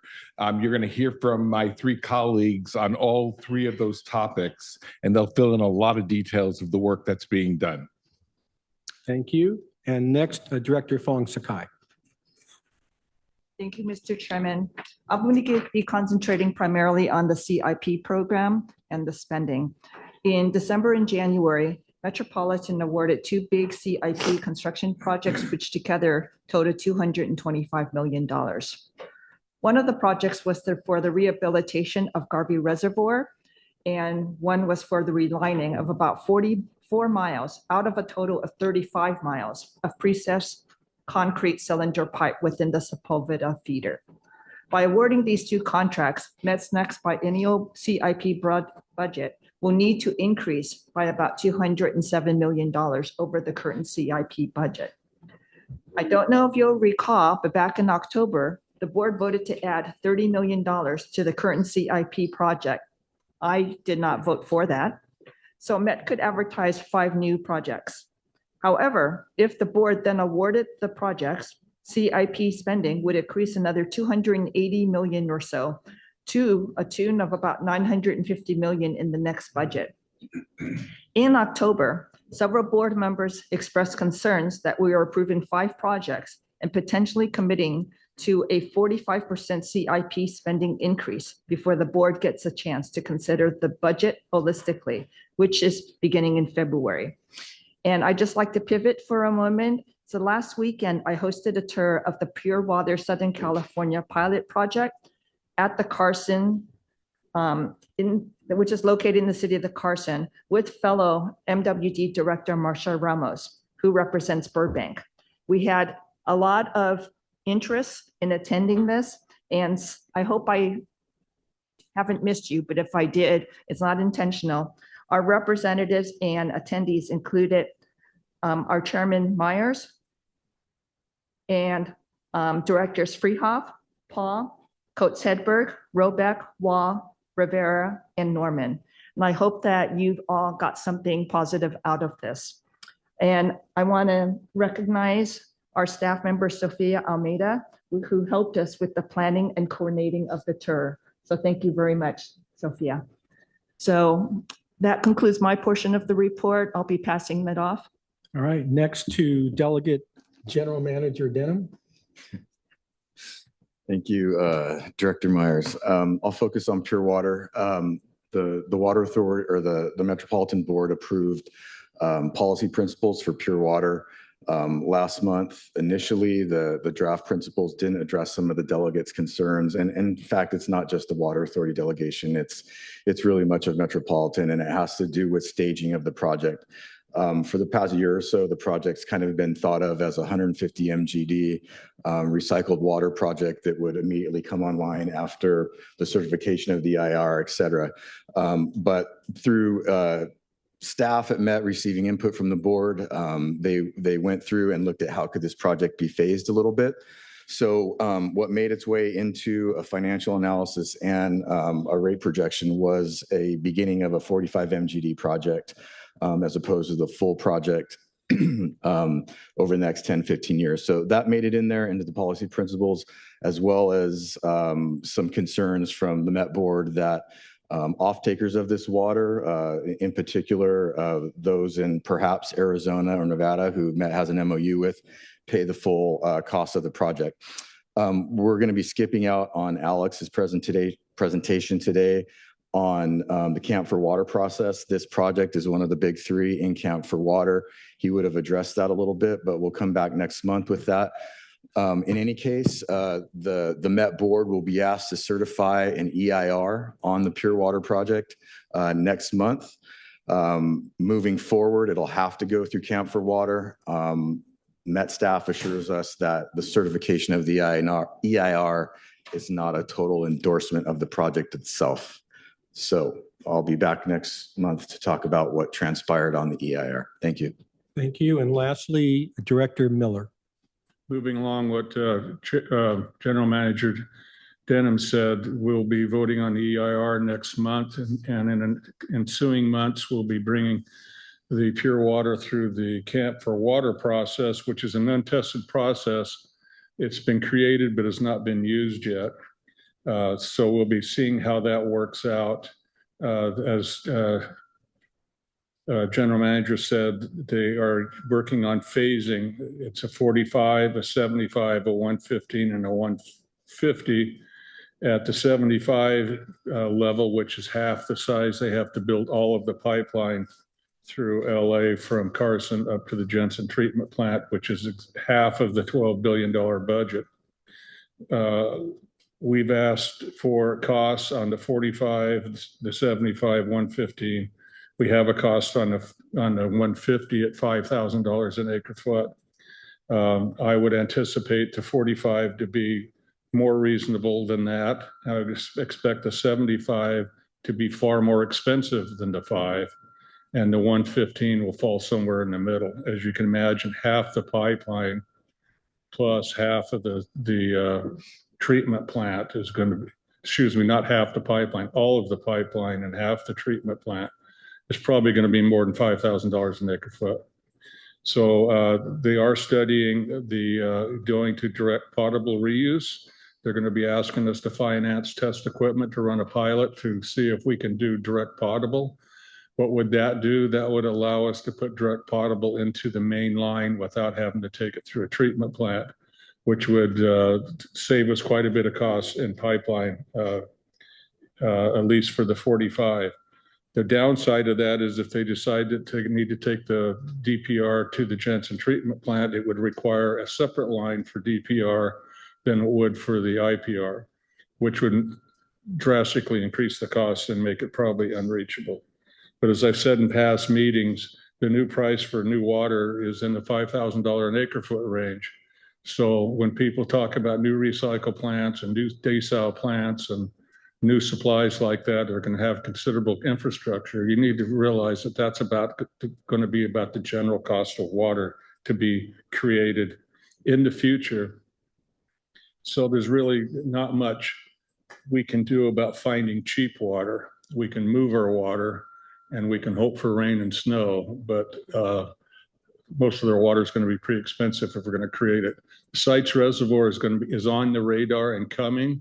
They propose to break ground sometime in the near future. That cost of that is doubled from $3.5 billion to $7 billion. Metropolitan's on the hook for 22% of that. Also, you don't, at the 22%, you can't take it all out in 1 year. So you might own 300,000 acre foot, but you might be limited to only 50 to come out. Or also, Met would be on the hook for O&M. The preliminary numbers I've received is that the O&M will be about $2,000 an acre foot for what we can take out of the reservoir. So there again, even the storage that they're proposing comes with a pretty heavy price tag, and that's beyond the cost to build it. So that's coming down to pipeline probably later in the year. Also, we alluded to the first stretch of pipeline relining that Lois referred to. That is part of the pipeline relining of the Sepulveda feeder, which is about a 40-mile pipeline that they're going to reline and pressurize to reverse flow water from the south to the north so they can feed the state water dependent areas. And that's $1 billion project, and that has to go through Camp for Water 2. But the first leg that she talked about is an emergency fix because they've got wire breaks in it. And rather than skipping along and fixing every other segment, they're going to reline the whole segment. But that's part of $1 billion project too. So there's nothing on the horizon that is going to affect the cost of water from Met. The budget starts next month and will go for 3 months. The initial budget increase is between 18 and 23%. That will be debated rather vigorously. And a lot of the higher 23% is because of pure water if it gets passed. Thank you. Thank you. Any questions or comments regarding any of the Met delegate reporting? Seeing none, as mentioned, we're going to skip the specific Camp for Water update. It is important. Hopefully, we'll be able to cover it next month as we cover some of the projects that are coming on board that have just been discussed for us to be fully informed as to what's the MWD and the board there is considering. Next, we're going to turn this over to wait a second here. I didn't want to forget about Jim Madaffer. Hold on a second. Please do. Yeah, hand it over to Jim and for CRB report. Thank you very much, Chair Myers. I wanted to share a few updates and photos on the related events surrounding the 3-day Colorado River Users Association conference that was held in December. It was packed this year, and the Water Authority was very well represented in various meetings and events by Water Authority members and staff. Let's go to the next slide. The day before the conference, the U.S. Bureau of Reclamation invited urban water providers to a roundtable where we shared perspectives on water resilience along the Colorado River Basin. And a representative was invited to speak from each of the 7 basin states. Acting Reclamation Commissioner Scott Cameron, he moderated the panel, expressing hope the participants would take something away as they're really working to try to achieve more conservation across the basin. Panelists discussed what resiliency efforts worked well, what wasn't, and what was sustainable. I had the honor of speaking on behalf of the state of California, highlighting how our water users in partnership with the state really continue to lead by example in building resiliency. And just hearing Marty's report, folks, just know we are so far ahead of the rest of the state of California in terms of what we've built in San Diego. I know we complain about rates, but believe me, wait till I tell you a little more. So I shared what California, that we serve nearly half the population in the Colorado River Basin. And we grow pretty much all of the nation's winter vegetables because of our unique climate. So a lot of people that complain, that wherever, if they're in New York, they're eating stuff grown in California. And we're real judicious in terms of our share of the river. A lot of resources over the last 3 decades have gone towards reducing our demand. We're down to 3.7 million acre feet in 2025. That's the lowest it's ever been, all while continuing to grow in population. And we're still an agricultural powerhouse. Our efforts here in San Diego were also on full display as I shared our region's story of building resiliency from our QSA, which many of you are familiar with, and of course the partnerships it created with the Carlsbad desal plant, all of which support efforts to implement water transactions that we'll be announcing, I'm sure, over the months ahead. My biggest takeaway from listening to my fellow panelists representing the 6 other basin states was just how far ahead California is, and especially our region, on resiliency. I mean, one state, all he talked about was AMI, that somehow or another that's going to help save water. Well, it might, but it's nothing compared to what we've done here. It's interesting. A lot of these other basin states are just starting the resiliency journey that we started 20, 30 years ago. And they are all facing higher price tags. For example, Gilbert, Arizona, they had a slide and showed that they're going to have a 99% rate increase over the next 3 years. I mean, we complain here. Believe me, these other jurisdictions, they ain't seen nothing yet. It's coming. California can serve as a model for water providers and that are just beginning to build resiliency. And really, that was the story. And I could go into more detail, but I'm going to go fast. Let's go to the next slide. So the December Colorado River Board of California was held on the first day of the conference. It was cool because we were joined by the Assistant Secretary of the Interior, Andrea Travachek, and California Natural Resources Secretary, Wade Crowfoot. And they both provided opening remarks. And they were very appreciative of the work to date on the potential post-26 basin consensus proposal. They all talked about the deadline of February 14th. It isn't going to happen. Secretary Crowfoot also acknowledged California water users and specifically talked about the QSA is really an example of what other states ought to be doing in the basins. Following the CRB meeting, California held a press event that highlighted our leadership in that conservation effort, innovation, basin-wide collaboration. And again, we called for the other states to kind of share some of the responsibility in moving forward with conservation. I also had another opportunity to share San Diego and our story and what we've done, including interstate water transactions. It was very well attended. Members of the press were able to follow up afterwards. And it really helped highlight, again, what we've done in San Diego and throughout the state. Go to the next slide. Turning to the conference itself, there was no major announcements. Everybody was waiting for Reclamation's draft impact report, which came out on January 9th. We were actually at a CRB meeting on January 9th in Palm Desert when that came out. At one of the panels, the Assistant Interior Secretary and Cameron both emphasized the need for the basin to work together. I would say they're really not, just to be very frank. The lower basin, like California, Arizona, we've proposed a solution that will provide over 1.5 million acre feet in reductions, with any reductions above that shared between upper and lower. And of course, the upper basin, they just basically say pound sand. We're not interested. On the last day of CRUA, the panel featured the negotiators of all 7 basin states. He basically got the introductions out of the way. They said a couple of positions and nothing came out of that. So sorry if I sound a little negative because it's not going that well. Over the next few months, the negotiations are critical. You know, as we look at the river that supports 40 million people, 30 tribal nations, and let's not forget the Republic of Mexico. So tomorrow in DC, the 7 basin state reps are meeting with the Interior Secretary. All the governors were called. Governor Newsom, unfortunately, he's in Switzerland. He can't make it, but Secretary Crowfoot is going to be there representing the governor. As I said, I don't think the February 14th deadline will be met. And probably weeks later, though, and if anything happens, it may be a 5-year deal instead of a 20-year deal, just so we can see maybe a change in politics. Who knows?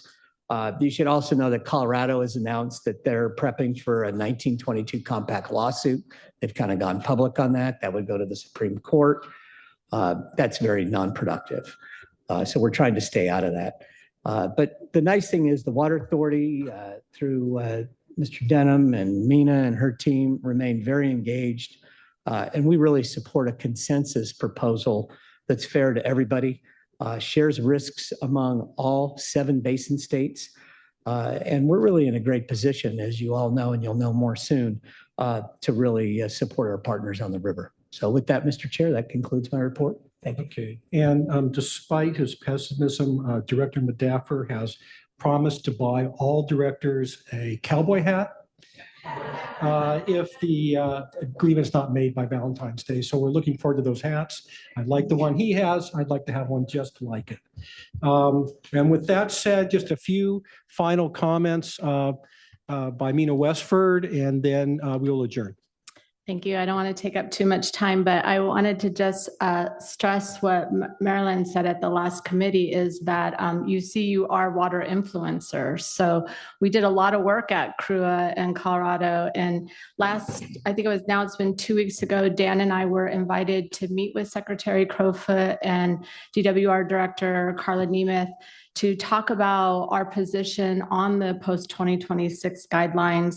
On top of that, at CRUA, Chair Serrano, General Manager Denham, and Vice Chair of the CRB Board, Medaffer, and I met with the Department of Interior. We met with Assistant Secretary Chavanik to talk about our the opportunity to do an interstate transfer. They're very, very excited about that because with all the bad news Medaffer is giving you, this is actually an opportunity for them to find a solution to move into the next century of water management. And out of that came the other states have asked us to join in a memorandum of understanding that we are right now circulating in Southern Nevada and the state of Arizona to work with California to work on this interstate transfer framework. So I just want to leave you with some positive messaging and know that when you guys are out there speaking on behalf of the Water Authority, you are influencing all the folks that want to work with us, all the ideas that we're putting forth. And we are seen as a very progressive water agency. So thank you all for your help. Okay, thank you. There's no speakers in the queue. There's no information items. The closed session items that are agendized will be heard during the main meeting, and we are adjourned. Formal board in 5.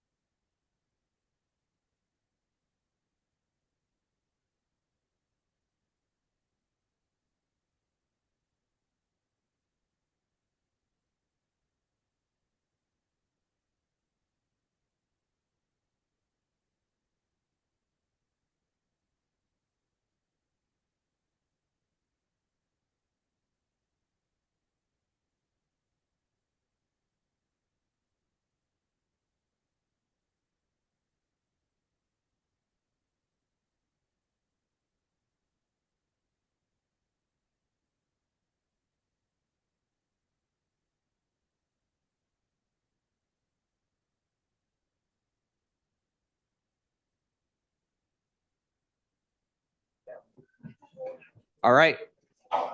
I'd like to call the January 22nd, 2026 meeting of the San Diego County Water Authority Board of Directors to order at 2:30. We have no remote participation today from directors. Therefore, all votes will be cast using the voting buttons at your seat. As we move through our agenda, I will be moderating requests to speak. To request to speak, please press the speaker button at your seat. Vice Chair Hilliker, will you please lead us in the Pledge of Allegiance?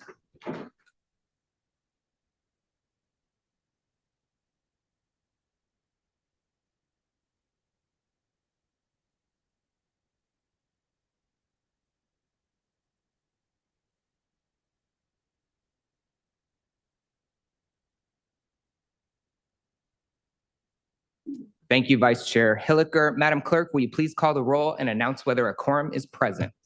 Director Acosta. Here. Flessy. Here. Katz. Here. Paul. Yes, present. Coates Hedberg. Here. Scolzetti. Here. Vice Chair Hilliker. Here. Director Morrison. Here. Sanchez. Present. Myers. Rivera. Here. Roback. Here. Quaylen. Here. Williams. Here. Heidemann. I'm here. Norman. Here. Director Wall is absent. Abdullahi. Present. Ayala. Here. Buckowitz. Here. Douglas. Here. Fong Sakai. Present. Macedo. Present. Madaffer. Molina. Chair Serrano. Here. Director Whitburn. Here. Supervisor Aguirre is absent. Director Freehoff. Present.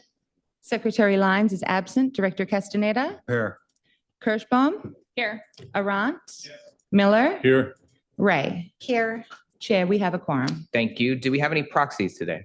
Yes, we have two proxies today. Director Arant is the proxy for Director Wall, and Director Freehoff is the proxy for Secretary Lyons. Noted. Item 4 is public comment. This is an opportunity for members of the public to address the board on items within the subject matter jurisdiction of the board. Madam Clerk, do we have any members of the public wishing to speak? I have two in-person speakers. Please do not repeat comments already made during committee. Mrs. Javier, you have 3 minutes and may begin.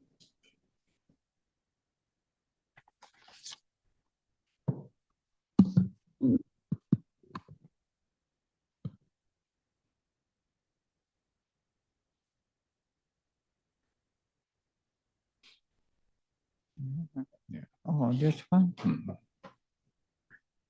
Yes. Councilor Rivera. Yeah. Okay. Councilor Rivera, over 9, his leadership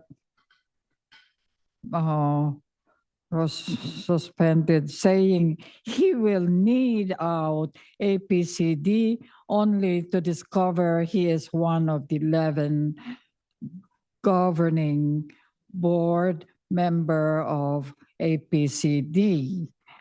How could he what is that?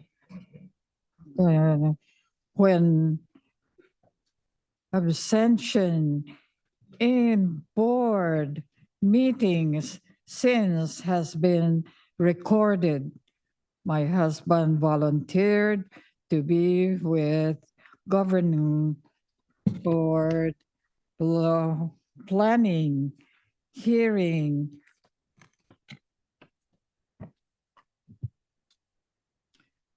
But block it. We also learned that Mayor Gloria, then an environmentalist advocacy, along with the environmental health,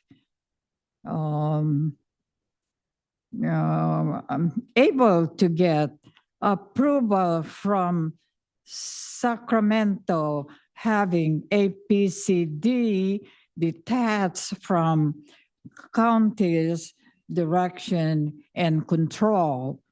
The reason for its independence was transforming for efficiency and effectiveness And from 5, it became 11 governing members for elected officials and 3 professionals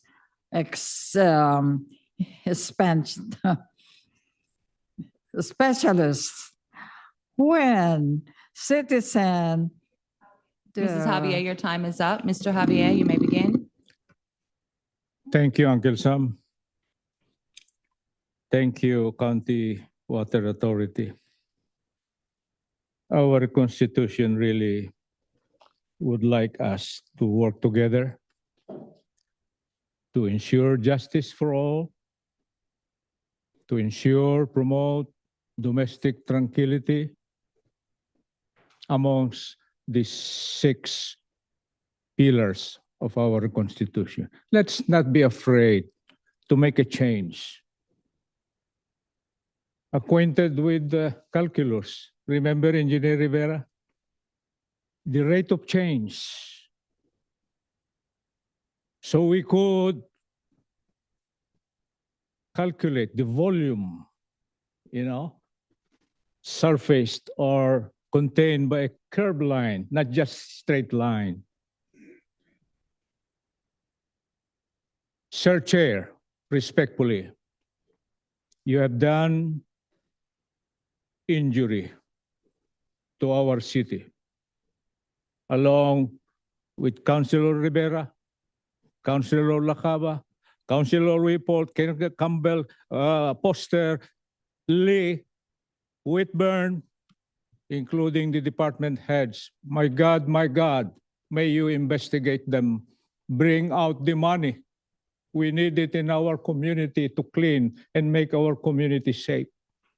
Let there be more citizen policemen. Let there be people who could pick up the trashes along the storm drainage, if only to ensure that we have clean, wasted water to be thrown back to our storages.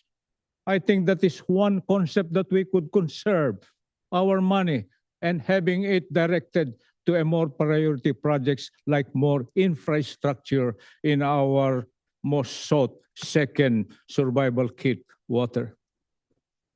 City of San Diego is failing as far as this APCD, which is also the source of EIR, environmental impact review or report, which SANDAG cannot have or possess because the mayor is not there. Why he cannot face amongst the intelligent members of the board? Why? We expect intelligence and moral justification in your presence. We adore you because you were there. Are you doing your job? Are you doing your homework? All lies just to show us. Thank you for your Oh, comments. Your time is up. Thank Please God. take a seat. Thank Uncle Sam. Help us. If there are public speakers in the Zoom waiting room, please raise your hand through the Zoom app or press *9 if listening by phone. I have no further requests to speak. Thank you, Madam Clerk. Item 5 is additions to the agenda. Do we have any additions to today's agenda? There are no additions. Great, thank you very much. Item 6 is the approval of the minutes. Before us today is the approval of the minutes from the formal Board of Directors meeting of November 20th, 2025. I will entertain. Motion, second. I have a motion from Director Scalzetti, a second from Director Molina. Madam Clerk, will you please open the vote? Directors, please cast your vote. Please vote now.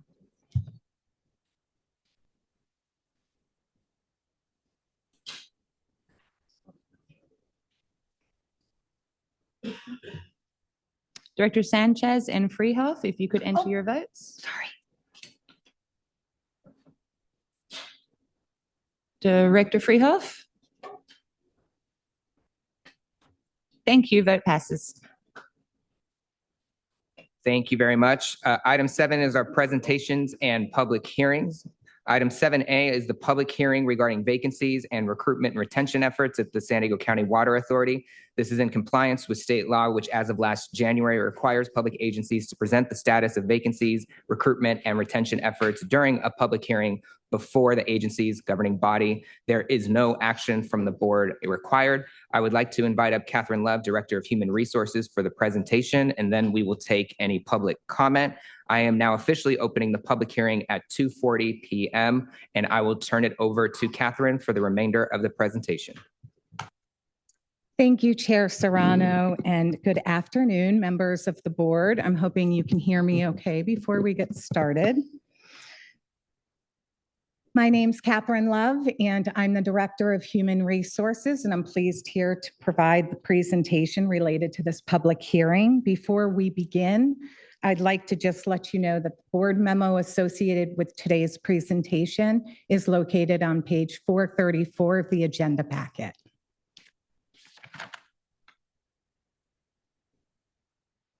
Today's presentation will begin with a brief legislative overview. Then I will review the Water Authority's vacancy summary, recruitment, and retention data for calendar year 2025. And the presentation will conclude with my colleague, Principal Human Resources Analyst, Christina Lever Santos, highlighting a few of our recruitment efforts over the last calendar year. Before I proceed, I would like to just share the bottom line. Our vacancy and turnover rates remain low, complying with the intent of this legislation. As many of you may know by now, Assembly Bill 2561 amended the Myers-Milius-Brown Act, effective January 1, 2025.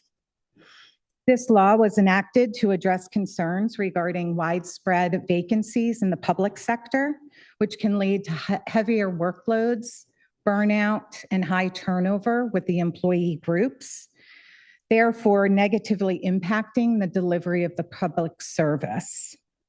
This legislation requires public agencies to report out to their governing body at least once per fiscal year on the agency's vacancies, recruitment, and retention efforts. Additional information regarding vacancies is required upon the recognized employee organization if any one of the bargaining units meets or exceeds 20% vacancy rate. I'm pleased to announce that the vacancy rates here at the Water Authority do not meet that threshold for additional reporting. And finally, under the legislation, the recognized employee organization for bargaining units are entitled to present at these public hearings. Teamsters 986 is our recognized employee organization. They were notified of today's public hearing on December 17th, 2025, but they have declined to present at today's public hearing. The vacancy summary slide in front of you provides you a snapshot of the monthly vacancy summary as of December 31, 2025 by employee groups. It also includes the agency-wide total at the same point in time. You'll see the employee groups, the represented groups are the managerial supervisory unit with a vacancy rate of 2%. The professional administrative bargaining unit group had a vacancy rate of 5%, and the technical and support group had a vacancy rate of 8%. Also included in this slide are the employee groups that are not represented. That includes our confidential executive and senior manager groups. They had a range of a vacancy rate between 8 and 11% at that same point in time. The calendar year average for the Water Authority, coincidentally, was 6.2, which was the same as our agency-wide as of December 31st, 2025, but that's solely coincidental. These data points demonstrate strong workforce stability and minimal staffing gaps. This slide provides you an overview of the retention data. During calendar year 2025, you'll see that we experienced 37 vacancies at the Water Authority during that year. The bar graph in front of you identifies the three main reasons for the separations, We have retirement and other, which could include an involuntary separation. We have internal opportunities, which would include our employees either promoting or transferring to internal positions. And then voluntary separations, which means that employees are actually leaving the agency. The blue bar graph represents the data points for 2025, while the gray bars represent the 2024 data, just for comparison purposes. Of the 37 vacancies that we experienced during the calendar year, 26 of them of our vacancies were due to internal opportunities, meaning employees were able to transfer or promote, or they retired. The Water Authority's calendar year annual staffing turnover rate was 4%, indicating strong employee retention, and is below HR benchmarking sources that often cite 10% as a target for a healthy turnover rate.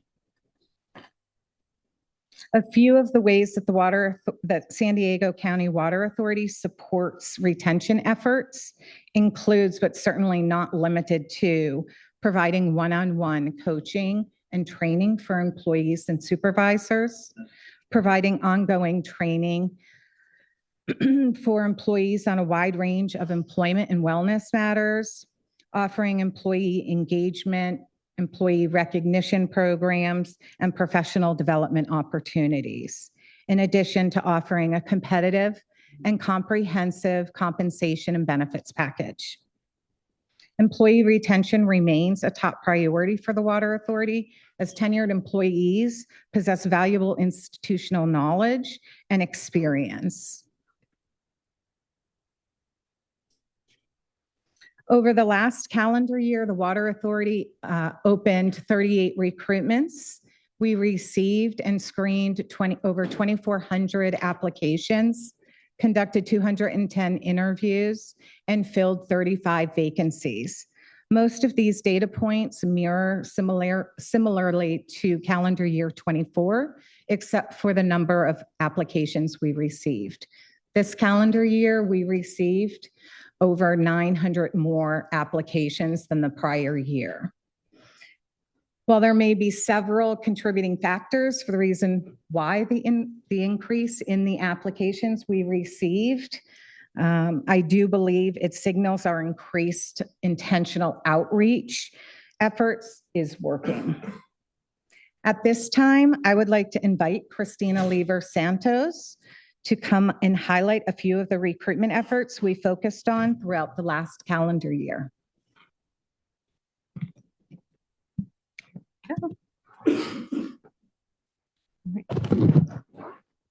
Good afternoon. Human Resources has focused on 3 key initiatives to enhance our recruitment efforts. First, we have been expanding our talent pool through strategic outreach.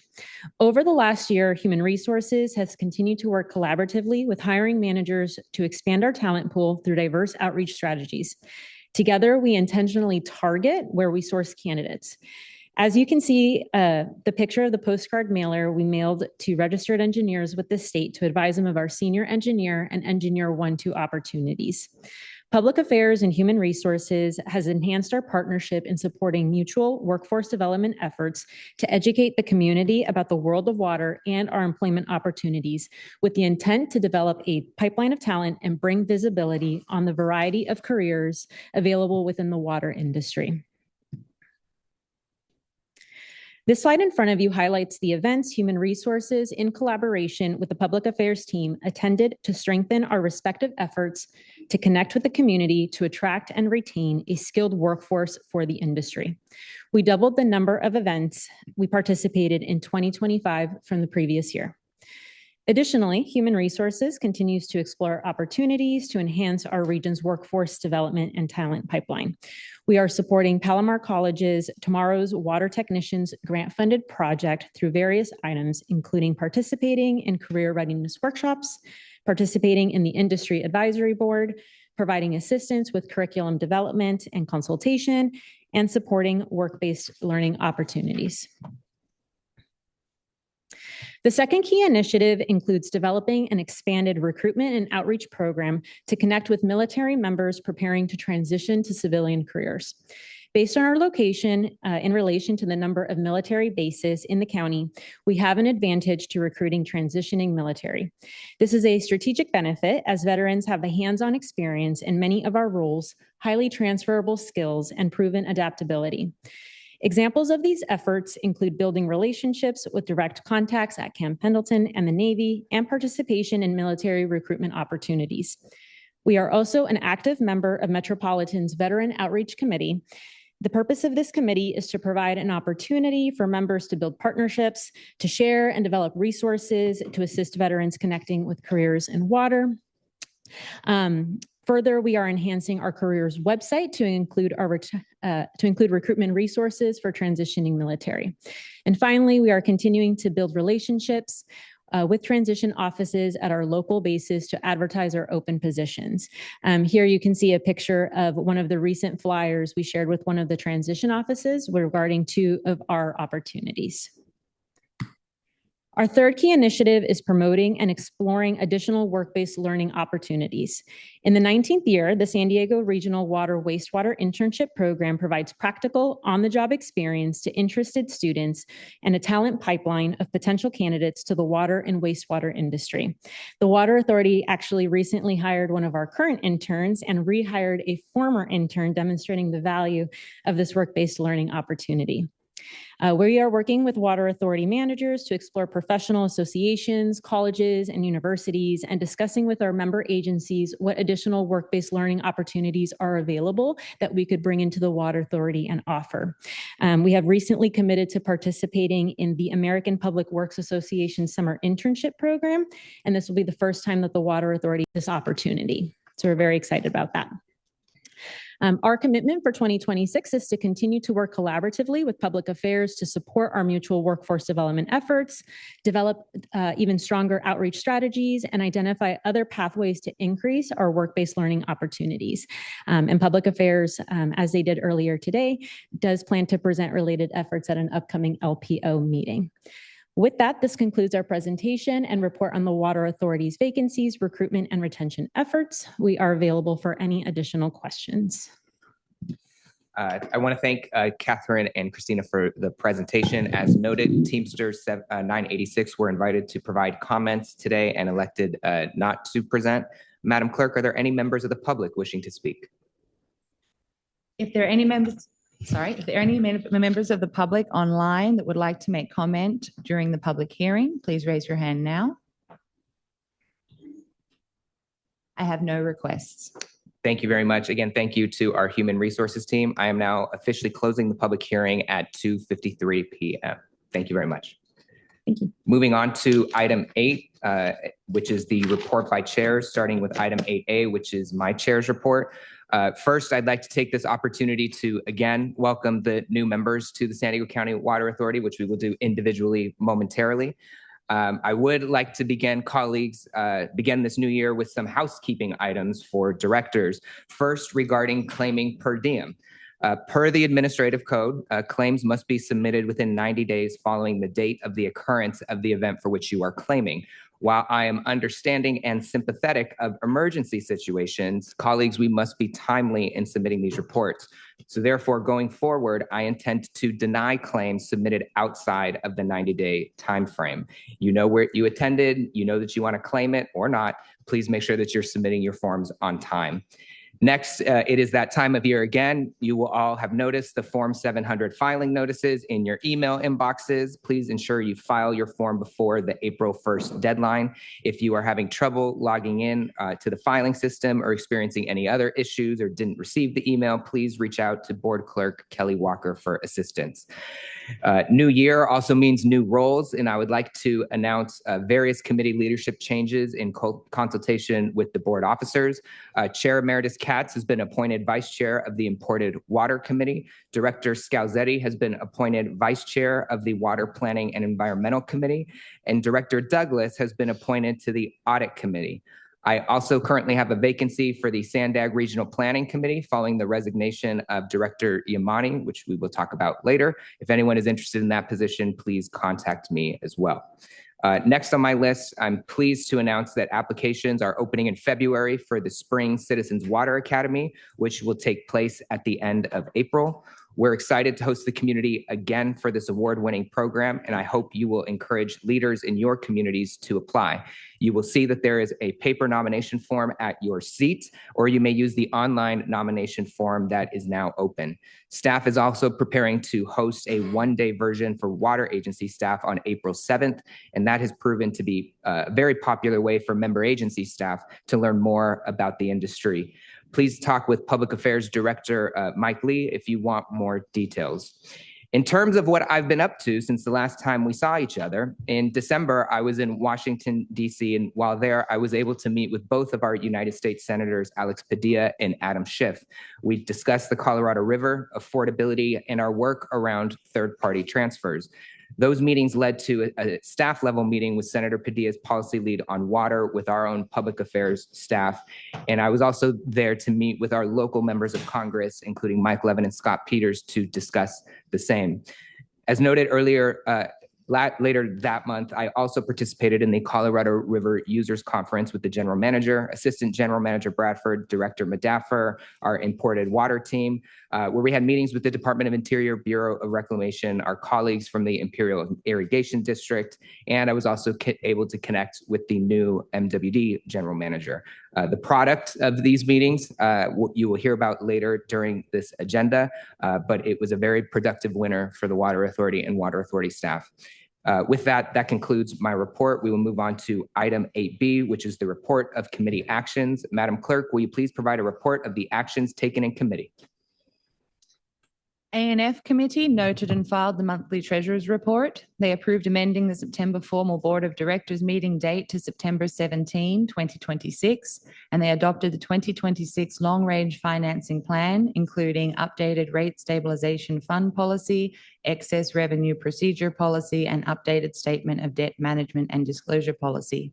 Water Planning approved the MOU with the city and the county for IRWM planning and implementation activities and awarded a contract with Woodard and Curran for a not-to-exceed amount of $503,255 with a termination date of June 30, 2029 and the option to extend an additional 18 months.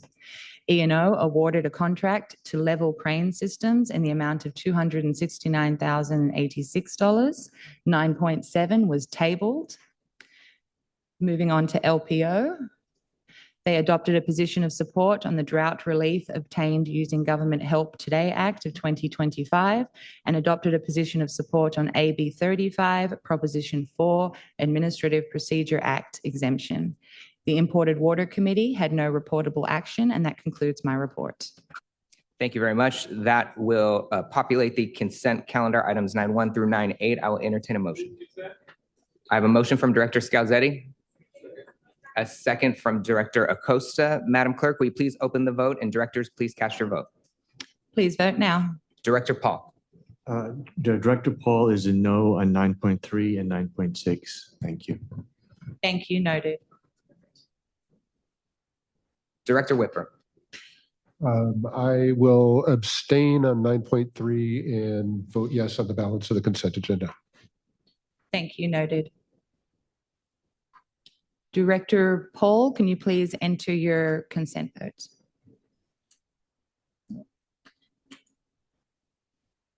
Thank you. Consent calendar passes. Thank you very much. I also just do with the passage of the consent calendar, want to just take a brief moment to iterate my thanks and appreciation to specifically our finance staff for their work today in getting us to this point. I know we had a robust discussion earlier, and I appreciate that every single time, make no mistake, but really want to recognize their work in getting us to this point. So colleagues, will you join me in a round of applause for our finance staff?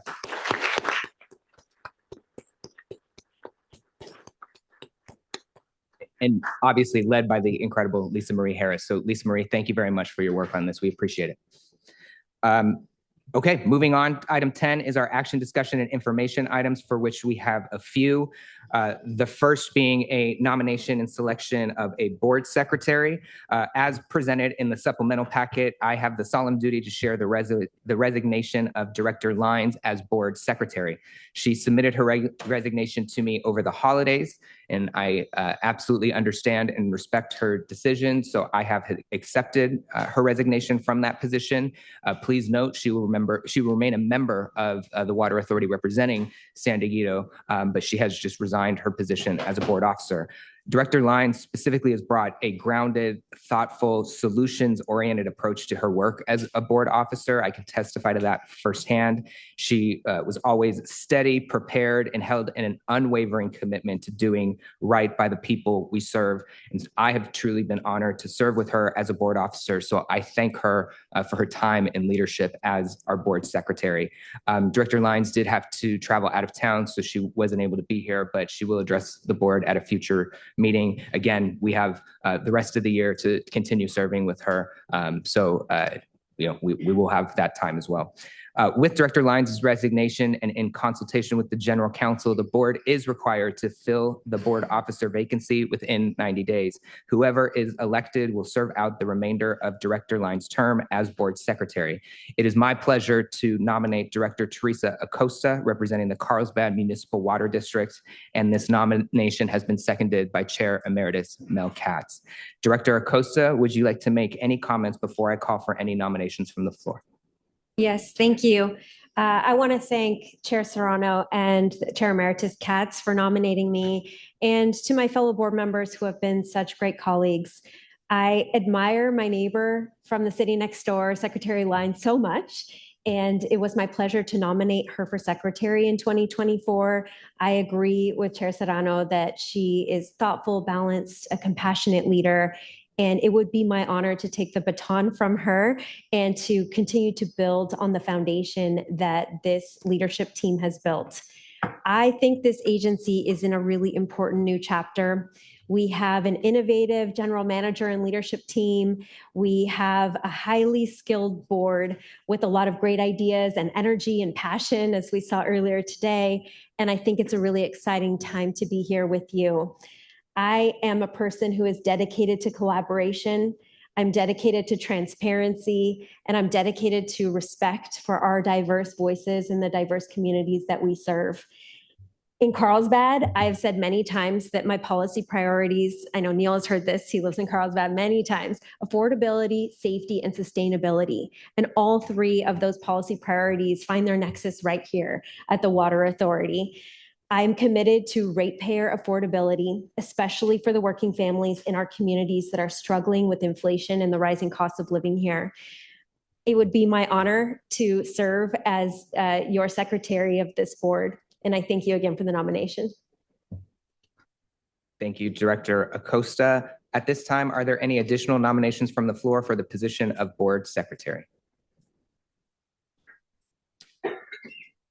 Hearing no further nominations, there is a motion by myself to appoint Director Acosta as the board secretary with a second from Chair Emeritus Katz. Is there any discussion? Director Myers. Thank you. I'd just like to add that as Director Acosta mentioned, she is my city council member. I have got to know her well once I decided to step into this ring of water. And I just couldn't be happier that she stepped forward and is going to and accepts the role that she's taken. She has the demeanor, the skills, and I think the knowledge to do a great job. And she certainly has my full support. Thank you, Director Myers. Director Castaneda. Well, thank you very much. And thank you, Chair Serrano, for making an excellent choice with respect to your motion. It's bittersweet. I'm going to lose a great seatmate here, but over the last few years, we've had the opportunity to talk a lot about various issues that have come before this board, and I've always found her to be open, collaborative, and willing to look at the big picture. And I think what she spoke about in terms of affordability is something that all of us are thinking about. And with her leadership role, we will move further down the line. Thank you. Thank you, Director Castaneda. Vice Chair Hilliker. Thank you, Chair. Well, over the last year I've spent with Joy, it's been great, and I'm really going to miss her. She's a great carpool buddy. So let's keep that in mind. But I'm really excited to see Ms. Acosta come on up and join us and be ready to start drinking from a fire hose. I wasn't sure where you were going with that last part. It is close. It is getting close to 3:30. Director Scalzetti. Thank you, Chair. I also are going to miss her being my neighbor. I was wondering if I could drum up enough votes, she would stay right next to me. But I hope that you would consider bringing me another neighbor. Thank you. Yeah, I'm a regular State Farm, like a good neighbor. I'm there for you. All right, Madam Clerk, will you please open the vote? Directors, please cast your vote. Vote is open.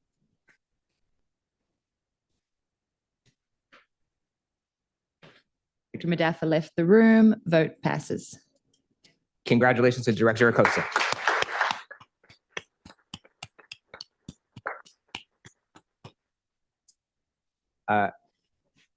And now for something completely different. Item 10.2 is a Board of Director retirement resolution for Director Ditas Yamani representing the City of National City. Director Yamani served on the Water Authority Board of Directors since January of 2023.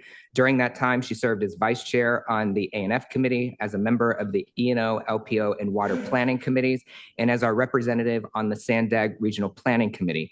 Director Yamani couldn't join us for today's meeting, but we want to thank her for her service on this board. With that, can I get a motion to approve Resolution 2026-1? Second. I have a motion from Vice Chair Hilliker, a second from Director Scalzetti. Madam Clerk, will you please open the vote? Directors, please cast your vote.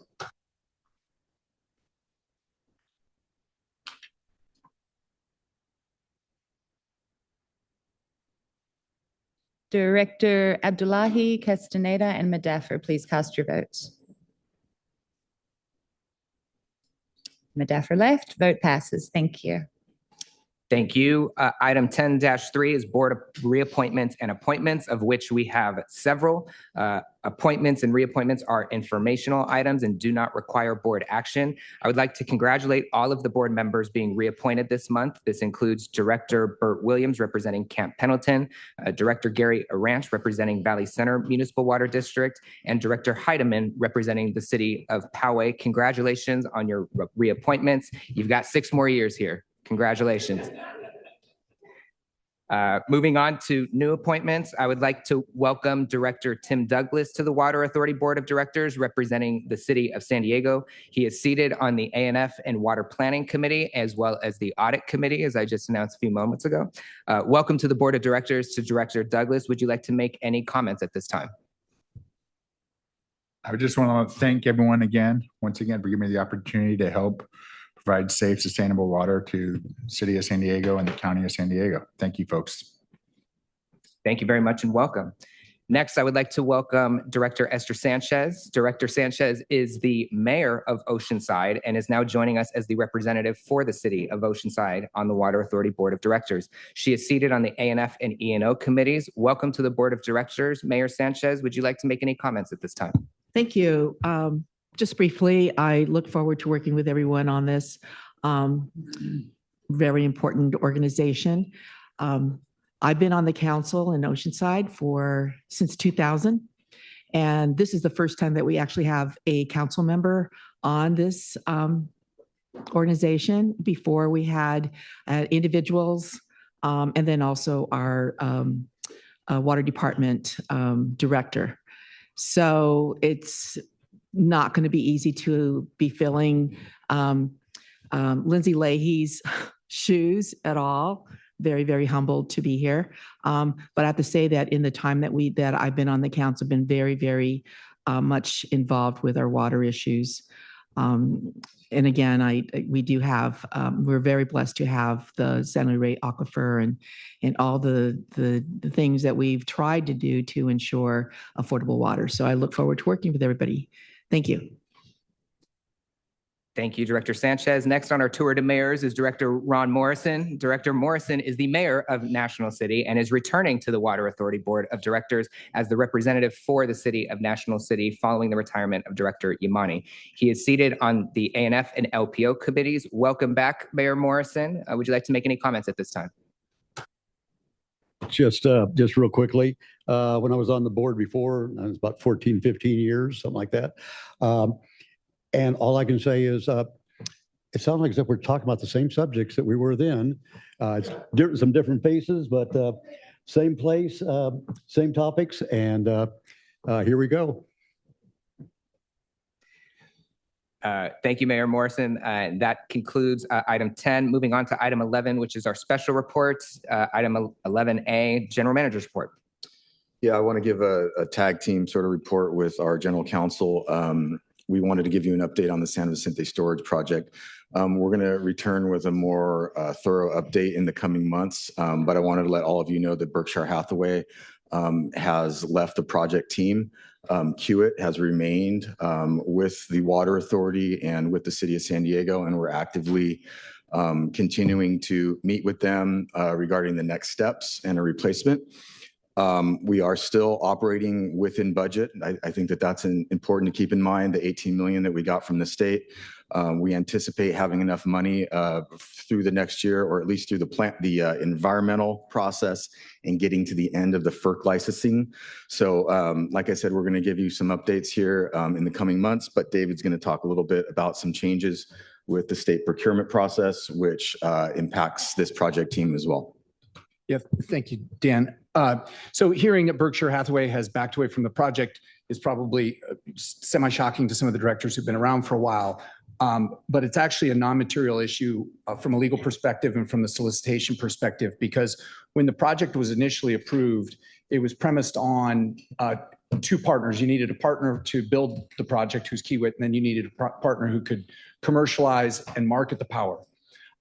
That second component is no longer necessary because the state of California has stepped in and has elected to be a central procurer of the type of energy that's going to be generated at the San Vicente facility. So that'll go through a competitive process through DWR. So the important piece here is that we remain partners with the company that can actually build the project. So essentially, they just need to go out and find a financing arm. And in many ways, the state's decision has alleviated a lot of risk on this particular project. So, you know, the ability of a firm to go out and find a buyer for power that's a little unknown, it's going to be 15 years into the future, created a risk profile that's very, very different from one where there's a competitive process within the state where we'll make an application and we'll be picked or not picked. Likely picked, hopefully, and we know what the developer knows what their profit basis is, and it's a much more standardized process than it was before. So, no material change to the action that this board took at the point in time, and if anything, the project has been de-risked to a large extent by the change at the state. So that's the report on that. I do have one other general, unless you've got something else. Okay.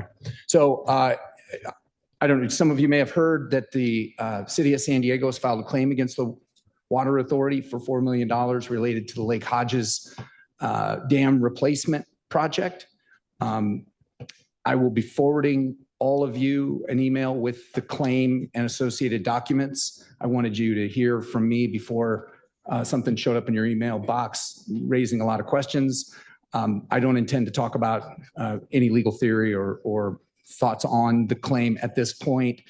We have 45 days to respond, but I thought it was important that you all know. And like I said, you'll see that probably by close of business today.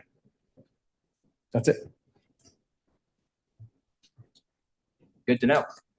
Okay, Sandag report. Secretary Lyons is absent. Sandag subcommittees, Borders Committee. Mr. Chair, the Borders Committee was canceled.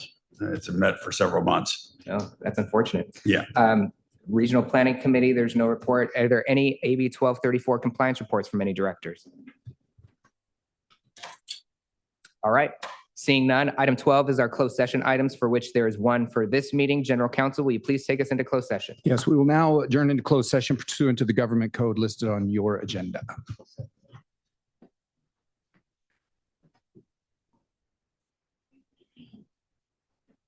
Okay, we have emerged from closed session and we will announce that there has been a Hodges Litigation Committee established by Vice Chair Hilliker. Director Arant will be the chair and the following directors are members. Director Acosta, well, Secretary Acosta, Director Heidemann, Director Myers, Director Rivera, Director Coates Hedberg, Director Hilliker, or Vice Chair Hilliker, Director Flessy, and Director Quaylen. And with that, I'm done. I'm concluded. All right.